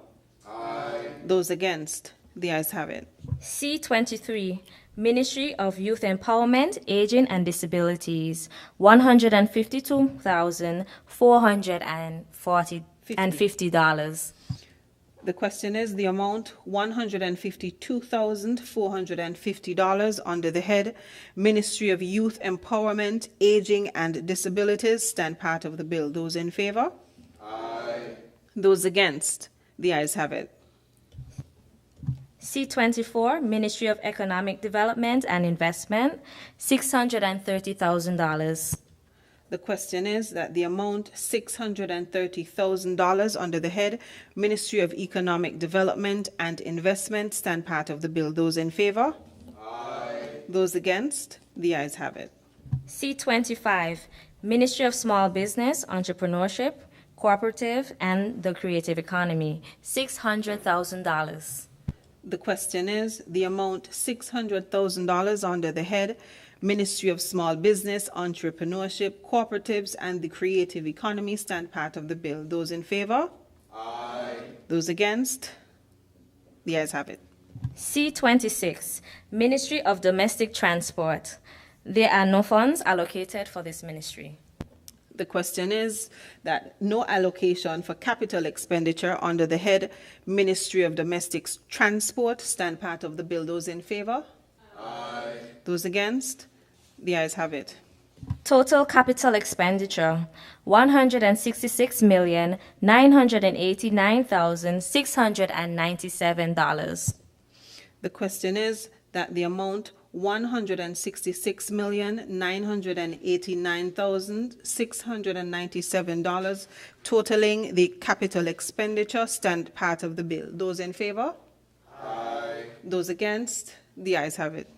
Net lending, $250,000.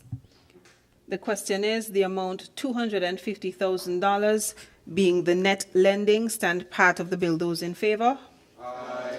Those against? The ayes have it. Total capital expenditure and net lending, $167,239,697. The question is that the amount $167,239,697, totaling the capital expenditure and net lending, stand part of the bill. Those in favor? Aye. Those against? The ayes have it. Total recurrent capital and net lending charges on consolidated fund, $948,922,075. Pardon? Oh. Let's repeat it. My mistake. $948,922,075. The question is that the amount $948,922,075, totaling recurrent capital and net lending charges on the consolidated fund, stand part of the bill. Those in favor? Aye. Those against? The ayes have it. Total provided by law, $126,129,550. The question is that the amount $126,129,550, being the total provided by law, stand part of the bill. Those in favor? Aye. Those against? The ayes have it. Total estimates 2026, $1,075,051,625. The question is that the amount of $1,075,051,625, being the total estimates for 2026, stand part of the bill. Those in favor? Aye. Those against? The ayes have it. Clause 1. Madam Chair. Yes, Madam Chair, there's a proposal that there be an amendment in Clause 1 of the bill by replacing the expression "shall be deemed to have come into force" with the expression "shall come into force." The question is that Clause 1, as amended, stand part of the bill. Those in favor? Aye. Those against? The ayes have it. Clause 2. The question is that Clause 2 stands part of the bill. Those in favor? Aye. Those against? The ayes have it. Clause 3.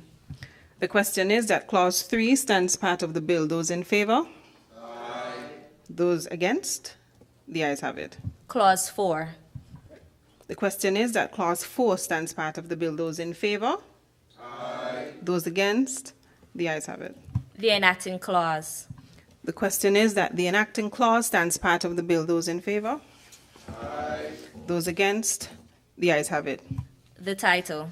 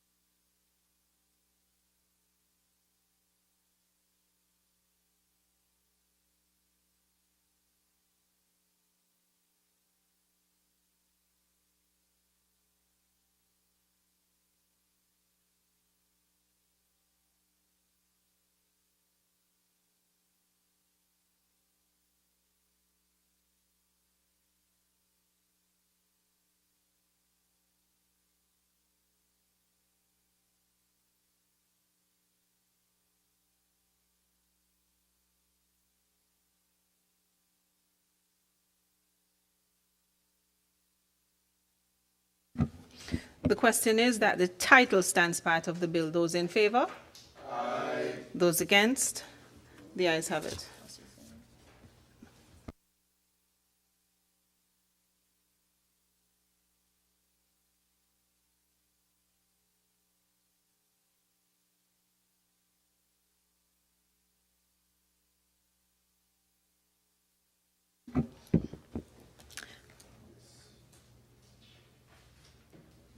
So the question, we've finished all of, very well. So the question is that the Appropriation Bill 2026 Bill 2025 be reported to the National Assembly. Those in favor?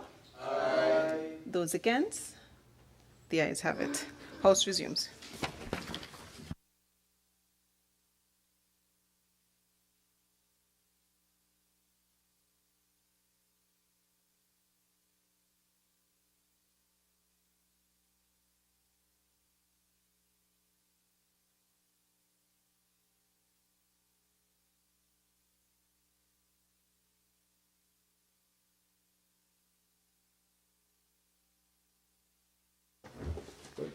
With your leave,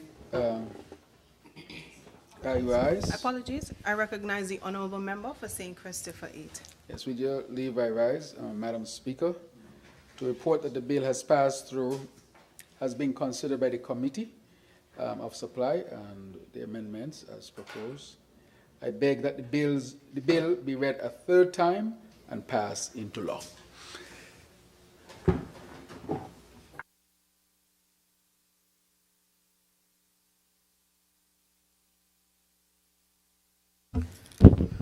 So the question, is there a seconder? Oh no, I don't need a seconder. My apologies. My brain is tired. I apologize. The question is that the Appropriation 2026 Bill 2025 be read a third time and passed into law. Those in favor? Aye. Those against? The ayes have it. A bill to provide for the services of St. Christopher and Nevis for the financial year commencing 1st January 2026 and ending on 31st December 2026, otherwise known as the Appropriation 2026 Bill 2025. The bill shortly entitled the Appropriation 2026 Bill 2025 has been read a third time and passed into law.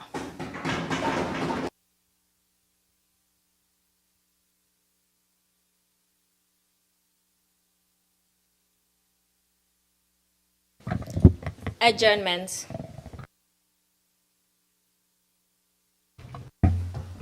I recognize the honourable member for St. Christopher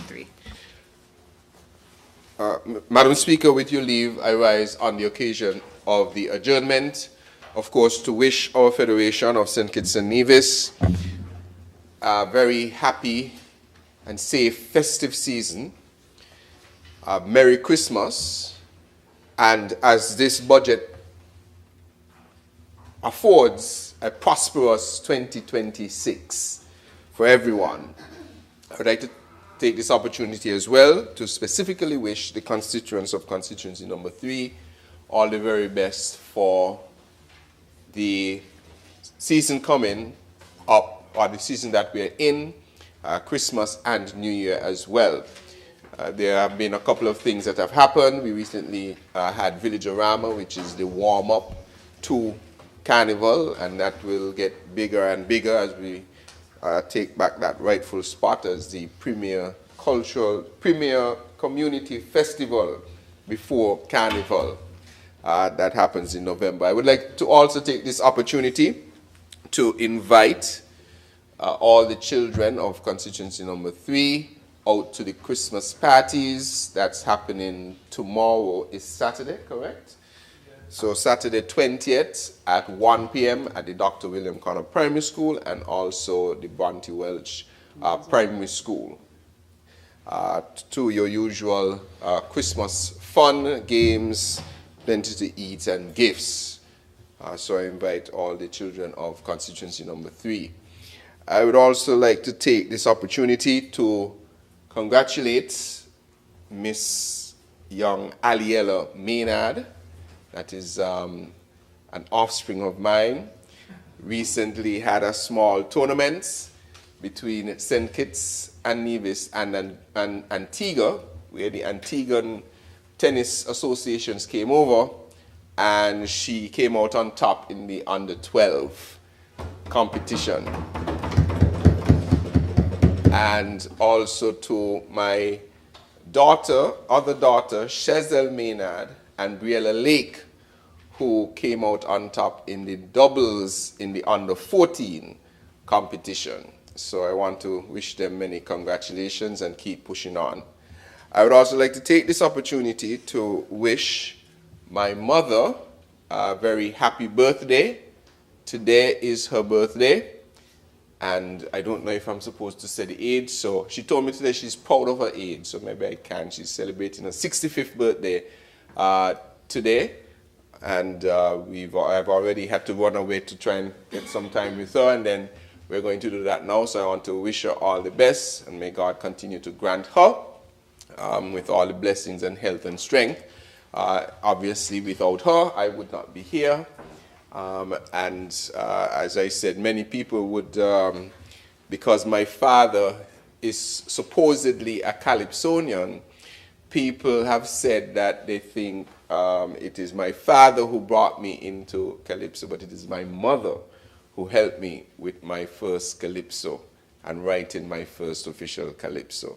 So thank you, Mommy, for all the love that you have given me over the years and continue to support, and the entire family and the cabinet and the colleagues here wish you all the best for your birthday.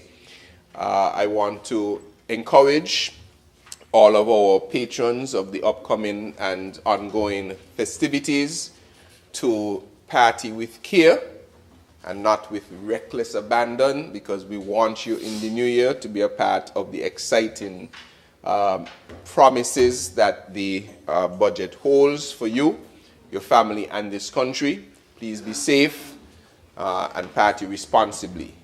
I also, on this adjournment, would also like to advise, as I was saying in the budget presentation, that I believe today the DISAL plant was firing on all cylinders. When I spoke, it was firing at 60%. I think today it's now firing on the test at 100%. So we are getting that much closer to officially completing the commission of the DISAL plant to return about 70% of this island to 24-hour water, compared to less than the 25% that we met when we entered office. So we are right on stream with that.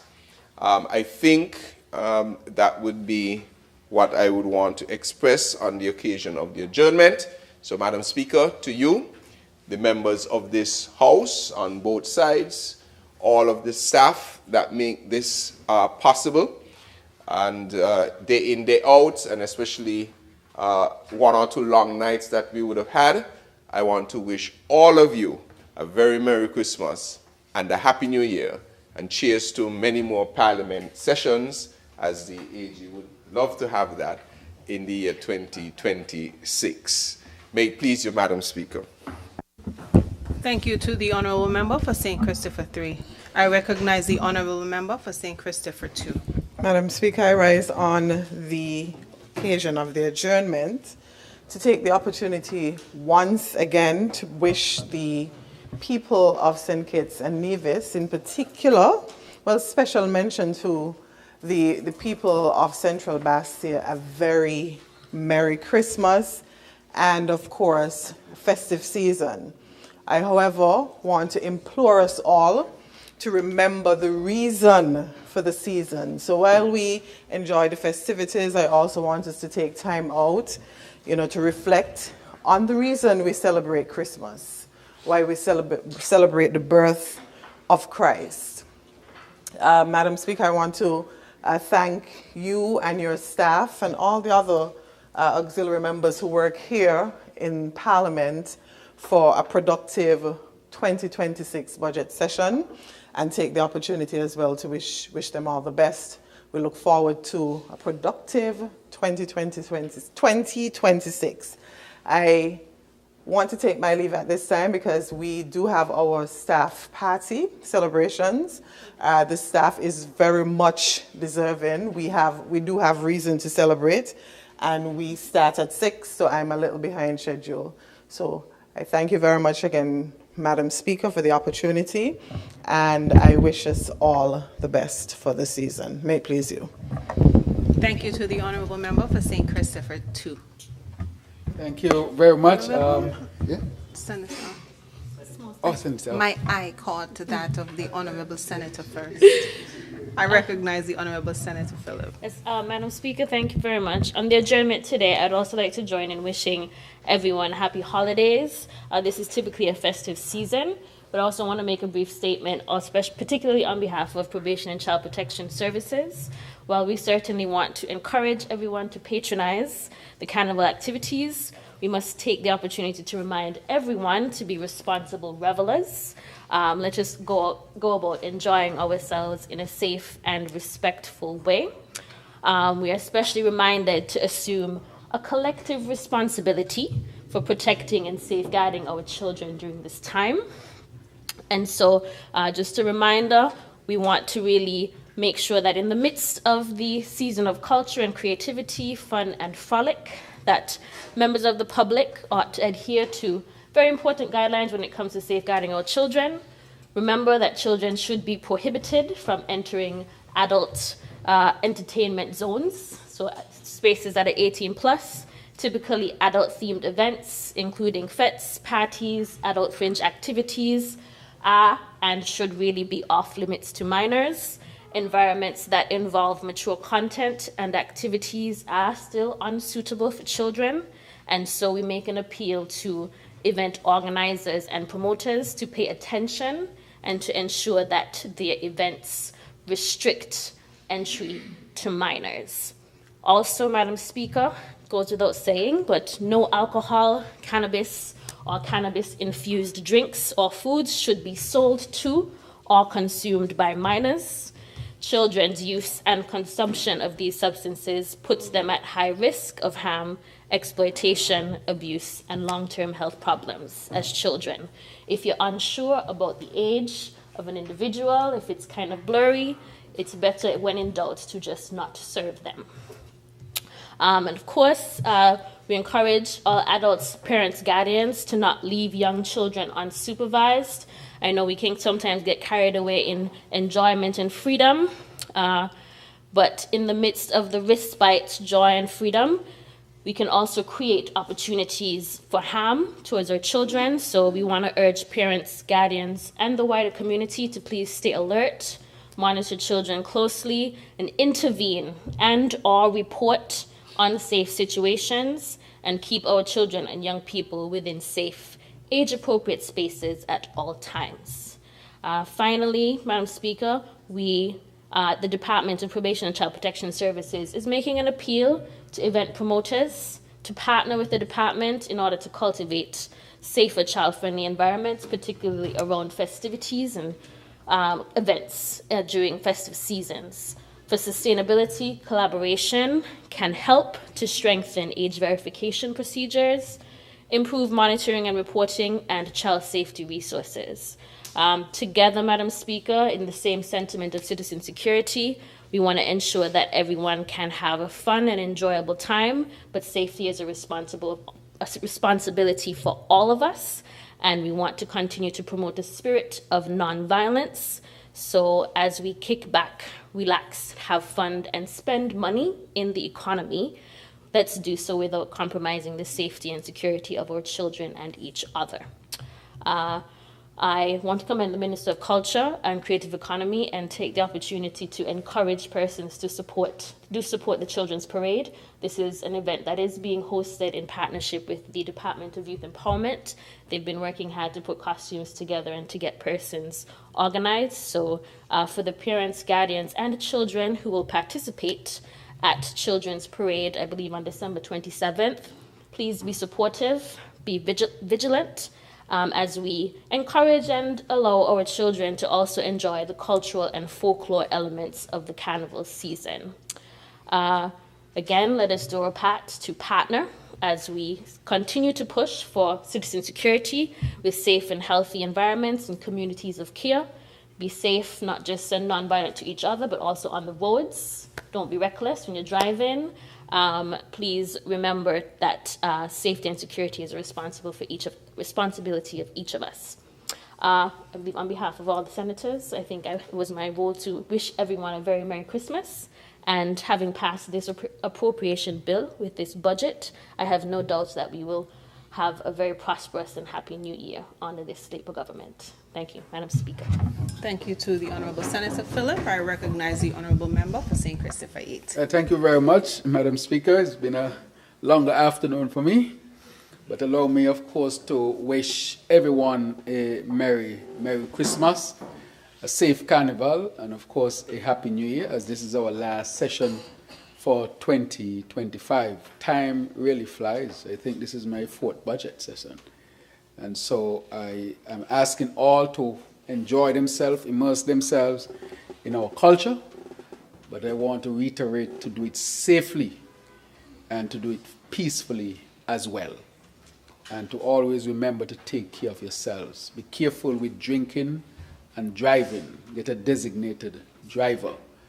I want to encourage you to drink water, especially during morning and when you're on the road. It's important to take care of your health as well. I want to take this opportunity also to wish all in my ministries a special Merry Christmas so that they can have an excellent time as well. And to thank them for the hard work and to thank all of the civil servants. Multiple of you are here in this room, and to thank all of you for your service. I see Ras Aya, blessed, my brother. You know, I just want to wish all of you a Merry Christmas, and you have worked hard and you have been rewarded, and to use it wisely and to enjoy it, use it for your enjoyment as well. And also to extend happy birthday to my mother. Tomorrow is her birthday. You know, when she has a birthday, I have to get the cake without eggs and ital. I can't talk about that here. But I just want to extend to her a very happy and special birthday. And I'll be seeing her tomorrow, God's willing, as well. And basically to wrap up by saying, may we continue to have a very successful St. Kitts and Nevis. May it please you, Madam Speaker. Thank you to the Honourable Member for St. Christopher 8. I recognize the Honourable Member for Nevis 10. Thank you very much, Madam Speaker. And I too rise on the adjournment to extend best wishes to all of us in the Federation at this holy time of year. I want, first of all, to extend best wishes for Christmas and the New Year to my constituents of Nevis 10, that's St. George Gingerland, to all of Nevis, to all of the Federation of St. Kitts and Nevis. Of course, I also want to extend best wishes to you, Madam Speaker, for the season, to all of us, to all the entire staff here, clerk, the deputy clerk, the sergeants at arms, the other officers, the stenographer, the videographers, the photographers, of course, the sign language specialists who are here, those in the gallery as well. And I also want as well at this time, Madam Speaker, to encourage those of us who are in the Federation to take part in the carnival activities. Carnival is our culture.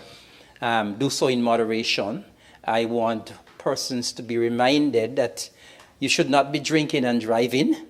And please, please be careful on the roads.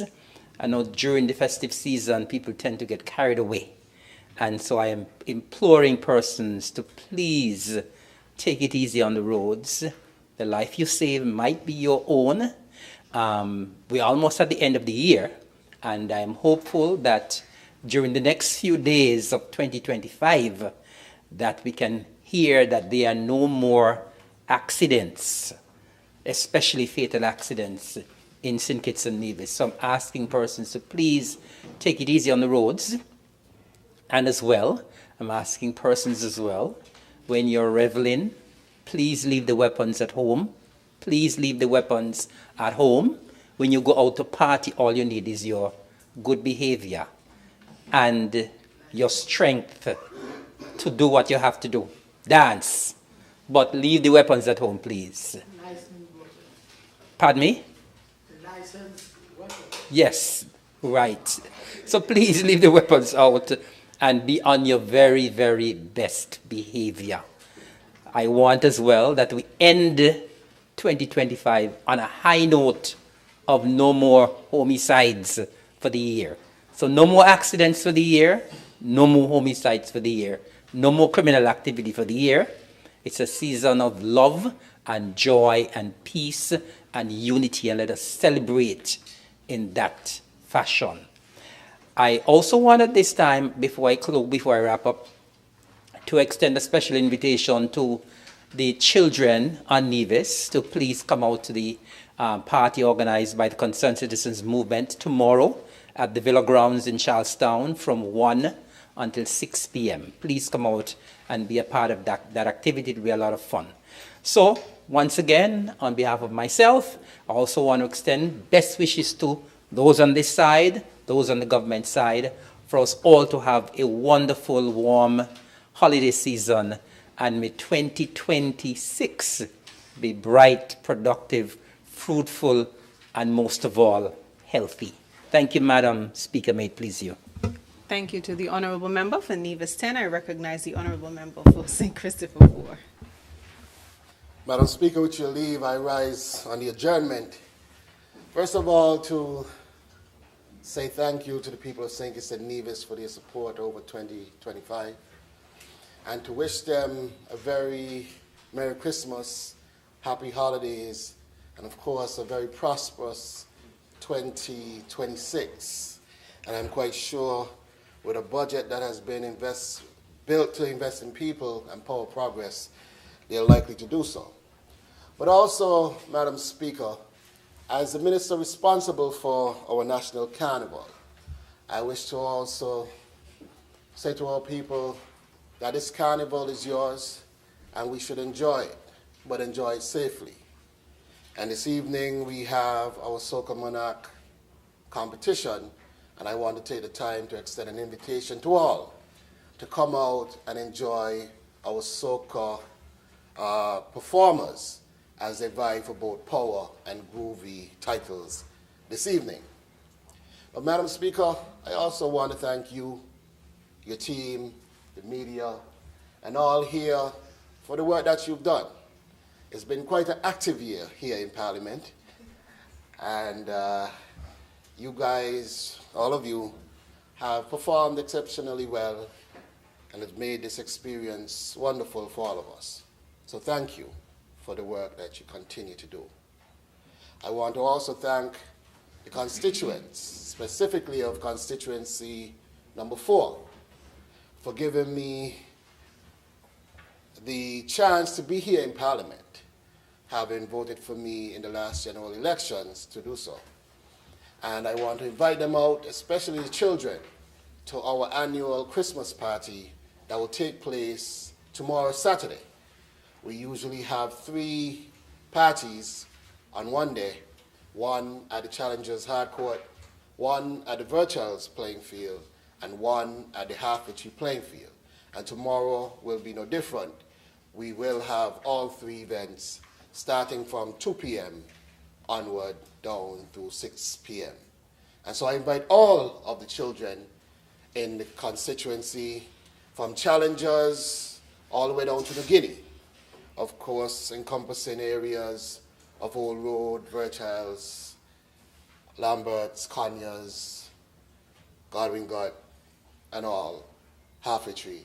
Come on out and enjoy a little bit of festivities as we close out 2025 and celebrate the joys of Christmas.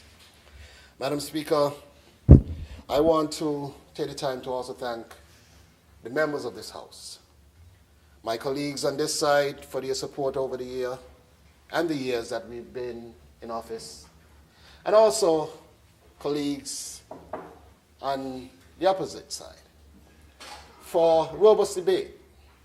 You know, it is in debates that our own policies are tested and the people of St. Kitts and Nevis are enriched with understanding what is before them.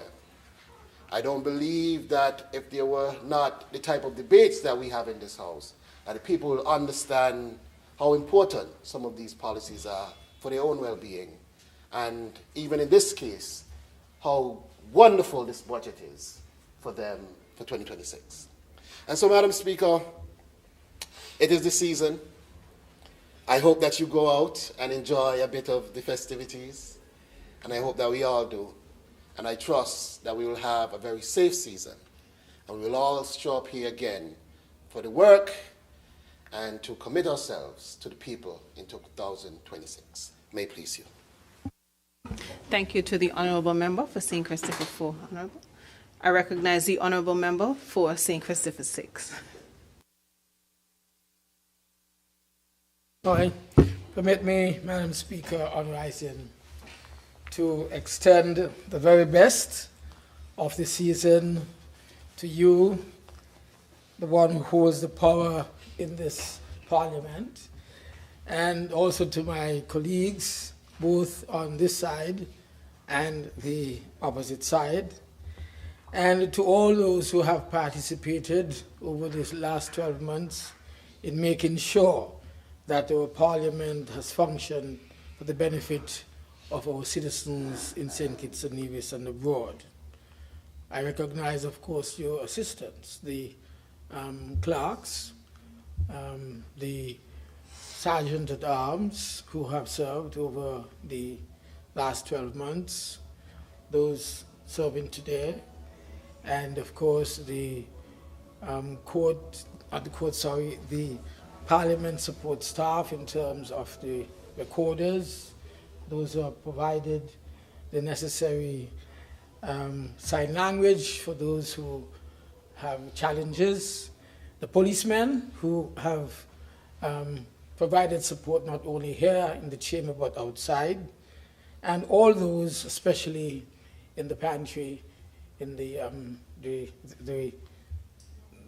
lounge, who have provided support for all of our activities here over the last 12 months. I also, of course, would like to say the very best of the season to my own colleagues, Prime Minister and members of Cabinet, those who have gone, those who are still here. And I take my best wishes as well out of the Parliament into the staff of the ministries, which I lead, in particular the permanent secretaries, the directors, the assistants, those who are senior officers, the junior officers, those who are the messengers, those who keep the offices clean in my ministry. I thank you profusely for your support and wish you all of the very, very best for 2025. Finally, I turn to those who have sent me here, the constituents of my constituency, those in particular who at this moment are in grief because of the losses that we have experienced over the last few weeks in constituency number 6. In fact, one of such persons, a young man from St. Paul's, is the close relative of Dr. Clark, or senator, minister, and so I give a personal comfort and express condolences to her family and all of the families who are actually grieving. Those who will be engaged in the management of the constituency activities over the next few days, in particular our annual Christmas party for our children. This time, for the first time, it will not be 5 parties, but it will be 1 party in the center of the constituency, and that is in the historic town of Deep Bay. We will bring all of the children this time to Deep Bay. We will bring their parents, and we will have not only a party for the children, bouncing castles and all kinds of things, a lot of food, a lot of toys, but also we will make sure that the parents, boogie down and feel good and feel nice while the children enjoy themselves. To all of this country, the citizens of St. Kitts and Nevis, I wish you all the very best for the season. God bless you for the new year. Thank you. Thank you to the Honourable Member for St. Christopher 6, and I recognize the Honourable Member for St. Christopher 1. Thank you very much, Madam Speaker. I rise as well on the adjournment to express my profound thank you for this being my 6th budget presentation. And I am honored, Madam Speaker, to be serving at this time with a captain who has a vision and a very supportive cabinet. I wish all of my colleagues the very best for this season, and we look forward to 2026 with much anticipation. Haven't participated in the budget. It is a lot to look forward to. And as we reflect, Madam Speaker, on the journey of the nation forward, we are reminded that progress is not only about buildings or budgets or programs. True progress begins in the heart. And with a budget theme investing in our people and progress, this calls us to strengthen our communities, uplift our families, and remain faithful in the values that guide us. But of course, you being a Sunday school student as well, know that we cannot do this on our own. We need the Lord's strength to keep us true, to keep us focused, and to keep us faithful. While I sat and I listened, I tapped in just before the adjournment while the Prime Honourable Member for number 8 was wrapping up, and I started to ask Almighty to give me a song that I can share with the nation. If my wife was here, she might have been able to help me, so I'm not going to attempt trying to sing, but I wanted one that ties in to the theme that we are working with our budget, which will propel us into 2026. And what came to mind, Madam Speaker, is keep me true, Lord Jesus, keep me true. Keep me true, Lord Jesus, keep me true. There's a race that I must run. There are victories to be won. Give me power every hour to be true. And I think this is quite appropriate. Haven't heard all of the contributions that came out in the budget presentation. Because as we look forward to 2026, the future lies unseen ahead for I know not what. But of course, with Jesus being our constant friend, in him we will put our trust. And as we sing it in Church of God, I will follow him with rejoicing.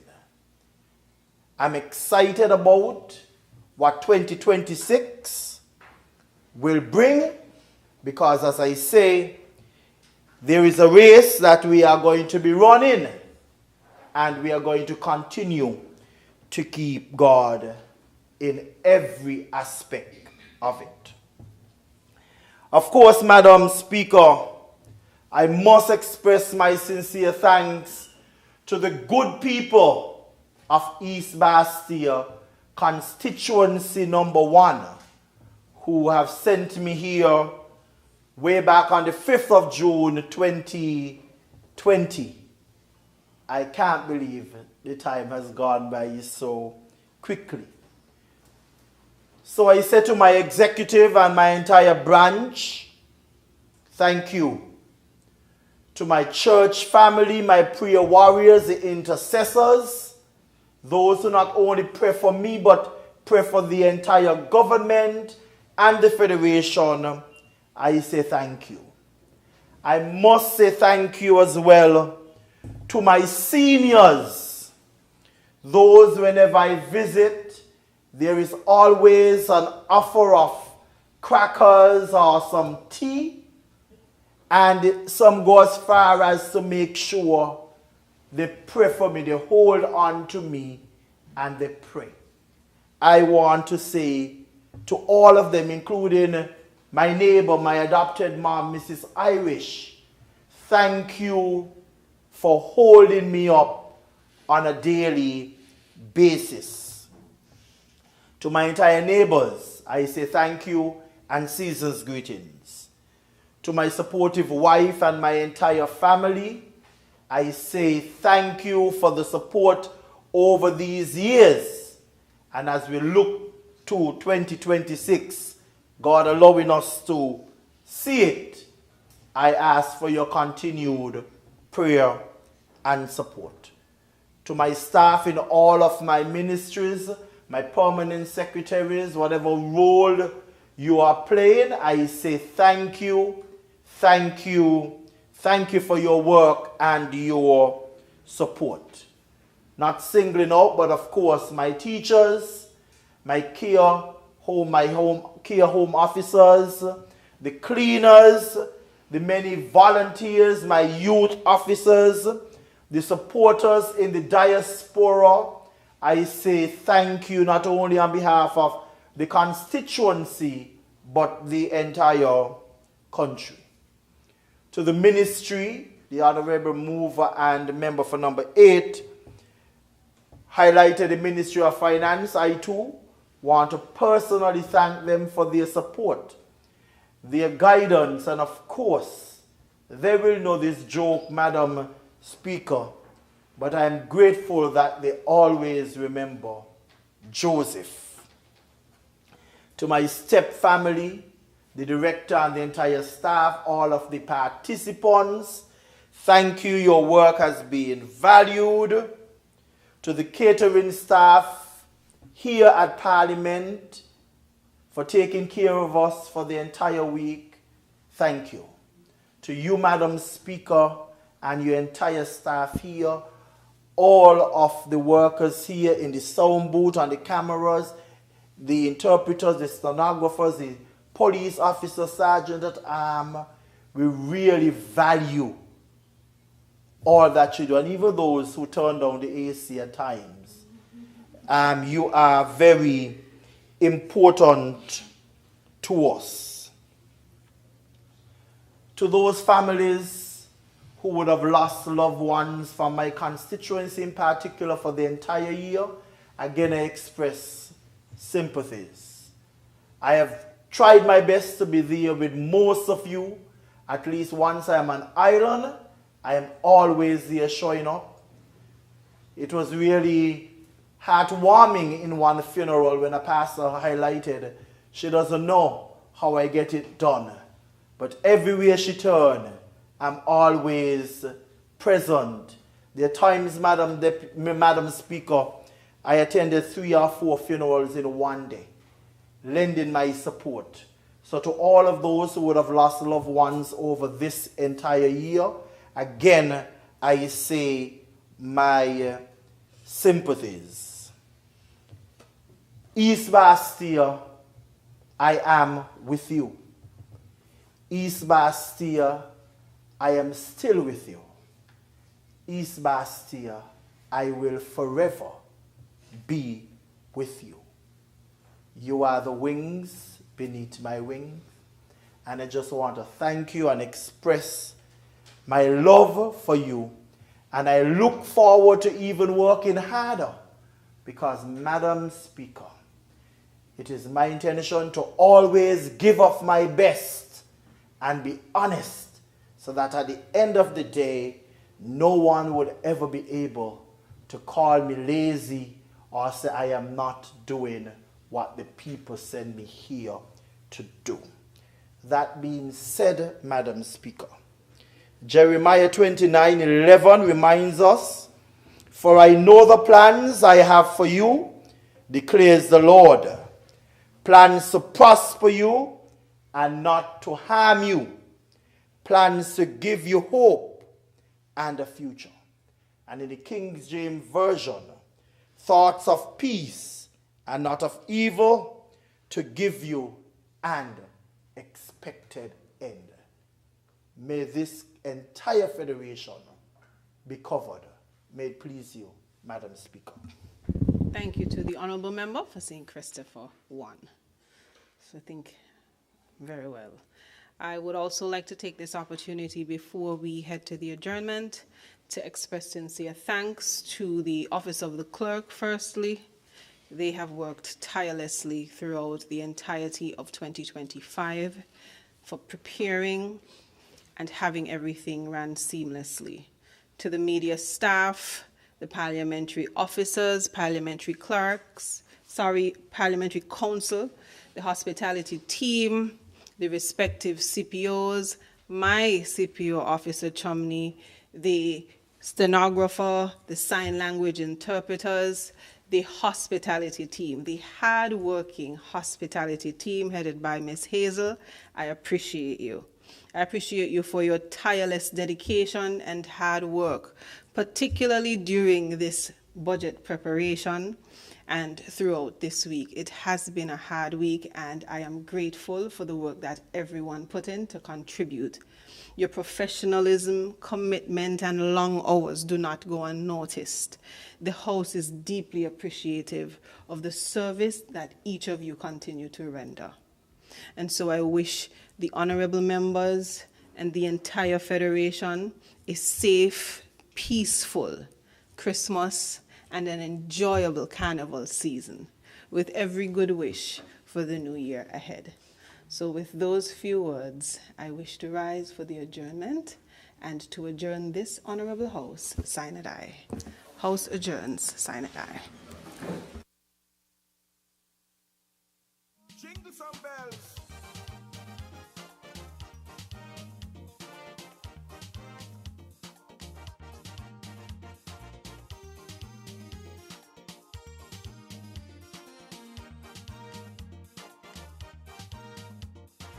It's easy to tell what season it is.